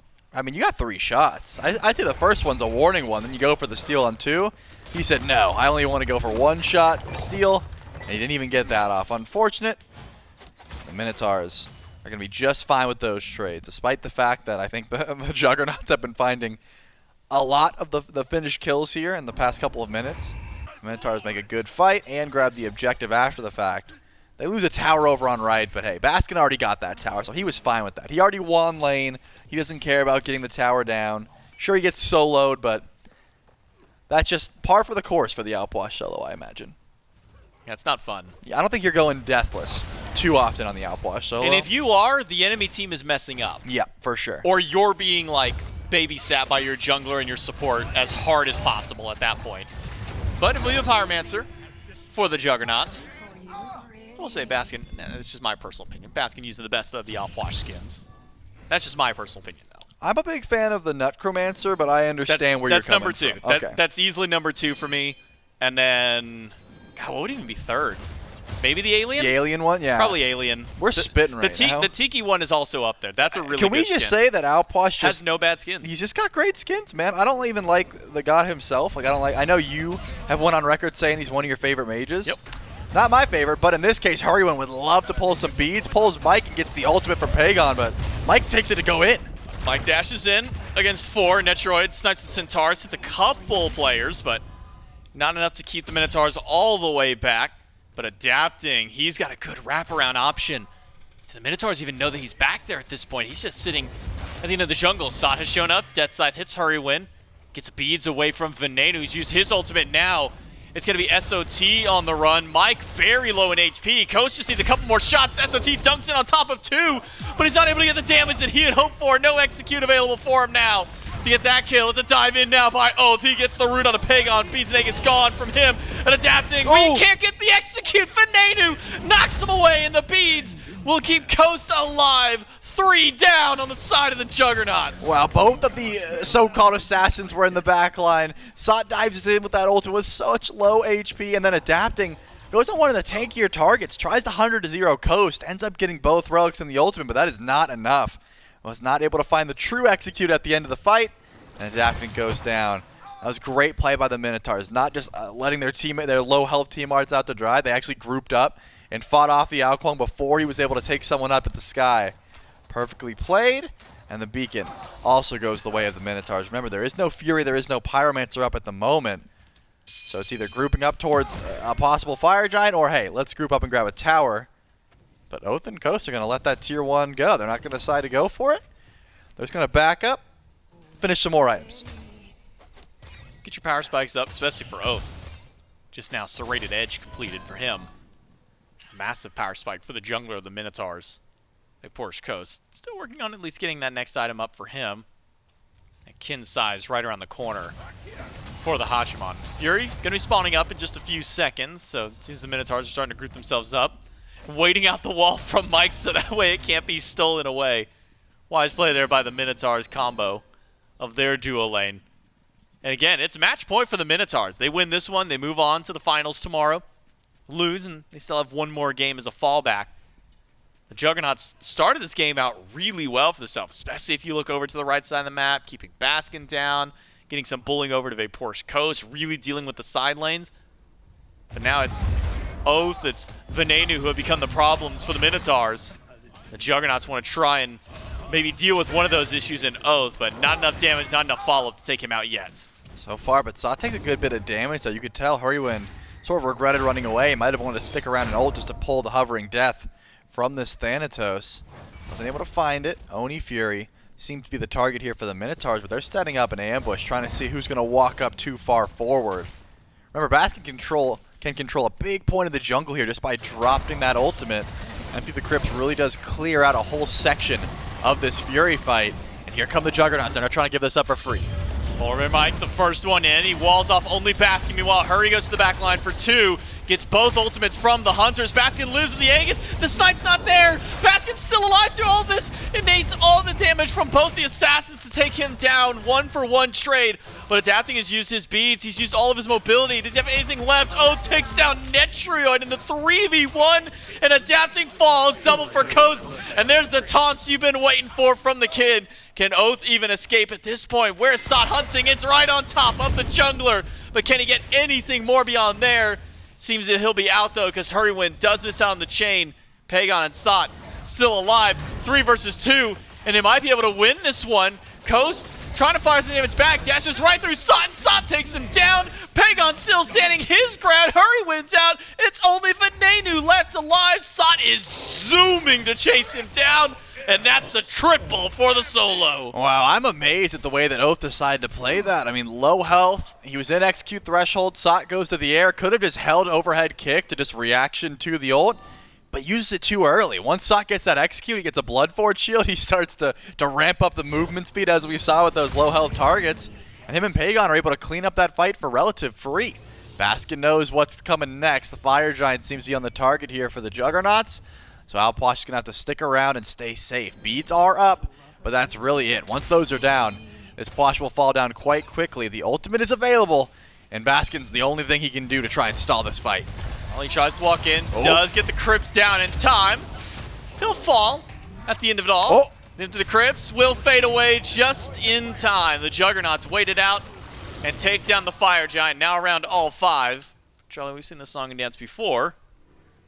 Fire Giant on all 5 Juggernauts. We'll see how many stay alive this time after the ejective goes down. Wow. I mean, it was close. Adapting almost got stunned in the ultimate. That would have been, I think, 1 or 2 ghosts could have been able to kill him, but stunned just out of range, and Adapting gets to live to see another day. As you said, now it's time for the Juggernauts to show us what they've learned over this past set about grouping up when they have Fire Giant. A true 5v5 is the best case scenario when you have your whole team together, actually using those buffs to your advantage. The beacon coming through, the Titans are going to be sieging forward eventually as well after this beacon goes down, so the Juggernauts do seem to be completely grouped up towards the Oni Fury. They're not making the same mistakes they've made in the past so far this set. They're going to stay about as close as you can, at least together for these objectives. Now the Juggernauts with that Oni Fury. Hands up the minion wave. Baskin? Start marching in. Baskin by himself. Still fine. Centaurus hits 1, hits 2 people. Baskin will be able to heal up some of that damage. Vapor's Coast lets back away. Tier 2 tower in left down. Oath solos out a tower on right side. Alongside with Hurrywin, who's actually just nearby. And it's kept adapting on the opposite end of the map. So the Juggernaut's not willing to fight enemy territory without their jungler standing with them. So instead, we'll clear out what they can through the jungle. Still a couple of towers left standing. Well, instead, we'll cap the 3rd and final beacon of the game, which means we'll have the Titans rushing it down mid. There's still the Oni minions to deal with over and left. Not going to be the biggest deal, but something that the Minotaurs are forced to respond to. As you said, the Titans coming down mid. Works perfectly for the Juggernauts. They would like to grab these 2 tier 2 towers. And I'm going to have to step up to do so, but Pagon is completely by himself. I mean, Netroid's close by, but there are no tanks in sight. And there's no fear in Pagon's eyes. He is completely stepping forward. Hurrywin says, hey, no reason for you to feel this confident. We're going to go in. Pagon forced to beats, forced to Aegis. He does have to ult as well, but no kill. Hurrywin's close to threshold as well, pops the meditation. He realized he was getting close and did not want to get executed for free. Not ideal for Pagon having to use all 3 of his defensives in order to stay alive. Beads, Aegis, ult, all gone from the mid of the Juggernauts, but still stepping forward. Sustain is there. in the form of Terra. PBM able to keep his team topped off in HP, as the Minotaurs support Hurrywin will have to go back to base. He ate a brunt of damage on the return fire from Pagon from SOT, collapsing back in. There's 1 ult for 2 during all of that. The main carries of the Juggernauts don't have theirs, but their double assassin still holding on to both executes. Here comes the Titan. Juggernauts would love to push in and just grab this tier 2 tower for free. Baskin can drop the Crypts, of course, but it's not going to be enough. And Mike Blinksword getting a massive ultimate. Where's the rest of the team? They're coming in soon. Only gets the root onto Hurrywin, though. Tier 2 tower goes down. Titan still swinging away as Oath has rotated back in, but he's by himself. Not one to push in. Venenu doesn't find anybody with the dragons this time through. Will now have to hover himself away. SOT still marching in, but misses the death scythe. And likely the follow-up for the Juggernauts no longer available to them. Their Titan walks up, and their Titan will fall down. Sent back to the base. And the Juggernauts, they've got nothing left. The tower is gone. Everything inside the jungle is stripped away. It'll be time for them to return back, unless Oath has something to say about it. He misses ultimate and missed the follow-up after. Yeah, definitely wanted to stop the back, would have liked to get more, but Pagon, remember the guy that has nothing up, should be getting caught out here, all the while the Assassins are sieging forward. Ooh. SOT lives for the time being, but the Minotaurs are sieging forward. Oh, Ven needs so much help from adapting. Execute's not even necessary, it's just the damage in. Execute from Sot is good, though. And as soon as Hurrywin crashes in, it's a double kill for SOT. About to be 3. Aegis from Coast buys him only an extra second. 3 down for SOT, make it a quadra kill. He wants 4 of his own. The Juggernauts are not going to bow down to a 3-1. They might just end this game out. A rush down the left side. And the Juggernauts may just take this game. They've got double ADC, they've got runic bombs, and they've got 30 seconds before anyone shows up to this fight. Should be a relatively clean end here for the Juggernauts. And they even have the sustain from Mike. What a play, and also just great gameplay from SOT. I've been calling it the double assassin squad, and they've got just about all the kills for the Juggernauts there. Adapting and Sot, they got double executes, and they were just confirming all of those kills in the back line. I thought that once Oath stopped the back, maybe Sot would be in trouble, right? He had so little HP, but it seemed like Pagon was taking some of the aggression. Adapting once again, wraps around and gets to the back line, immediately makes Venenu's life miserable. And then it was just as simple as cleaning up some kills, getting some last hits on those executes, and just using Thanatos' passive to your advantage. Well, the Juggernauts followed your advice this time, Charlie. They got Fire Giant. They grouped up. They did group up. And they won That's with crazy. that group up. It's wild to think what can happen whenever you have Fire Giant on all 5. You got 2 different executes. Oh, and all of that started again by Pagon, the person who lost beads and Aegis and ult in the fight before, to be the first one to walk forward and bait everybody into him. I think everybody remembered, hey, Pagon doesn't have anything. He's by himself. Let's just jump in.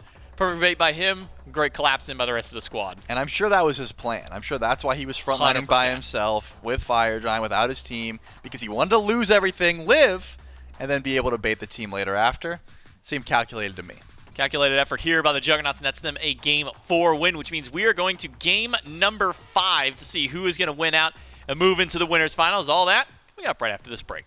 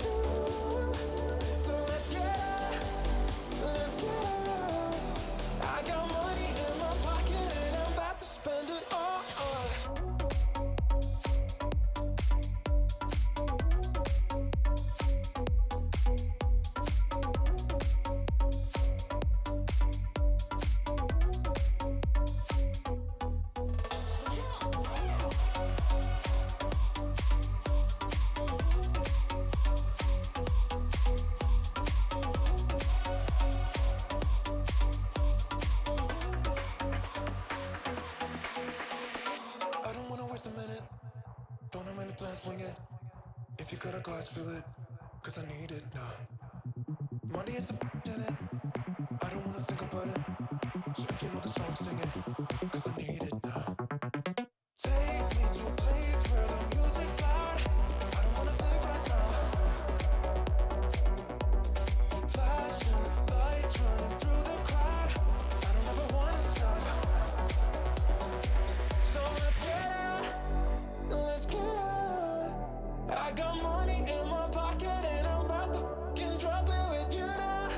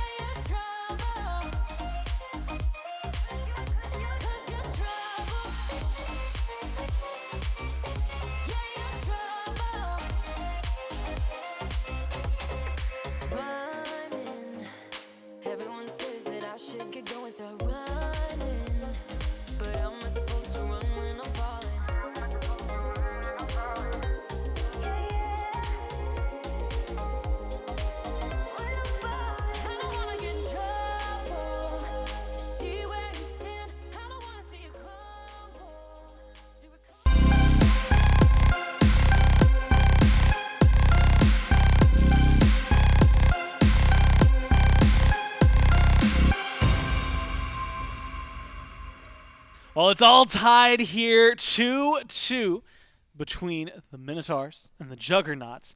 The question, of course, on everybody's mind, first and foremost, is who's going to win Game 5. Second most is, damn, how do they look so good all the time? And I've got an answer for you, and that's because they are wearing jerseys made by Skulls. Our partners over there have provided all of the gear that we have here for Season 10, whether you want your jerseys, your hoodies, t-shirts, all of those. You can go to shop.hi-rezstudios.com/SPL or shop.smiteproleague.com, and it will bring you to where you need to go, whether you want to represent your favorite team, get a nice cozy hoodie to relax in at home. There's so much for you available there. And again, you're today getting a huge, I guess, smattering of different jerseys all around, right? They don't have to match because of the way that they're playing. You got a couple of colors here, nice dash of red there, and it all looks really good. So make sure you go do it. I stand by the fact that the Skulls t-shirts that I own are my favorite t-shirts, and they keep getting commandeered by my wife. I'm down to one, and I desperately want them back, but I don't know where she's put them. So we'll figure that out. That's a me problem. That's like...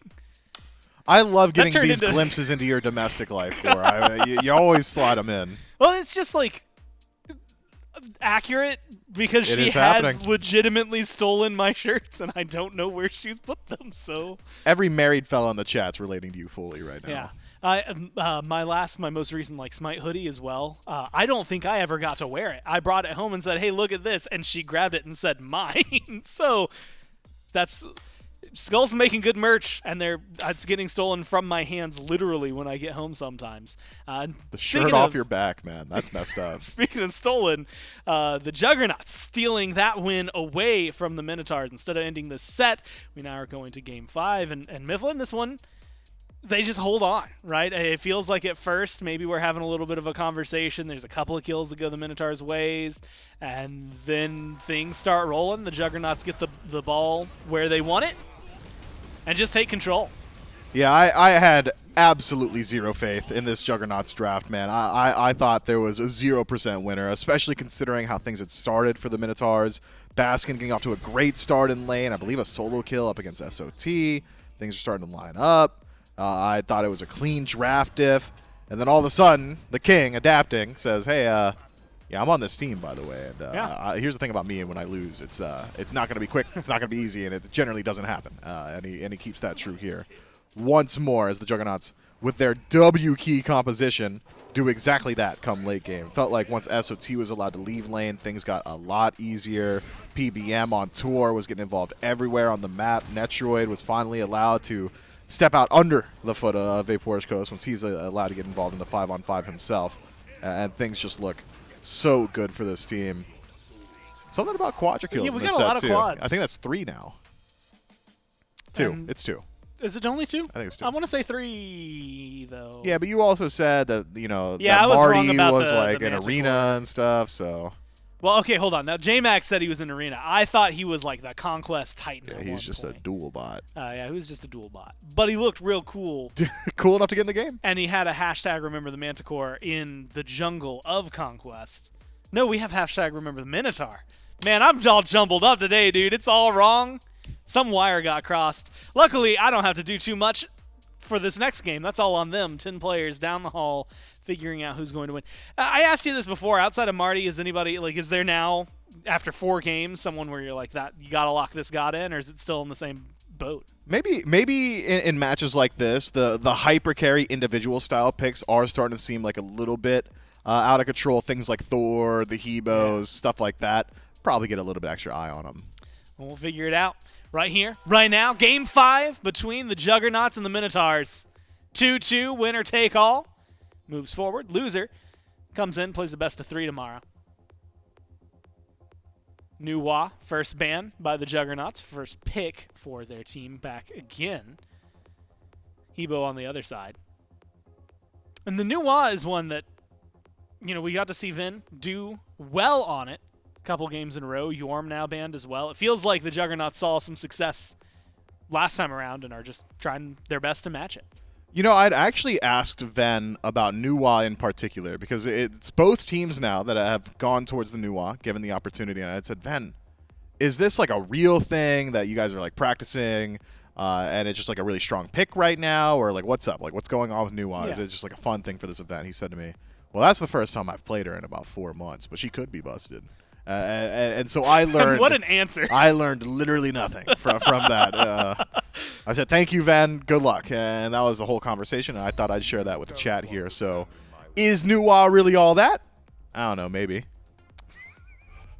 And you know what? We're at the same spot. Much like with your conversation with Vin, how you were in the same spot before and after. We now are after the story as well. That's right. And you're not getting those 15 seconds back. No, man. But you know what? For me, I appreciated you taking those. The Ganesh, we've talked about him a lot towards the top.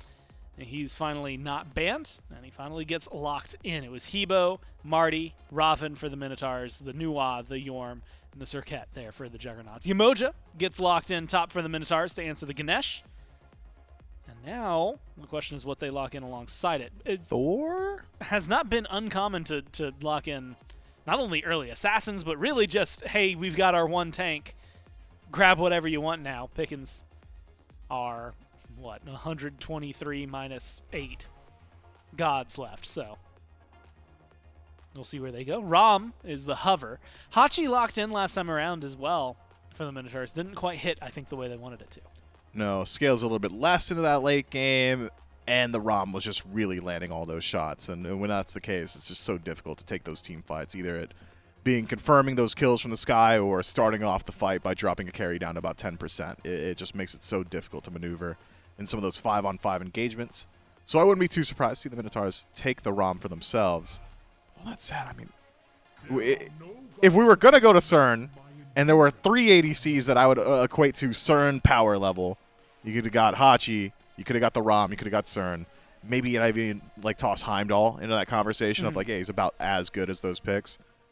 Maybe I don't really need to grab your ADC in that slot. Could have been something else. Instead, though, the Minotaurs will be taking CERN for themselves, and the Thor that we were talking about will be grabbed, this time by the Juggernauts. Thor right back in the King's hands.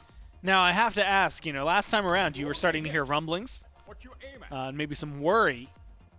I believe you had said try-hard allegations are being thrown out. Granted, at this point, we're 4 games deep and going into Game 5, so yeah, maybe both that's teams just have now fallen prey to the try-hard allegations. They are no longer allegations. They have They're been just proven. true. Yeah, Yeah. it's just the case. I was going to ask if that relates to these drafts, specifically, I guess, to Chiron, right? Like Ganesh, Thor, yeah. Yamoja, you had just mentioned Kern. Feels like a little bit, yeah. Chiron, does he fall onto that list?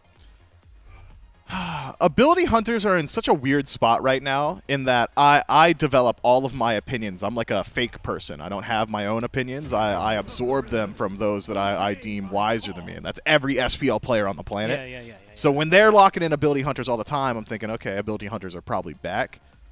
But there's like the nuance of this being a bit of a silly, goofy event. So like, is it ability hunters or is it just that we want to play Chiron? I'm not so sure. I'm not so sure how I feel about him. He certainly has great wave clear. He's got good poke. The ultimate's still very valuable. Some of the ability hunter items have been buffed, so he's certainly better than last time we'd seen these guys played. Are they as good as like the dedicated late game scaling hunters? I'm not so sure just yet. Gonna need a little bit more data. What's silly and goofy, though, as we're going through Game 5. Yu Huang locked in. Once again, shout out. And make sure that you get in game, get your Avatar Roku Yu Huang skin. Before that, it was a Scylla hover, which can also work because you can also get your Toph skins for the Scylla in the same chest. So you want to roll those. Rom ban, Kleena ban, Pass ban, and then the Ratatosker. So the Minotaurs leaving it on the field. I'm always so surprised that we have a graphic for pass ban because it just never happens. So surprised. Anyway, Thanatos locked in for the Minotaurs. A little bit of global presence, a little bit of flexibility. Is it the jungler? Is it the soul laner? Who knows? And that's why they locked it in. It really does bring a little bit of nuance to the next few picks here for the Juggernauts. And it will allow you to get a counter selection in last slot. And I was going to ask you, because I was like, well, Sot played it last time. I feel like Sot playing Thanatos solo is something we've kind of gotten more used to. But then it would just then be Baskin playing it. So I don't think that that's a line of questioning that I think needs to even be asked or explored. Giannis locked in for Pagon here, presumably, on the Juggernauts. Do you like that matchup, I guess, against the Yu Huang here, assuming that Yu Huang is, in fact, the mid laner? I'm assuming that Yanis is, in fact, the mid laner as well. Yeah. Now with Chiron and Ull locked in. Gotta be Ull solo, right? It just has to be. That's the only thing I can imagine. We've been hearing about that for a little while now, whether or not Sot was going to be taking that for himself. I think fair to assume that that's going to be the case here. So Yanis into Yu Huang. You're really not winning that PvP battle where Yanis makes his money is, I'm going to walk up, I'm going to clear the wave, I'm going to leave, I'm going to walk through a wall, clear a camp, come back, walk back through that wall, clear another wave, and keep doing that. He just has that high mobility that allows him to farm up the jungle so effectively. So as far as the direct lane matchup, if a fight's happening, Yu Huang favored. And if it's not happening, Yanis should be pulling ahead. A lot of hand gestures from Baskin with that lock-in. Whatever he was talking about, he felt it. And that brings me to this question, Mifflin. Shiva, have not seen a whole lot of. When we have seen him, left us wanting in the past. So this pick, silly, goofy, or real? I am, and it will always be, a 100% bona fide, certified, through and through, purebred Shiva hater. Can't stand that I pick, felt like dude. that was where it was going, but I couldn't. You kept adding qualifiers. I thought you were about to tell me you loved Look, him. I'll tell you what I told you what feels like 8 months ago when this god came out. His level 2 is probably, bar none, the strongest level 2 in the game. Pull someone in, knock them up on the wall, you get additional attack speed as well, your CC is great, nobody's locking you down that long at level 2 except for Shiva, and he's got great burst at that point. You get to level 5, okay, we're still feeling pretty good. Level 10, oh, now I've got my hi-rez or whatever damage item I so choose. I'm proccing, things are feeling really good. My ultimate's doing like 100 damage per tick. This is amazing. Level 15, oh, my scaling's really bad.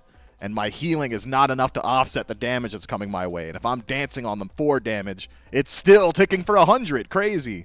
So Shiva, to me, is the ultimate time bomb god, but inverse. So often, when we say, yeah, you're now on a timer, it's because Kronos at 30 minutes is going to win you the game, or Freya or Olarun's going to do the same thing. Shiva's like, you got me for the first 20 minutes. And then I'm out of here. You won't see me much longer after that. We'll have to, hope, pray, somebody. If you're looking for Shiva to win, you got a lot to hope for right here. Now, Mifflin, I do want to ask you this. We've talked about it. You even mentioned it earlier on the desk, but earlier today, Sot came in. You said, there's my solo lane Uller. He's playing Giannis this game around. No. Pagon is going to be playing Ull. So, how do you feel about that? So it's Giannis into Shiva? Shiva should be getting some kills. Like, that sounds really unfun for Giannis. I mean, if you get the CDR buff, maybe you can just, like, hover the wave, like, play really far away. But he's not exactly, like, a long-range mage. Look. These are the best players in the world. And the best players in the world, what separates the absolute best from just good players is the ability to mitigate loss and play into poor matchups. On paper, even players, Shiva's like 10-0 in a Yanis lane, right? Like 10 times out of 10 times, Shiva should win that lane. But if you can't kill him, if he's so slippery and he's just TPing in and clearing wave and going out, I mean, it could be all right, I guess. I like how quickly that turned from Shiva hater to he should be 10-0. I guess we'll find out what he will do. It's Game 5, and it's J-Mac and Trelly. That's right. We'll see if this Shiva solo can bring something here for the Minotaurs squad up into SOT's Giannis solo. So seeing a couple of new picks for that lane specifically. We saw a little bit of Giannis earlier today, Charlie, but now we get to see it piloted by the solo laner himself. J-Mac, Charlie, and Doug back for game number 5. And now the largest disparity. It was what, 84-16. 84-16. So second largest now. I'm gonna be honest, I forgot what the difference was in game 4. I didn't check I don't remember to check. Oh, it's because we had the pause meeting, so we didn't get to see how close it was between them. Unfortunate. I would assume. It had to have been closer. Chad has just been favoring the Juggernauts, despite the fact that, I mean, we're even. We're going into Game 5, right? I'm going to pretend it was 51-49 for the Juggernauts. I'm going to assume it was 70 or more because Chat does not learn their lesson, all right? And in this case, hey, the Juggernaut haters have been wrong twice and have been right twice. So, only this game will be able to make sure that everyone either gets it or doesn't, and we get to witness the Giannis solo from SOT. an interesting matchup nonetheless, as the desk was talking about. I think that Shiva should have a decent time, but Conduit Gem Giannis does start full clearing relatively early, and as long as you're not getting ganked by the Thanatos consistently, you should just be able to clear run. But considering how this matchup has been played, I'm pretty sure Oath is going to be around solo lane a fair bit once this game starts rolling. Now, correct me if I'm wrong, Charlie, but you're a bit of a Giannis enjoyer yourself. Play a bit of that Giannis. I would say I love Giannis about as much as Myth hates Shiva, yeah. Well, we might have to get to that in a moment. Vaporish Coast really takes out Nitro, but dash away when the wave shows up for the actual battle there. So as a Giannis enjoyer, Giannis lover, Giannis player, what's your kind of go-to build style? Are you like a full CDR, just zooming across the map? You just a ton of power to make those one-shots actually count? What kind of play style you run with? It's definitely Conduit and Chronos Pendant, and then from there you can do whatever you want, just because the Giannis buff, where he gets percent pen just naturally now, means that you can kind of build whatever you're feeling. Oath did blink in and try and find a Death Scythe, was not able to confirm any sort of kills, but you take Adapting's beads, he's in a little bit more trouble. Maybe there's more sparks to fly in mid. So at this point, yeah, I'm thinking Sako's Chronos Pendant, and then, Deso, Staff of Mirrodin, you can go Soul Reaver. There's just anywhere you can go with a pick like Giannis, because the movement is great, the ult is always going to do damage, but as long as you have consistent portals, you're going to be a nuisance in a fight. Now, typically when we see this kind of earring start from some of the soul laners, it's a while before we see that leveled up. Some don't even actually fully max up this item. They just kind of leave it there. On a god like Shiva, is this something that you like build into, like the Manticore Spike? Is that maybe an item that you would see as being an option to build into a god like this? Yeah, I would bet that Baskin builds it immediately, just because you've got a magical laner and a physical jungle, and you're probably more scared of the physical jungle, whereas Ko should be afraid of exactly who's in front of him here. Good body blocks from Hurrywind, and able to dash away. Man, so much damage coming through on the duo lane. But you don't just want to build a Genji's because Oath doesn't care about that. You don't want to build physical damage because Sot doesn't care about that. You can build HP because that is just going to be good for both matchups. So I would not be surprised if Baskin goes right into the Manticore Spikes. You can proc it so easily, and it's going to help your poke and your damage in lane up against Sot here. Well, blue buff does get stolen away. So a little bit of that Mana Sustain removed from SOT, but being amazed, so many different items you can build for that MP5, so probably won't be missing out on too much, as long as he can make sure to keep up his farm in lane.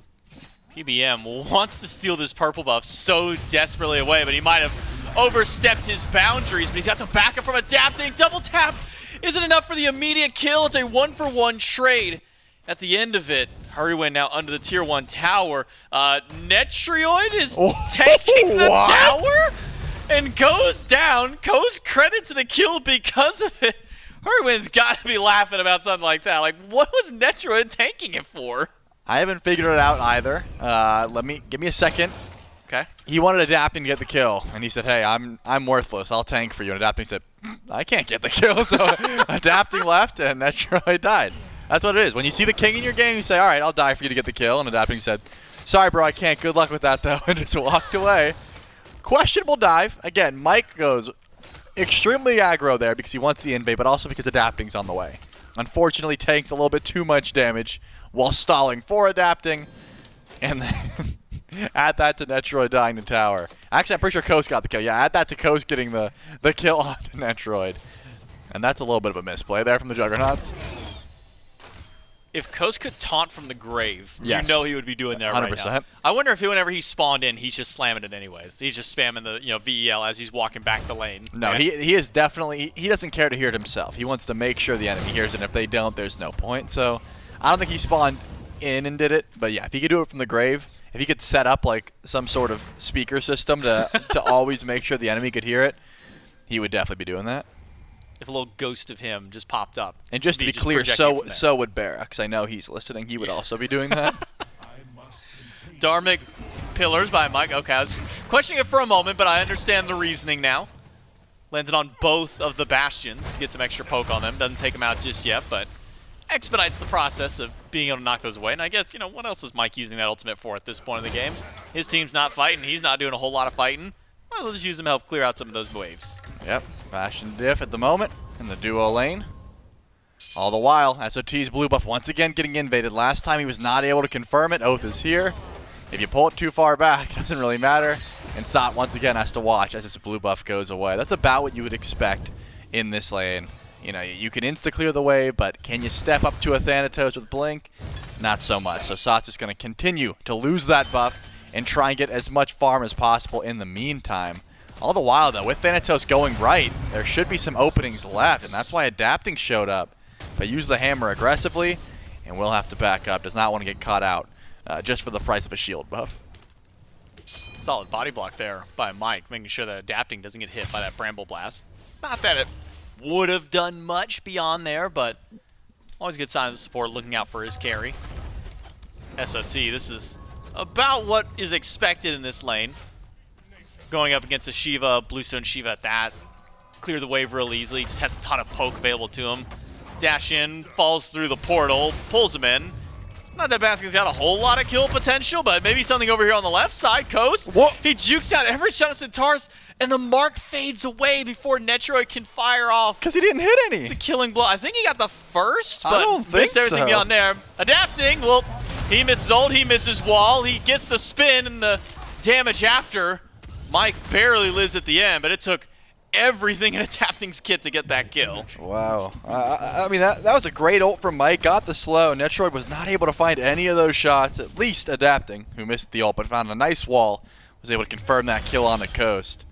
Interesting plays throughout. Second kill on the board for the Juggernauts, and, of course, second one also going the way of Adapting. So this Thor is a threat, and an ever-growing threat, I should say, throughout the entirety of the map. Too many squishy targets and lots of options to try and find some of those ultimates, especially considering Oath started Blink. Remember, no CC immunity there until he decides to ult, so Adapting has pretty much free reign anytime he finds Oath in the jungle. It's just been, where's Thanatos? More often than not, he's been over here, but now Adapting makes the rotation over, maybe looking for a kill, and Basket just double dashed in and gets portal. This should be an easy time, but the hammer's off the mark. Wall's there. Baskin gets some damage, and will get himself maybe a little bit of extra damage. I thought he'd go for a heal, but no, he's going for the back of the turn and burn. Not enough! And the Bluestone tick, one more would have done it. The archers aren't there to get the damage, but Oath able to trade out and gets a kill up against Pagon. So 1 for 1 at the end of the day, but unfortunate for Baskin, doesn't get the kill that he was hoping for. Does not. We saw the symbol show up. Oath could have had some kills, but he was diving in mid lane to confirm that kill onto Pagon. I was wondering if he's going to rotate over. You know, Oath knows exactly where these low health targets are. He doesn't have the blink, though, so if he wanted to find a kill, he'd have to find someone lazy backing. Here comes Sot. There's no way he just randomly portals in for that buff, considering that a Thanatos could be nearby and knows exactly where he is. So smart call, decides to just go on back to base and then pick up the blue buff later. I think that's your best option when you don't know exactly where Oath was. But now that there's like an opening in the blue buff, he had a pretty good window and said, you know what, I'm gonna go in there anyways, right? Even if I didn't know where Oath was. And, yeah, the mana is not the biggest issue. It's the XP and the gold you want from that blue buff. You gotta say, that was a nice change that came with the map, was putting those little windows on the blue buffs, the purple buffs, those kinds of things, so you can see in.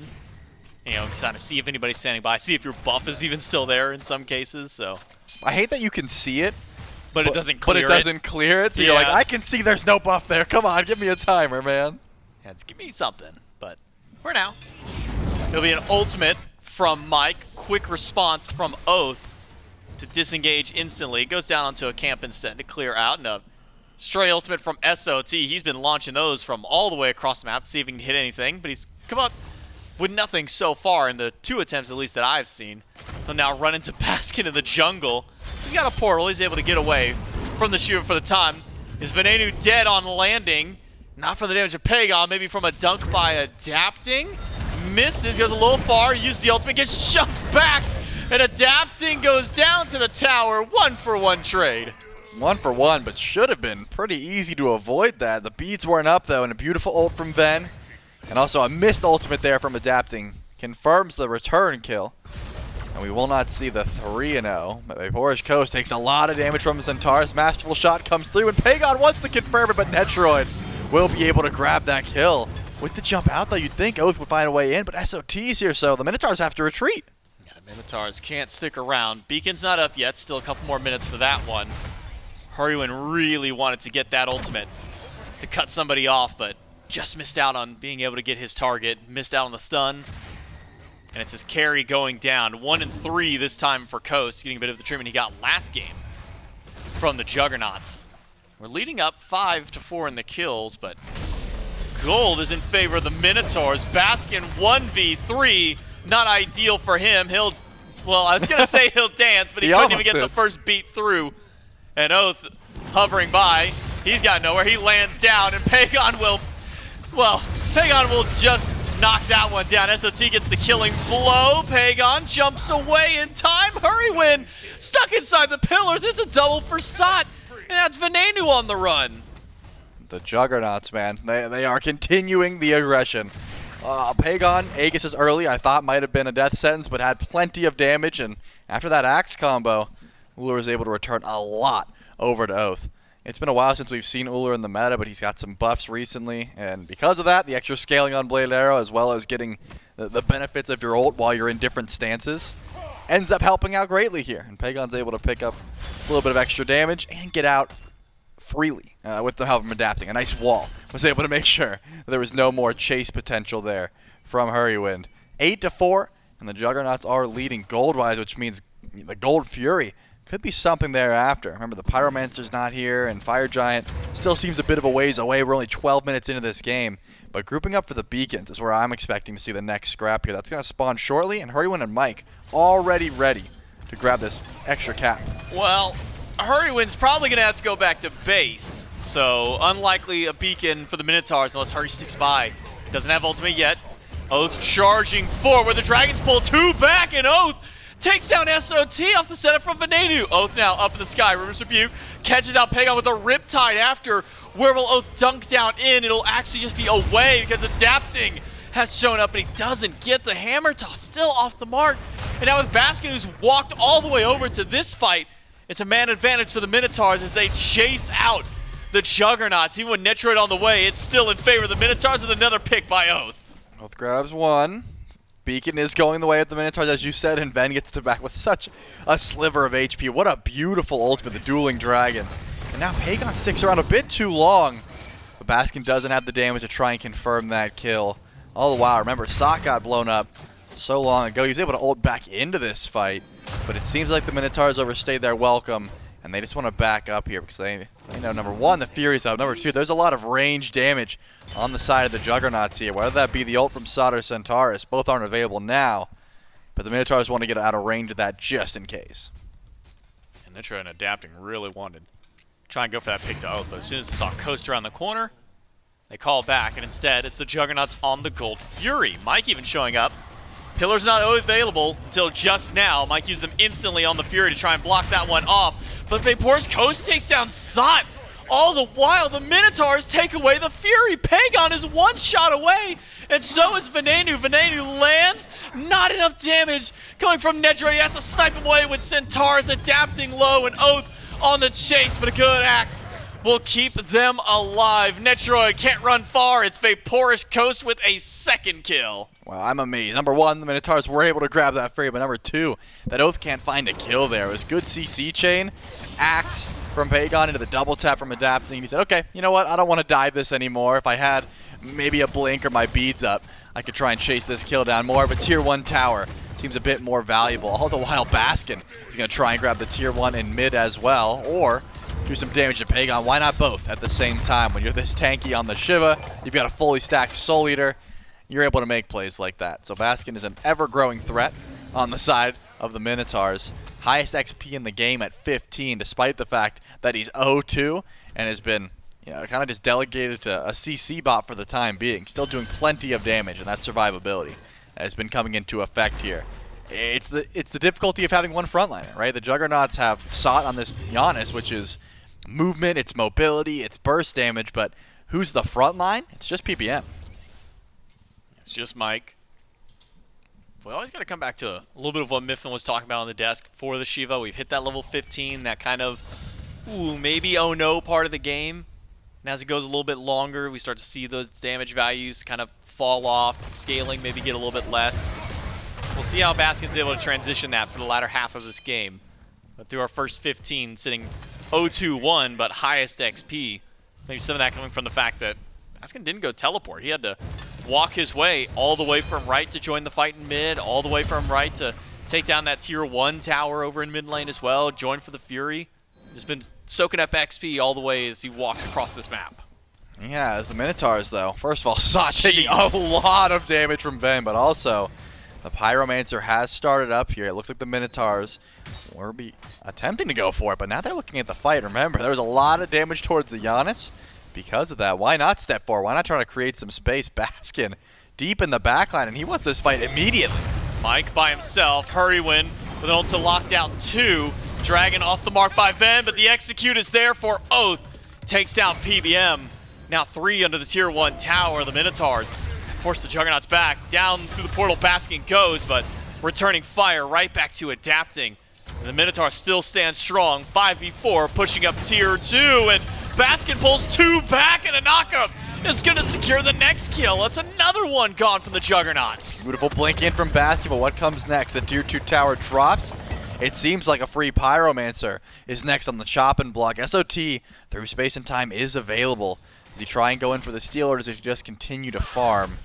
That is the call. With Oath around, he's got some decent vision, and it doesn't even matter. Pyromancer is just absolutely gone. I was going to say knows that the Juggernauts would like to step forward. Actually, SOT does go through space and time. He's trying to pick up a kill on the coast, but a well-timed Aegis keeps him alive for the time being. Coast is still fighting back as best he can, but against that many targets, it's not likely to win out there.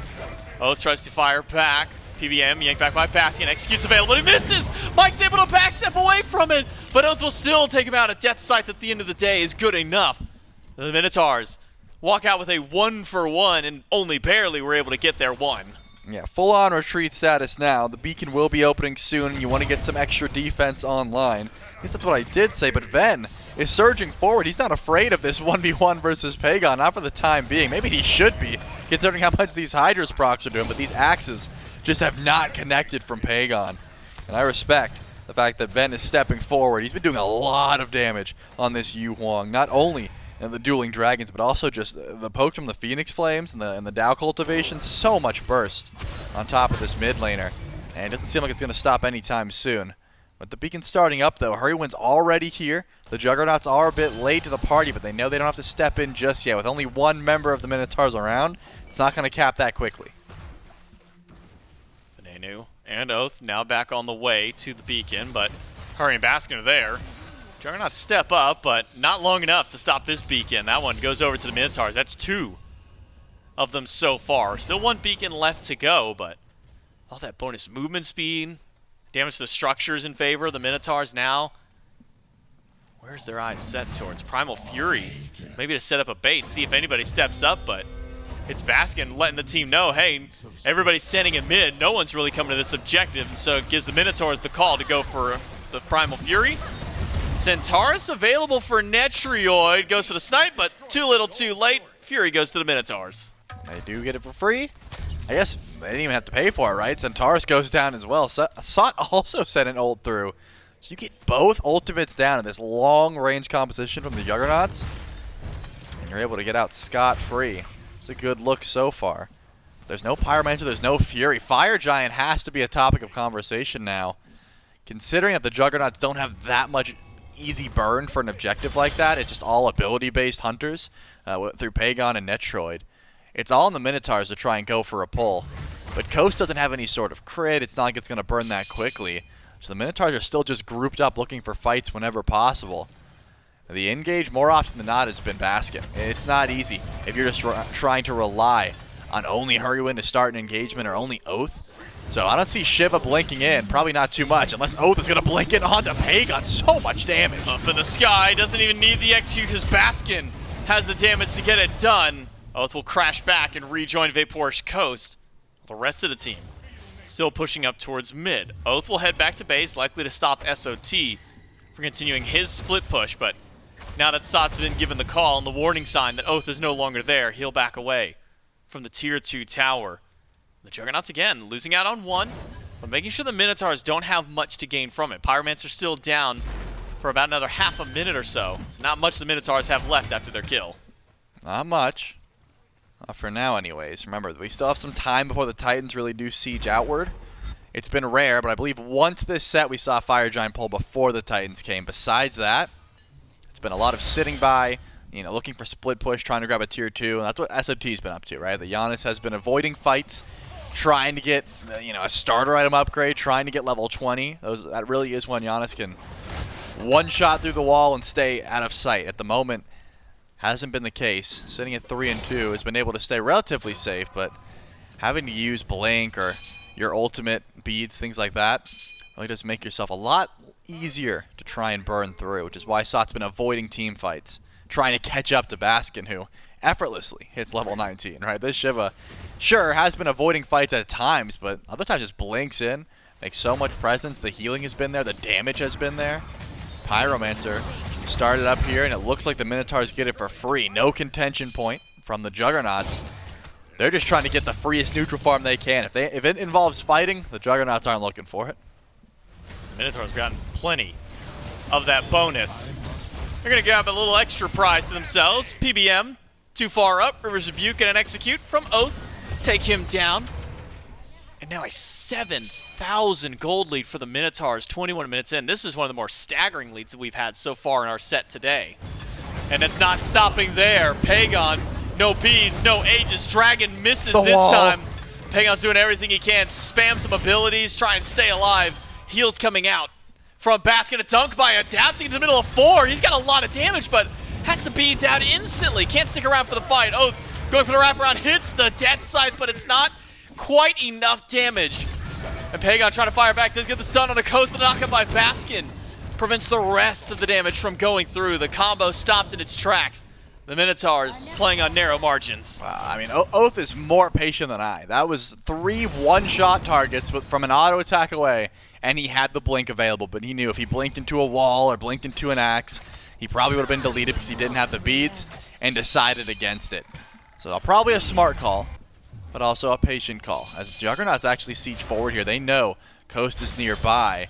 Baskin, I cannot imagine, is the target they're looking for to try and burn through. It would not be easy.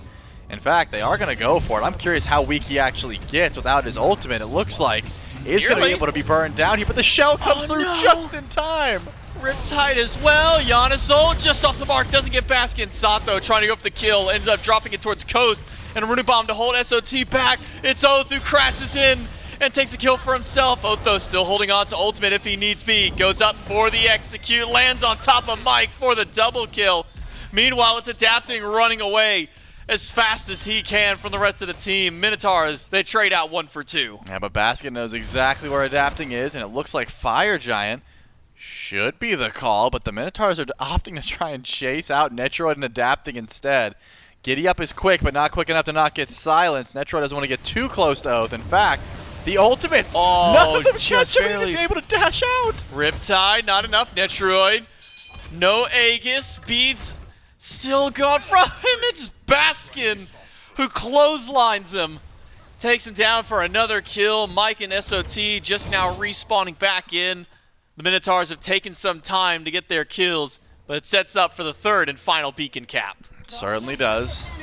Will the Minotaurs push in with Titan, or will they just go for Fire Giant in the meantime? Baskin hasn't gotten much tankier since the last time we saw him in a scrap. And Oath, what are you doing here? Oath? Has to go up into the sky. He's going to be able to get out just fine, but he actually decides to go back in and he gets the kill on Assad. Gets the kill. It's not the execute, but it's a death side. Gets shut down by adapting at the end of it. But with the beacon already capped, it's a whole lot of just extra fighting for the sake of fighting. Baskin's body blocking Pagon from being able to get over the wall. Baskin can still go for the chase. The rest of the Minotaurs beelining down the lane as Baskin is just continuing his harassment. He is. Fire Giant is the call now, finally, for the Minotaurs. Hurrywin and the carries are going to step in here for us. All the while, Baskin on zone duty, but make sure you're looking towards the skies. Adapting is nearby with Anvil of Dawn available. And I've got my eyes on the relics.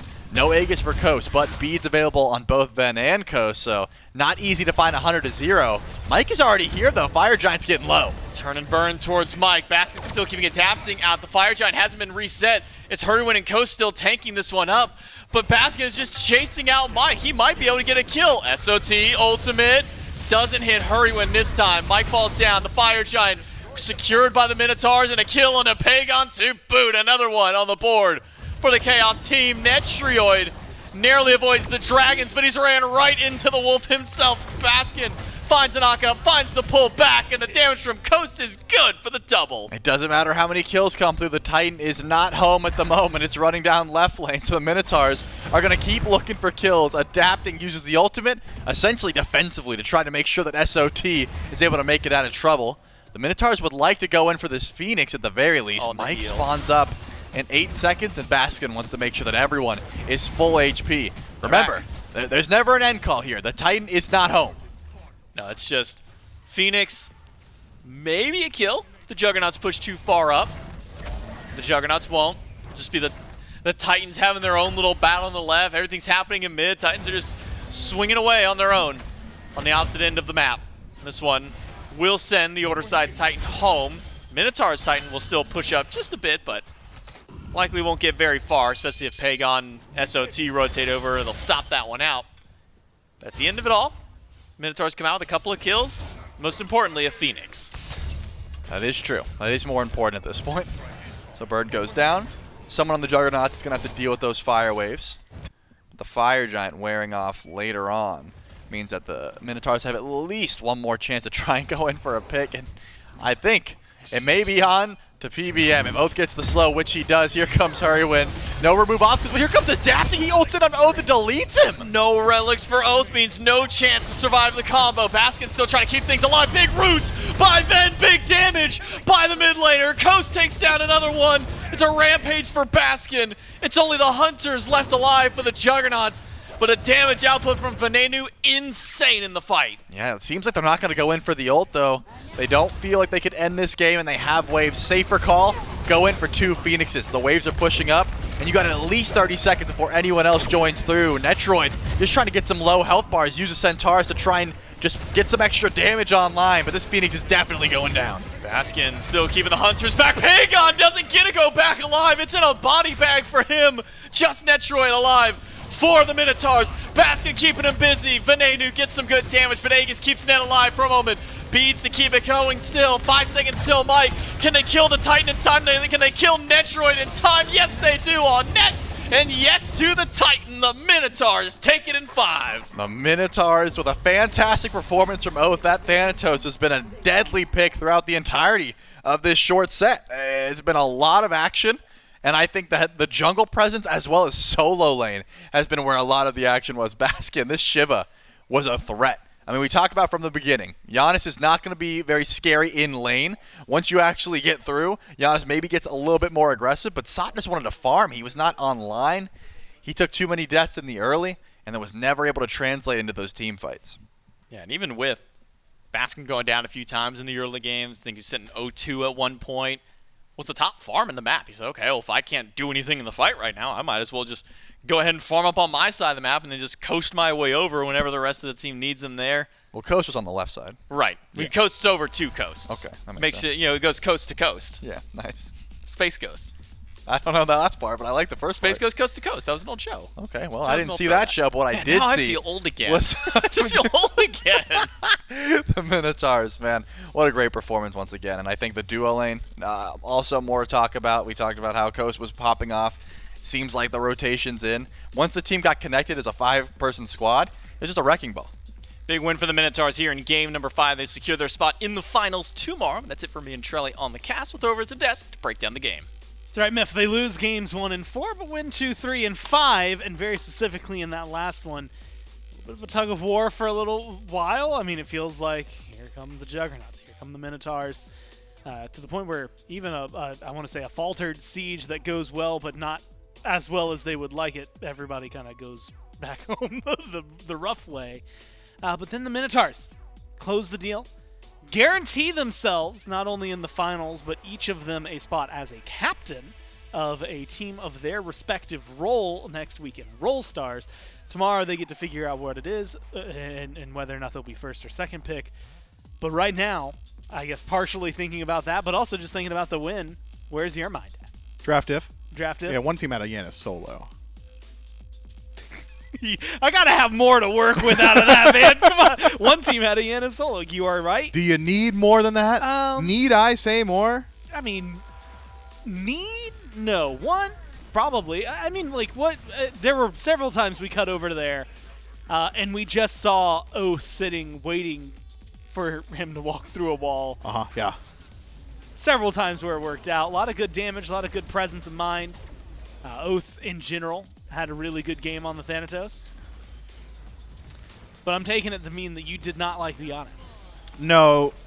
So- I'm like a not Yanis guy in mid, and that's like his best well, role. you didn't like Shiva for a while there, and you changed your tune on that like real No, quick. I am a bona fide, purebred, Yep. through and through, true and blue Shiva hater. Yeah. Let me get that out there. I hate that pick, but Shiva to Yanis probably one of your best matchups ever, right? Like that's just gotta feel great, and it looked like it felt great because every blue buff, his and the enemies included, both went to the Shiva. So made sense to me there.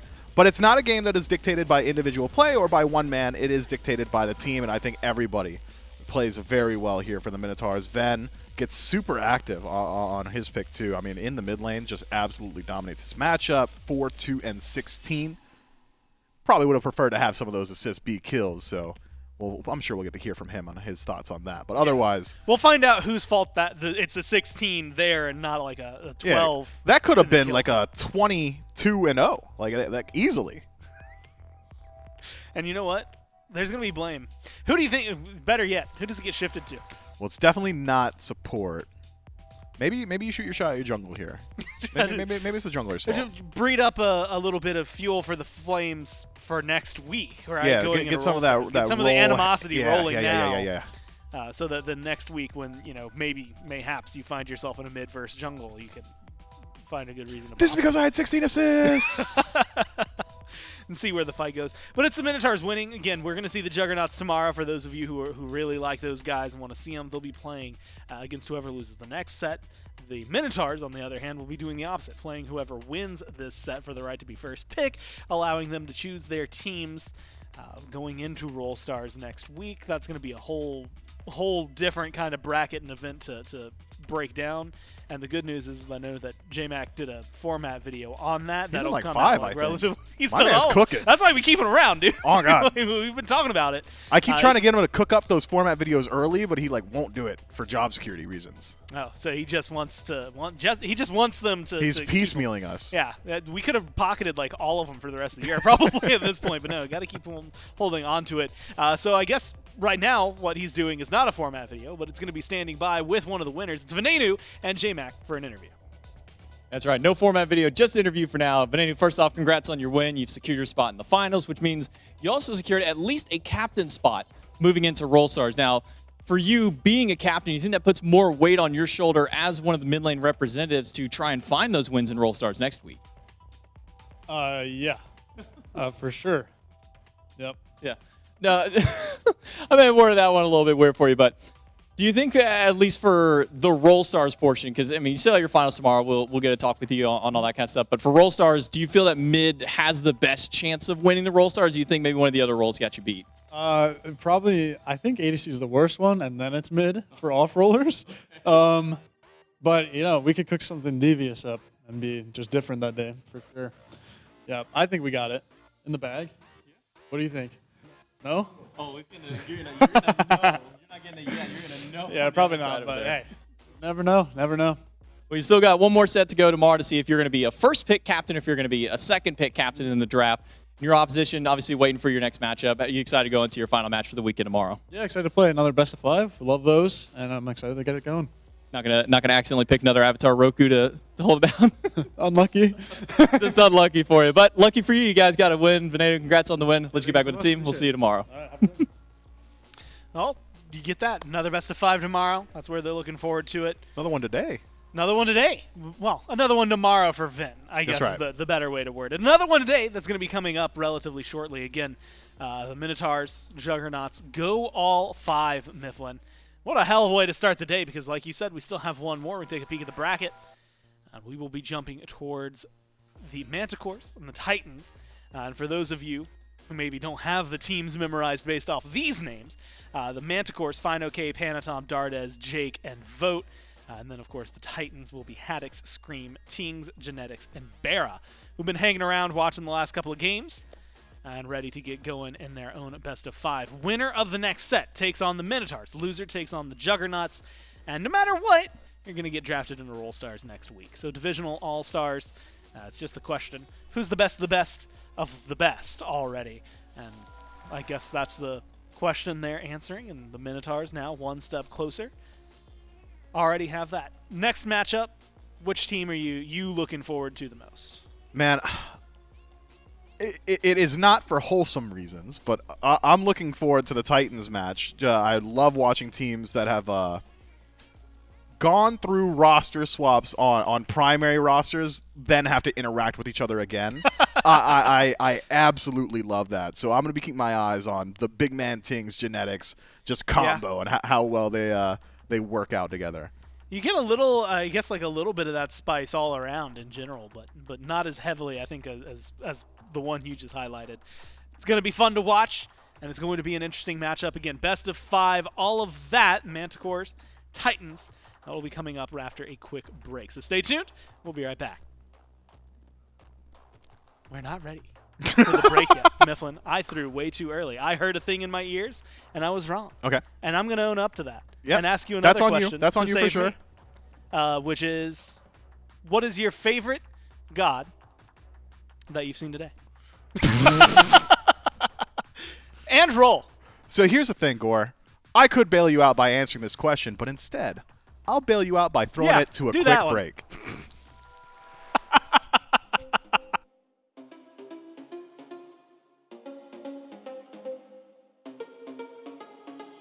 Problems. I would never thought that you could be causing these problems. It smells so bright with eyes like these diamonds. Caution. I know I should have known. Right now you're not alone.